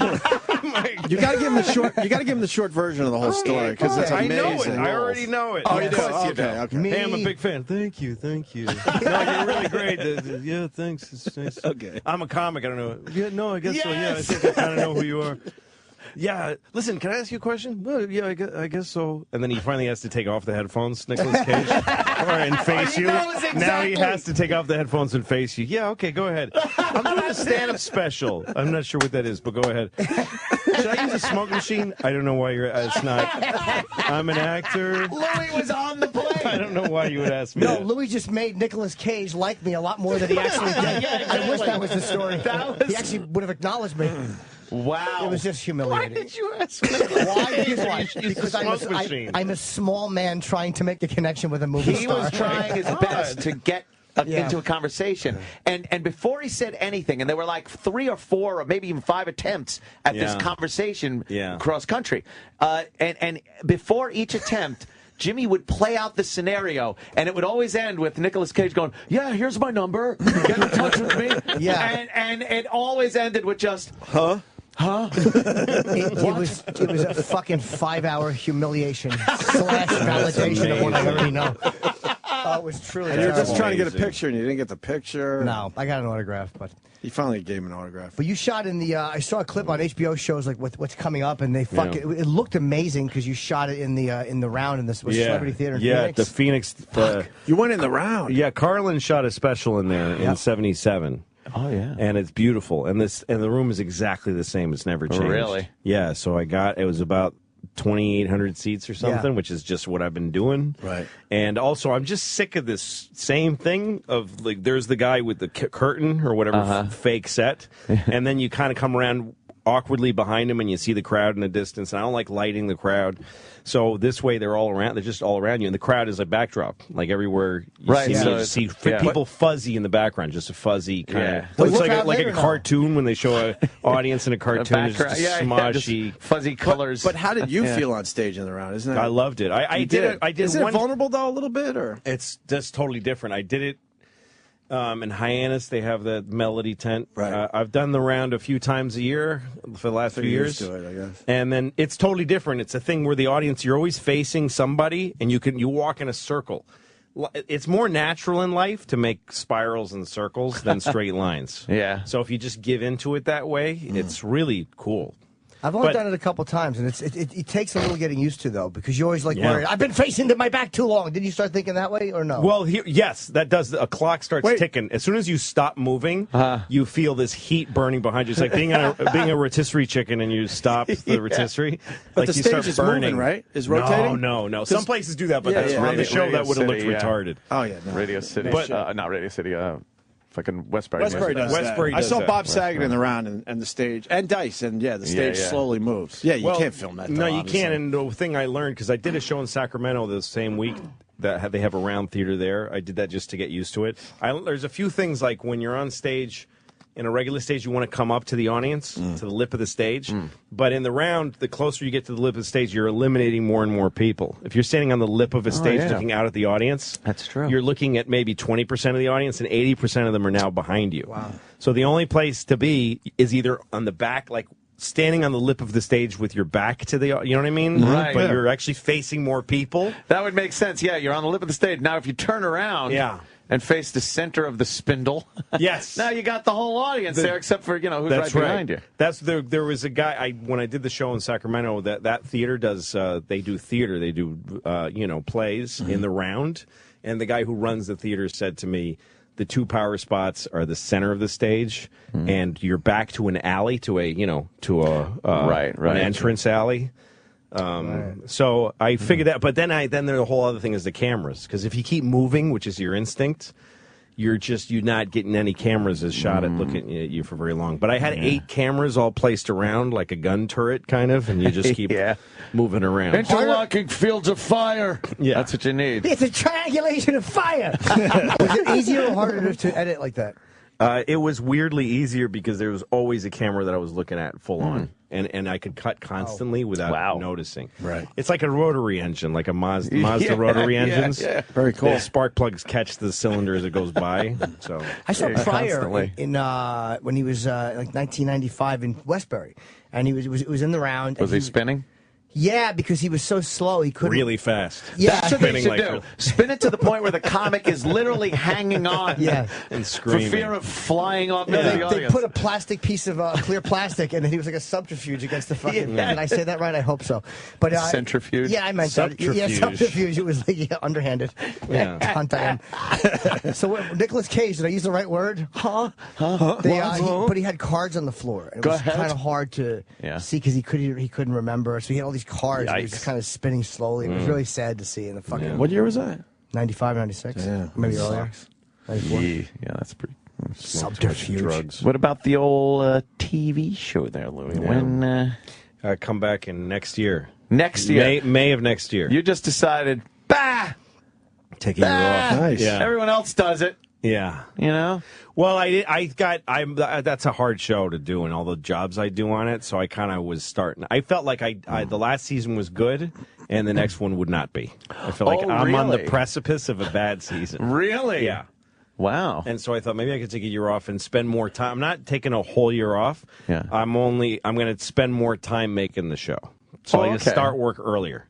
But I had to hit a reset button. Also, the shows, even though the show's not seen by that many, it's still a small show, you know. It's the frenzy about it and the awards and all that stuff. Yeah. It wasn't good for the health of the show to me creatively. I needed a year off from that. Wow, yeah. In order to keep doing the show right. That takes balls. Did you get any flack from the They people sure that want didn't you want. to... I mean, they're building like a whole thing. The show started kind of a whole comedy thing for them, and then I had lunch with the president of the network. Yeah, he didn't know why. I'm taking him to lunch, and we're both having a great lunch, and I'm like, I'm about to make his face change. It's a weird feeling. Oh, man. So here's what I was thinking. Oh, boy. And you don't want to leading up to it, and I'm seeing his behind his eyes going, what does this mean? And so I kind of got. So what I'm saying is I need to take a year off. And then I watched him take that, and he's a really, courageous and great guy, John Landgraf. So he, okay. You mean in the show, your character is going to take a year off? We're doing an episode about taking a year off. Take a year off. I love it. I love it. No, see. Yeah. But so I got to do it. Yeah. You should have waited, like given him a worst option first. Yeah. Like, you know what? I don't want to do the show anymore. Yeah, I kind of want to quit and just get out of the business. I'm tired of it. Yeah. Like, what? All right, maybe I'll just take a year off. All right, fine. Also, I had no idea. You don't know with these people. It might have been that he would have said, maybe you shouldn't come back. He might have said, don't. Who knows? They play their hand. So it was tricky, but they were really supportive about it. I want to bring it back as a musical like Cop Rock. Yeah. And then they go, no, I'll take a year off. Yeah. And I'll have some ground to make up. People won't care as much, and the network won't care as much. So, I don't know. I think that'll be a tremendous, like a triumphant, not triumphant, but like he coming back. Like The Sopranos took over a fucking year every time. People take years off, and when you do it, it feels like this thing. But then once it's over, it doesn't feel like anything to anybody. Nobody cares anymore. Right. It's just television. So it's not like I'm the police department taking a year off. It's just a fucking TV show. Right? So we just feel like it'd be amazing. We just feel like we need a little. We're going to do something else for a year. So everybody, just good luck. And try to be good to each other. Keep your doors locked. Call the fire department if you really need somebody. No, they took a year off too. But yeah, and then but now I'm really hungry to get back, and I miss it a lot. So I hadn't felt like that. Are you writing though during the? I'm trying not to write at all. You're trying not to just do anything. Not even think about it. As far as the show goes, it's a thing I've learned to do is to think like a farmer or something. Like just take. You don't want the to, shit out of the ground yet. But you got to rotate your crops and keep the soil, or you'll have a dust bowl. But being a creative guy, doesn't something pop in your head? You're like, oh, wow, that'd be a great episode. If I have a germ of an idea like that, I email it to myself with the heading show idea. Right. So I have a bunch of those. And then just leave it alone. And then I leave it alone and don't develop it. And I've just been doing, and then I've been concentrating on the stand-up. It's something I learned about sharks at an aquarium with my kids. Sharks can't stop moving. Right. Yeah. You know why? I only kind of figured that out. They don't have those moving gill They don't have moving parts gills. that They can't. They can't they push need the water. actual water to go in their mouth and out their gills, so That's they got to right. keep moving forward. Yeah, it would be like if you didn't have lungs that expand and you needed to just walk and have Right. like just have air If your come. leg motion controlled your diaphragm. You'd have to bend over and run to get air to come what a in. horrible design. Oh, to put fucking air in your mouth. Like a scoop. Like a hood scoop. Oh, sharks suck. So they're really dumbly designed. So they even if they stop moving for a second, they start choking. Yeah. So, Wow, but they need to sleep just like every neurological thing needs to sleep. So they Yeah. sleep their brain in sections, in quadrants. They sleep like a quarter of their brain here, like a quarter Jimmy. of their brain. There's stuff you can catch. Sometimes you'll see a shark. I mean, I've never seen a shark, but you could happen upon a shark who's asleep. Yeah. And he's not looking at you. He's Oh, just man. only doing motor skills, whatever it is. And then he wakes up. Would he go right by you if he was sleeping like that? Or would he? I don't know there? that much about it. Okay. I just want. There's only one follow-up question. He might. Let's go. Let's get nudge him. Could you put sleepy shark into Google? I want to see So- this video of a sleepy shark. Okay, so I figured out, I had this idea, okay, if you sleep certain sections of your brain, like you just shut down, because I'm always overworked. Right. So I thought if you have the discipline to not think about certain things, to not use certain, don't do any logistical scheduling stuff for several hours. Don't even think about it. Only think about this thing that you're doing, and then you swap it out. So the show is gone from my head for like this whole several months, and then when it comes back, it'll be very rested. But meanwhile, I've been doing a stand-up special. Right. I'm working really hard, but not at the show. Don't you feel like I'm always afraid if I get an idea and I don't write it immediately, that I'm going to look at it the next day and hate it? Like I go back over certain ideas and I'm like, oh, you fucking stink. Like if I don't write it out in that moment, I panic that I won't feel that same emotion for it. Some stuff is like that, I think, but I don't write properly like for stand-up unless I'm on stage. I can't come up with stuff, so I don't, and I avoid thinking about that till I'm going to be on stage. So you don't want to see my notebook in parentheses where I say funny face. It would be a stroke of luck if some guy coming up with a new show found Louis' email and all these ideas for Louis' show. It's like, This show's great, critically acclaimed. That would suck. How are the kids, man? They're great. Yeah? They're great. I took them to school this morning, and they're good. We just had spring break, and we had Easter, and I had all their friends over for Easter. Right. They're still at the Fucking edge with 15 coloring the eggs kids and over. everything. Huh? Yeah. Yeah, Easter bunny and all that. You like doing all that stuff? Yeah, I don't like special occasions. I No? like daily life. Right. That's more important. You know what I mean? The Like I don't day-to-day shit. the thing with the gifts and the thing, all that. Christmas is really something, but it's stressful. Huh. But I like the Incredibly. daily life, Yeah, like those- I've had girlfriends that didn't. I don't want to. I don't make everything about Valentine's Day and birthdays, but I'm very generous, and give them a lot of stuff. Just be nice all the time. Yeah. Are the kids annoyed at how famous you're getting? Yeah, because people come up to me when they're with me, and they hate that. They do, And right? now I'm on buses and shit, and that's weird too. They don't mind that; they think that's funny. Right. But yeah. Do they roll their people eyes a walk lot? Up to me.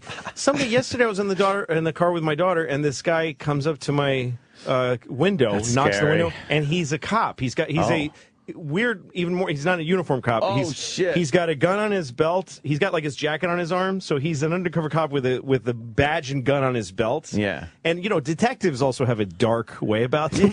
Yeah. And he knocks on my window, and I'm like, Louis what the CK? fuck? I don't know what. And I roll that when he goes, "You're fucking hysterically funny. You're fucking hilarious." And then he looks in the back seat, and goes, "Oh, I'm sorry." But yeah, they get annoyed because nobody has any respect for them when if I'm talking to one of my kids, people walk stand Right. between us, Yeah. and say, "Can I have a picture with you or something?" Yeah. How do you handle that? I just say, "No." Oh, Jimmy. I used to be apologetically no. You know what? No. I'm sorry. But now I go, no. Like, why would you ask me? No. I'm way meaner Fuck, than I you saw think. Louis CK. No. I saw Louis CK today. What a fucking dick. Yeah, let him say. I bet That's a what lot I of people go home I like that. decided that's you don't that's care. okay with me. I decided that's the worst case scenario. Fucking great. God, that's Met real him fame. once. Damn. He's a dick. Really? Yeah. Why? I asked for his picture and he didn't give it to me. all right, well, I guess he's a dick. So what Like, was? No one ever asked, like, what was the situation? Yeah. Well, he was talking with his kids. Yeah, his daughter's crying, and he's putting a Band-Aid on her knee. And I took her leg out of his hands and threw her across the yard and said, "Can I have a picture?"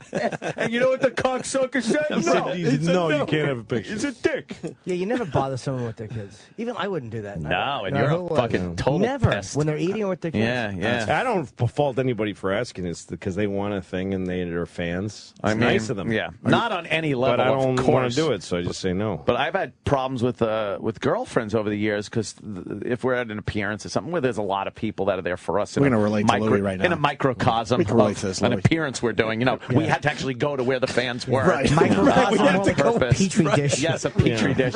But like girlfriends would get kind of like. I mean, they know that they're there to see you and shit, but they completely ignore them. They'll step with their back Yeah, and like that's what back people do into that. them to That's get. what people do. They'll to push get them right out. in between you and it's very disrespectful and Yep. yeah. Well, in that case, you're at work. You're literally at a job. That's true. Yeah. So they should just should shut the go fuck get up. a drink in a corner and Deal wait till with you're it. done. Yeah. Hey, bitch, this is my fucking Well, you livelihood didn't have you're to, dealing with. You didn't have to call her Oh, names. right. Just, Yeah, just tell her. Well, Just tell her that she probably was. Stupid. I think we all. I think we all need an update on the boat. Will you be boating this summer? I need to know. So the boat they got dug out of the pile. Yeah. It was heavily damaged. There's a lot of holes in the fiberglass. And the running, it sat on its running gear in a parking lot. You know, the running gear, the propellers are so very carefully honed. It's like a musical instrument. So it just sat on them with all its weight. It's not supposed to be like that. So it's going to take some of the warm season to fix it. I mean, I got insurance money, obviously. The boat was only a couple months old when it happened. So it'll be restored to full strength, and then I got to sell it. Oh, really? Because I got another one. Did you? Oh, you know what? Guaranteed, it wasn't big enough. Great. No, I went got a bigger? bigger one. Yeah, of course. You never get I a own smaller two boats boat. now. I own two boats. Great. Yeah. You should take it out in fucking Amity, Long Island. What size is It's the new one? 42 feet. 42. Yeah. And you're gonna pilot this thing. That's right. Yeah. It's a big fucking boat. That It's is a big boat. Big 42 is a big fucking It's a trawler. It's easier to manage because it's a trawler, so it sits in the water. It's not it's a displacement boat. It's not a planer. It doesn't plane up on the water. Right. So it just plows through Plows things. through Yeah. shit. Does it have a And, big high fly bridge on it and everything? Yeah, it's got a fly bridge. It's got a huge tank. I mean, I could take this thing down to probably to Maryland somewhere for one tank of gas. I could take it all the way to an island somewhere. Yeah. It would just take a long time. It's slow. Much slower. Can you go out into the open ocean with that, though? Is that big enough? Yeah, you Fuck can. yeah. I mean, the open ocean for us landlubbers, we think of it as just this one big, but there's all kinds of areas, and you have to. I could go to Martha's Vineyard or something. I'm going to try this summer. Okay, very cool. that's that good first foray into That's right. open water. Sure, yeah. That's right. Like cruising that It worked isn't. out great for fucking JFK. That's right. That's right. You're doing great. Take it around the fucking Hudson a couple times and go home. Take the ferry. Exactly. What's the matter with you? I think that's great. Is Fucking it terrifying. just for pleasure boating, or do you fish or anything? I don't fish or anything. I just really like being on it, and this one has more livability. So Yeah. Nice. I'm probably sweet. gonna. I figure that where I'll be with the writing of the show, the first 2 weeks of July I have off, so I'm gonna take like a floating writers retreat and just live by myself on the boat and go up the river. You can take a boat up the Hudson River to like the Great Lakes. And all the way to Canada, and it's called the Great Circle. You know how jealous I am? That's one thing I want to do. I think Lewis and I really Clark wanna proved do that. it. Yeah.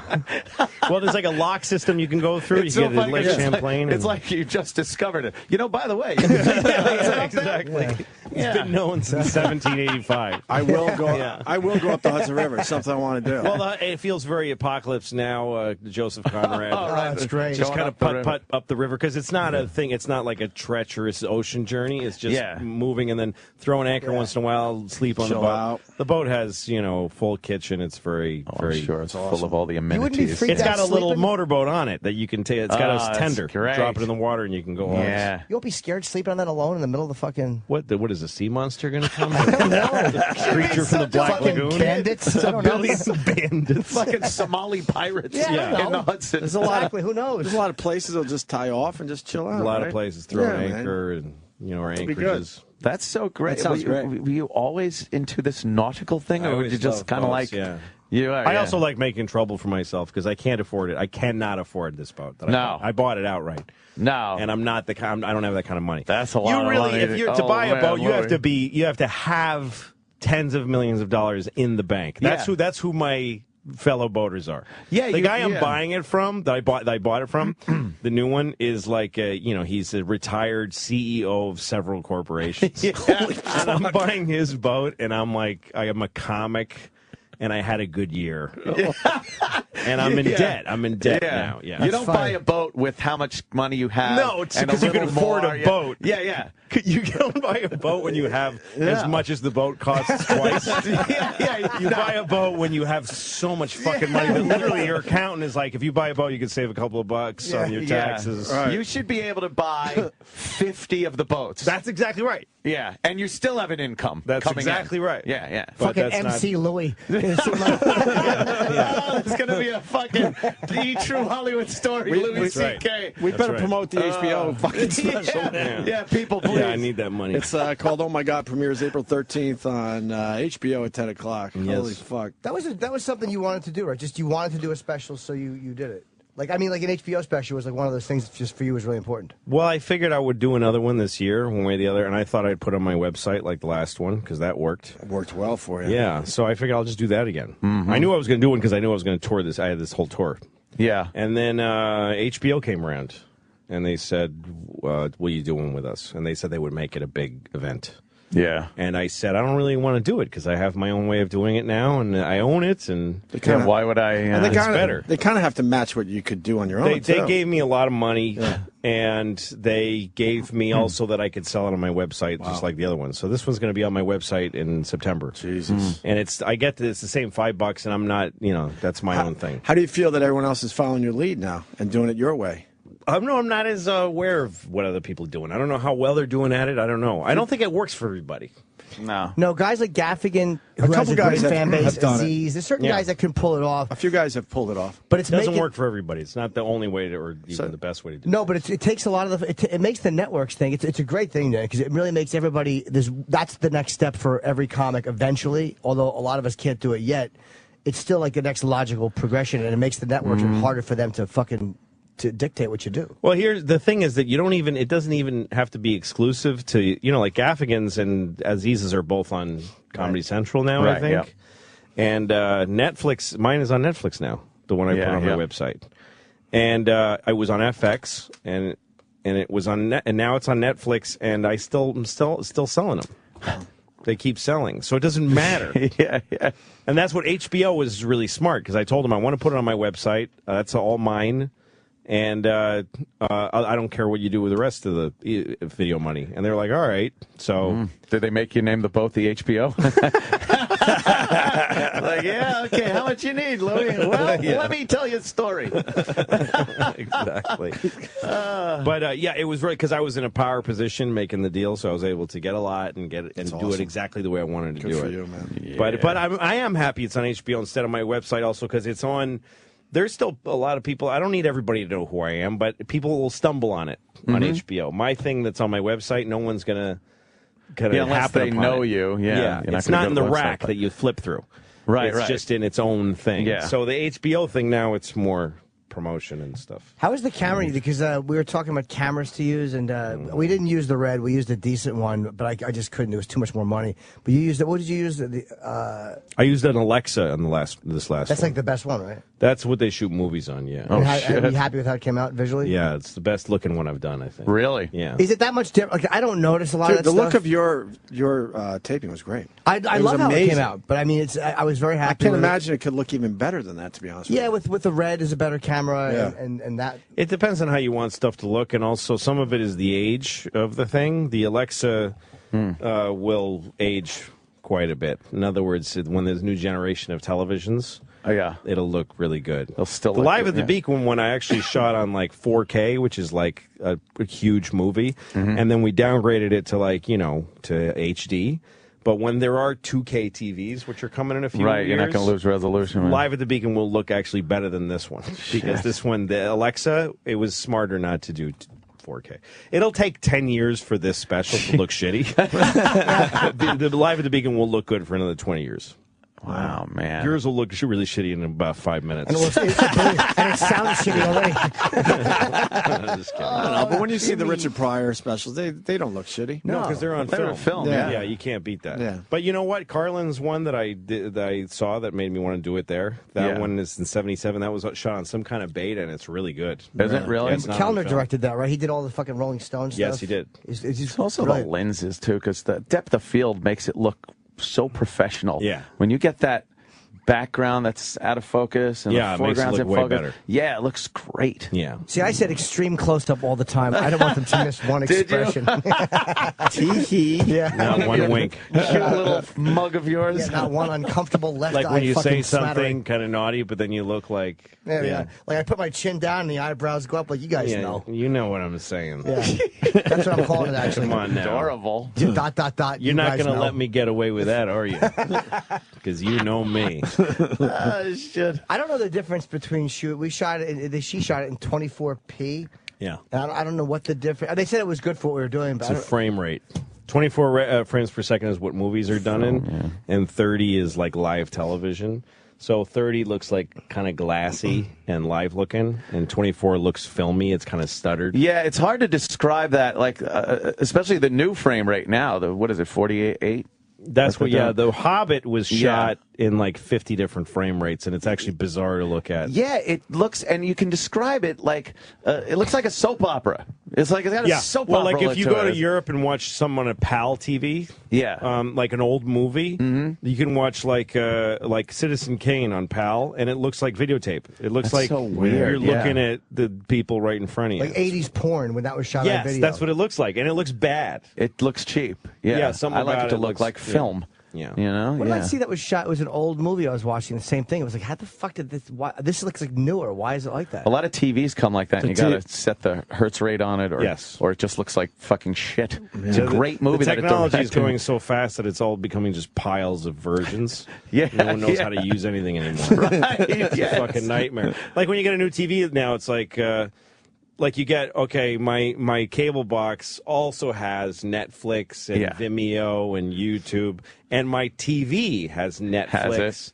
And Blu-ray my player. Apple TV has they're all Apple on TV, everything. my fucking Xbox, everything Yeah. I have has everything I have. Yes. Yeah. It's a fucking mess. Like it's a train wreck. What do you?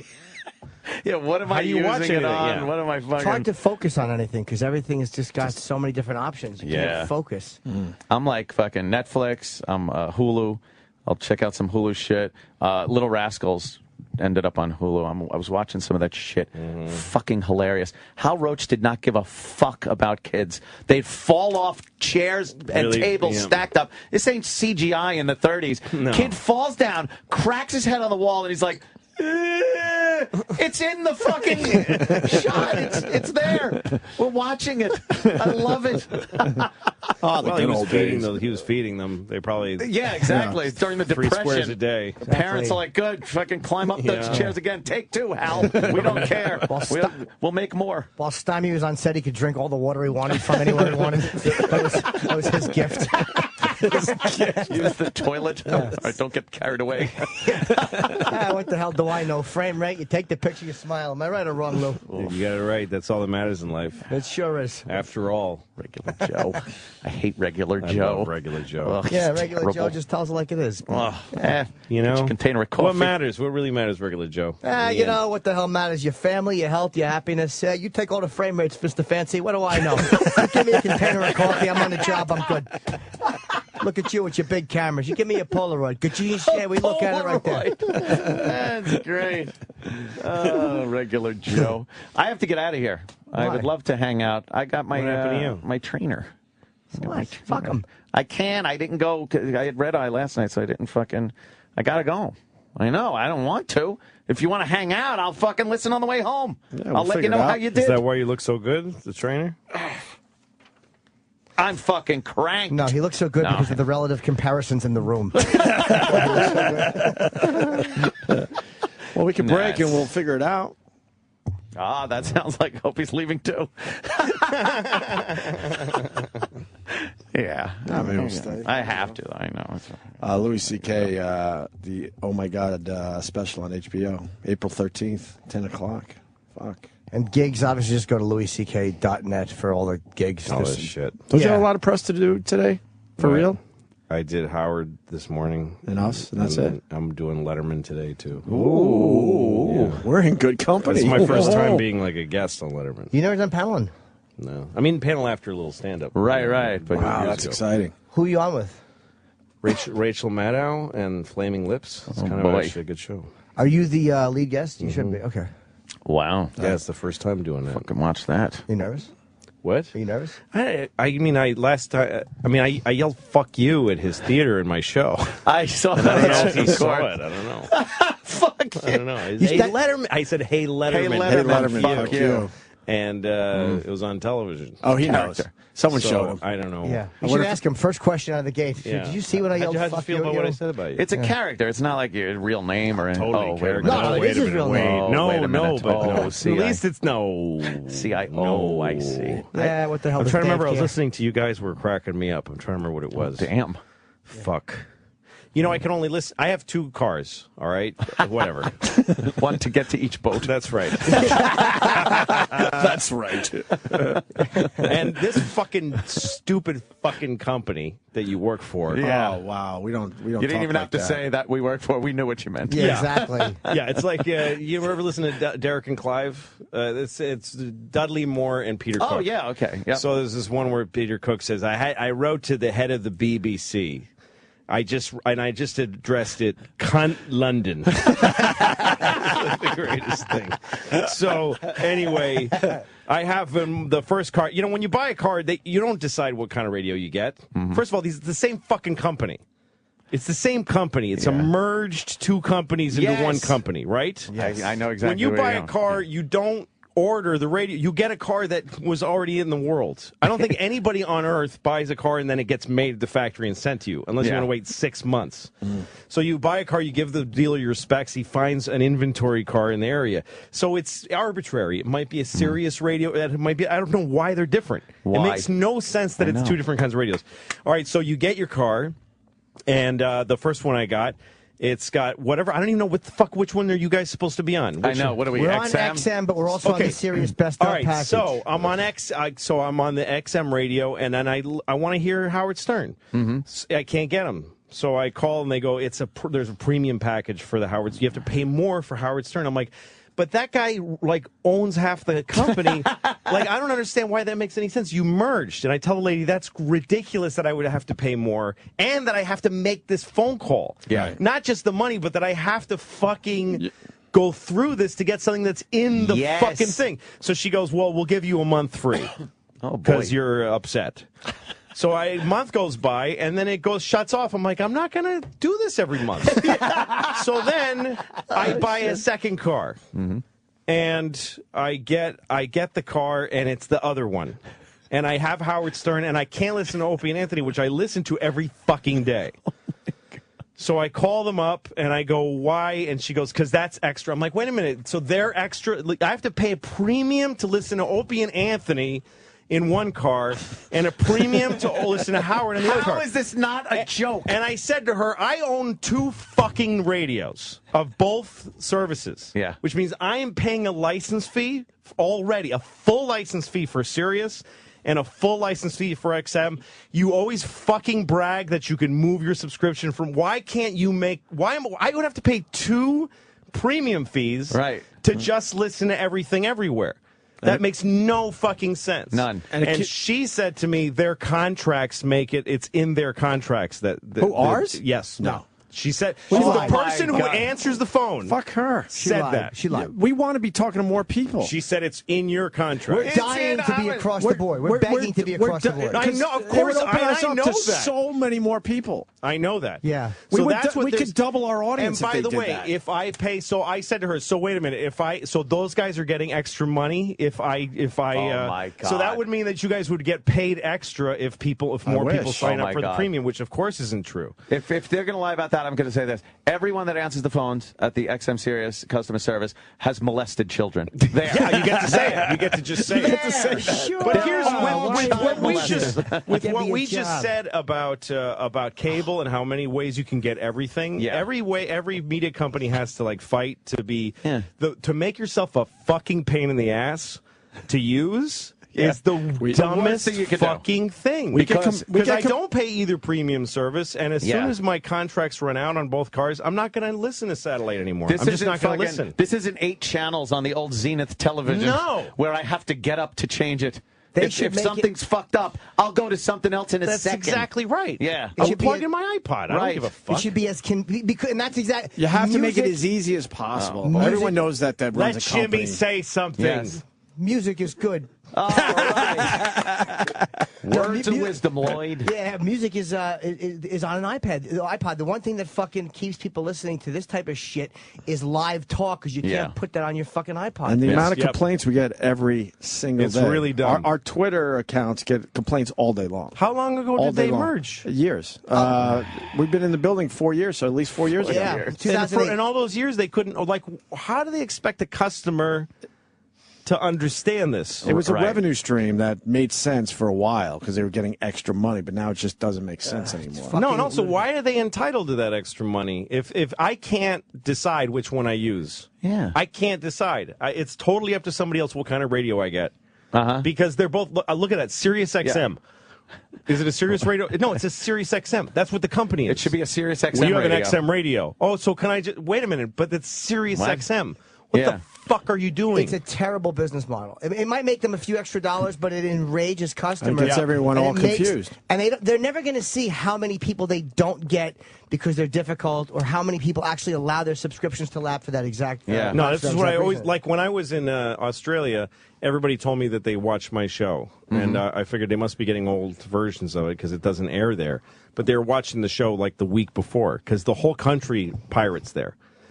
Here, weirdos kind of pirate. There's not that many people that pirate here. Yeah. But in Australia, moms and dads pirate video because we're not letting them buy it, because we're keeping it from them. We have shows that have been on the air here for like 3 years, and we won't even give them, if they're given the option, like everybody in the world is like, take my fucking credit card and just let me have the thing and I'll pay. But if you're going to be a pain in the ass, fuck you. I can steal all of it. So the whole country of Australia rips TV. And I learned this, so when I put my Beacon special, one of the big important things to me was that it was globally available right away. And they're happy to buy it, right? So I told FX they should sell my show on my website. And they said that we can't do that because we can't let other countries see it before. Oh, boy. And what they're doing, all those companies, and this piece of shit fucking company that we're talking on right now, is they're keeping money out. It's a cage. It's keeping money out. It's not keeping it in. Right. They think they're keeping money in, but they're keeping it out. Yeah. By the way, what you just said, that should be a fucking infomercial for Sirius XM. It's fucking enraging how they don't see that. Why would they do it that way? It makes no sense. So you know how long companies are doing business the same way before you decided to put something on your site and do it differently. It's like nobody wants to do anything differently until someone does it, and then everyone goes, oh, that's Imagine the way having to buy a different TV for Fox News, Fox, FX. No. No, you got to buy a different TV that gets that. And then you got to pay a premium. The way radio and TV got so big was that there was nothing you had to do.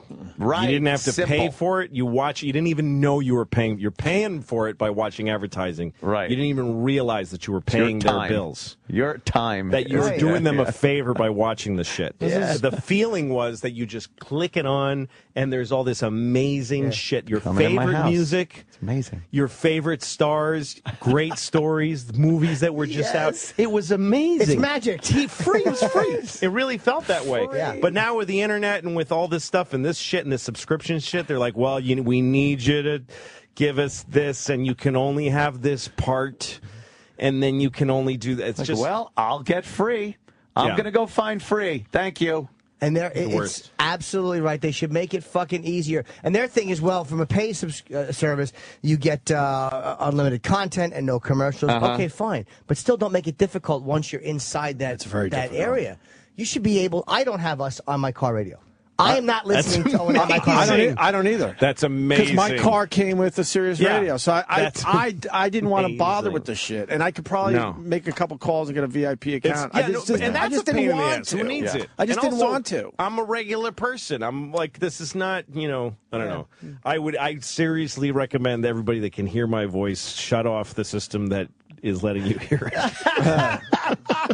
it. We hear this shit every fucking day from our listeners. And then the listeners that are hardcore and they understand that they need to pay for this service to keep us alive, they get so frustrated and go, look, I tried, but I'm just going to get it for free somewhere. And it's offset by the people who are paying for the other one. Right. That's the thing that's crazy about it. Once I had 2 cars, I'm like, wait a minute, but I'm paying to have both. You nailed it, because I have an XM radio in my house, but there's Sirius channels I kind of like now, and I go, oh, that's right, I can't listen to them in the fucking house. Football. What the fuck? Right. You're so right. No, have everything, and that's how you're a real competition to radio. Make it fucking easy as possible. That's the first rule of business. No, all companies that do I had a gym membership downtown at a place called the Printing House Gym. And it was fun. How'd that work out for you? It's a nice, quiet gym like nobody ever went there. Should go to David Barton's. So one day they said it's going to be Equinox. That we're turning into an Equinox in 2 months. And I said, what do I have to do if I don't? Because I was moving. I said, do I have to do anything? Because I don't want to be an Equinox. And they said, no, just don't sign up. You have to sign up. It's double the fees, all this stuff. But you have to sign up if you want to keep coming. You have to rejoin. So I said, fuck it. And I left. And then a year later, I look at my credit card statement for the first time in a year, and I've been paying Equinox, who I never signed anything. I never been a member of Equinox. I've been paying Equinox a membership fee that was double my fucking other gym fee for a year. And I talk to my accountant, and he goes, they do this all the time, and it'll cost, it's $1,000. The $1,200 they owed me. But go try to get it; it'll cost you more, and they know that, right? Yes. So then there's an Equinox near my new apartment. So I thought, you know what? I call Equinox and I go, listen, you stole $1,200 from me.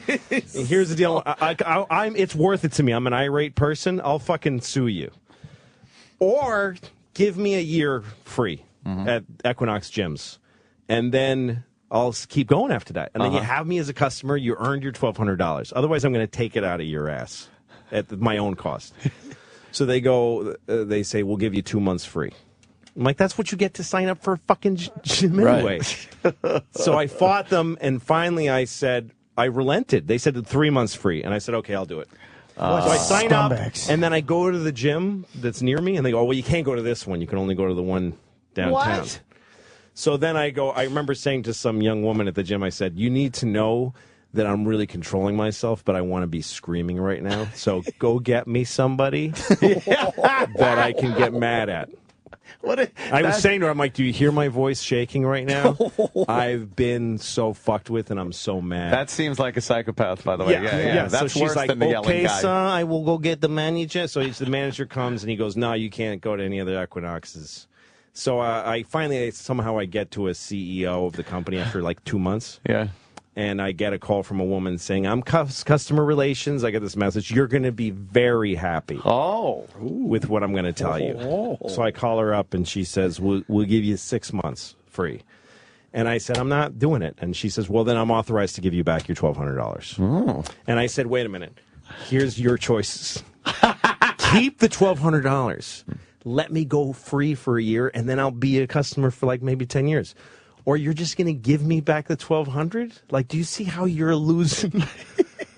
Does that make any sense to you? She goes, that's all I'm willing to do. Stupid. Wow. What fucking gave me back the money. cocksuckers. Just dumb. That is dumb. Dumb. Bad business. How do you not attack them on Twitter? I mean, that's over. That's what I was threatening to, but I don't. I love doing that. I feel there's a weird. That's scary to me. But you know what? You're voicing what a lot of people can't voice. That because everyone, if they're fucking with a guy on your level, this shit company doing this, they fuck with everybody, and they're used to no consequences. They're used to nobody being able to talk to 2 million people and go, these people suck. But man, when their phones start ringing, then they go, oh, there's a consequence for shitting on people individually. It's a I really always that's fair why, but that's system. why I get angry. Like I could fix my XM Sirius problem by talking to somebody here. They gave me one of these things today. I'm not gonna. I'm not even gonna fucking use it. I got nothing to do with it. Fucking, it's a year free subscription. I just ripped into pieces. Because I it's in an shouldn't. envelope, and you still have to do something. I shouldn't Call have this that, number, but I shouldn't need that Of in order to get good course. service. They should just say, as a "What's your-" human being in America, I should have better service. Than They that. should have just said, "What's your ID number?" and we'll take care of everything. Not give you an envelope with more instructions. No. Why can't you go to different equinoxes? That's going to annoy me all day. No, that's I'm not. I will have nothing to do with them anymore. That's fucking enraging. What a dumb company. Because they probably Really have stupid. something where you pay $20 extra a month, then you could go to more. But I had already equinoxes. been fucking stolen from, which they acknowledged because they gave the money back. Right. Which means they acknowledged that was ill-gotten goods. What fucking pricks? But this is how. And I was offering them a solution that go ahead and you stole the money, but why not? But that to me is a better way than I would ever handle it. Like just to actually course. just to have the wherewithal to go, you know what, fuck it. I will take 3 months. Let me just work out. Like that's the most reasonable thing I can think of. You just wanted to go to different gyms, and these cocks, they won't bend. They won't bend. Yeah. Fuck Well, you learn Equinox. I that didn't like you learn the that gyms kind of anyway. shit from directing and stuff because you have problems you have to resolve, and sometimes people fuck you, and you have one choice: you could get all your anger out and be stuck with the problem. Yeah. Or you calmly say to somebody, "This is totally counter to what I'm renovating this house, and this guy did something completely wrong." So I tell him none of this is what I wanted, and I hear him get confrontational. It's what you asked for. Hey, I'm certain that's not what I asked for. Yeah, this is what I wanted. Well, I'm not. I don't do that. And I said, let's just tell me how it gets fixed. Forget who pays for it. Just tell me what you would do now as a solution, right? Yeah. To fix it. Well, I'd have to change this and that and this and that. Okay, what else? And then he tells me the whole thing, and I go, that sounds good.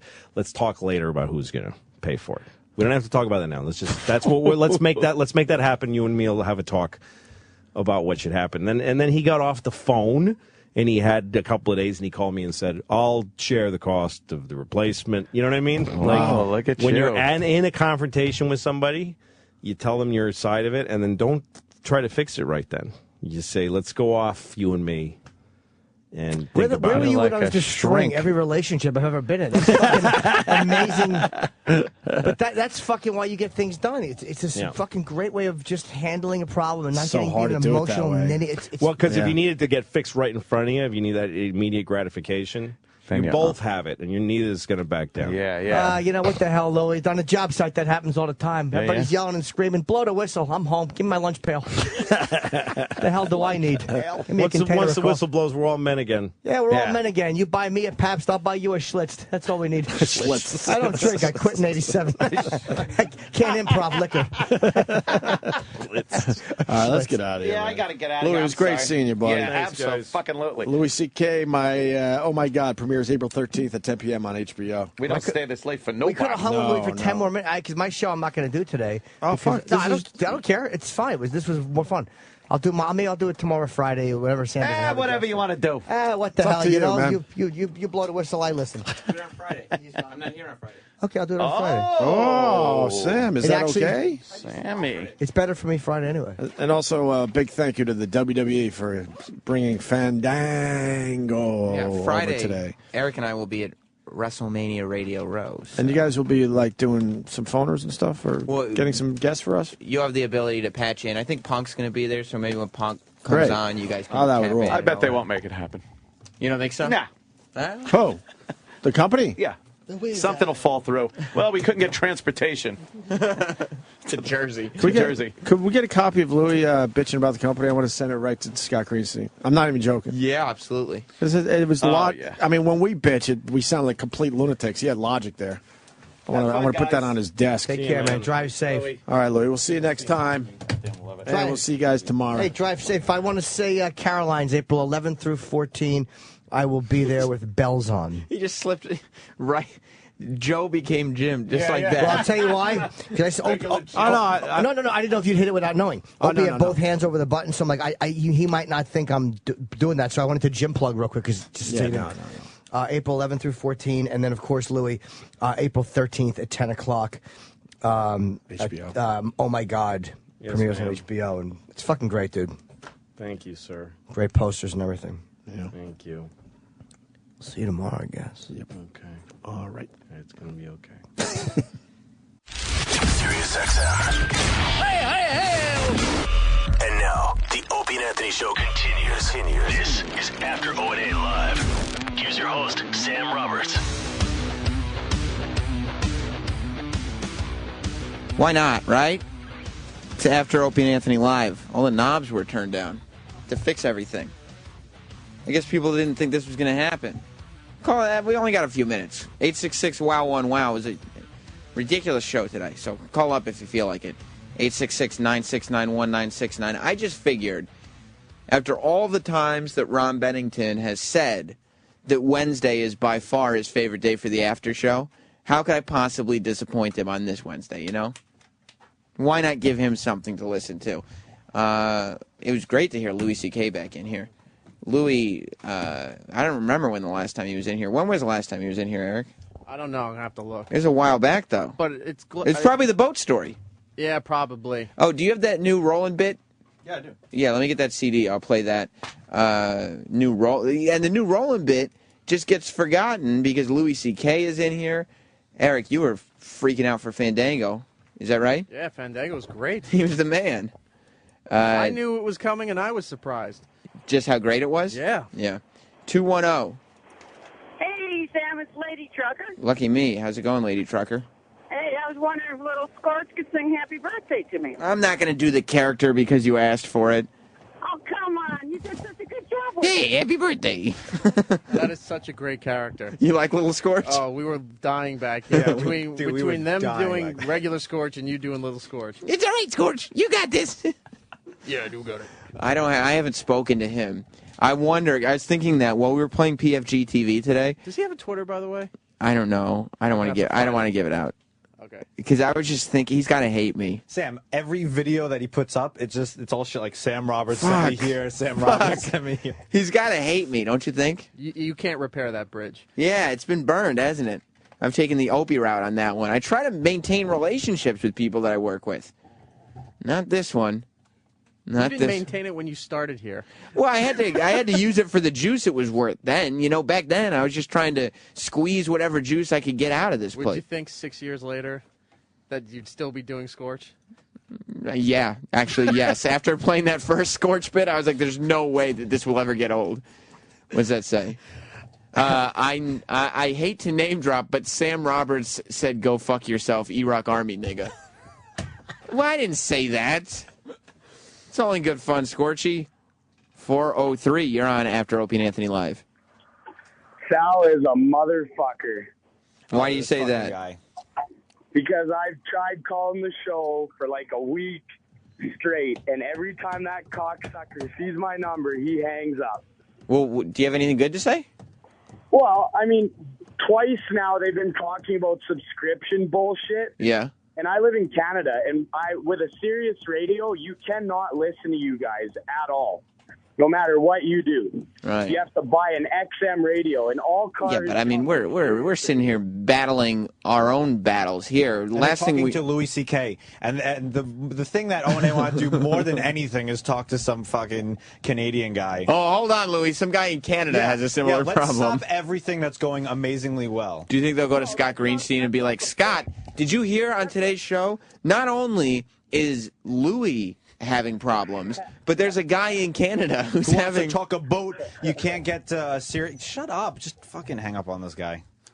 Sal, you're a cocksucker. Yeah. You get mad at the callers. Fuck you, Because Sal, you're a little I'm bitch. trying to. Yeah, all right. That was fantastic. Sal's a little bitch. Ouch. And I'm just you're sitting there, and O&A are talking How about often things. do callers get mad at you? Do Every people day. yell at you in there? Every day. Like they're like, fuck you, Sal? Every day. Remember how we used to comment about how Troy handled the callers? Oh, God, Troy was Right? the worst phone screener. I've seen traces of Troy in Sal now. It's just something about that position turns you into this. You slowly go insane. Travis did it. Don't nod your head, you intern. You've been here for 2 weeks and a cup of coffee. What do you mean overtime? You don't know what addresses is correct. You don't know what happens over time. You haven't been here for any time.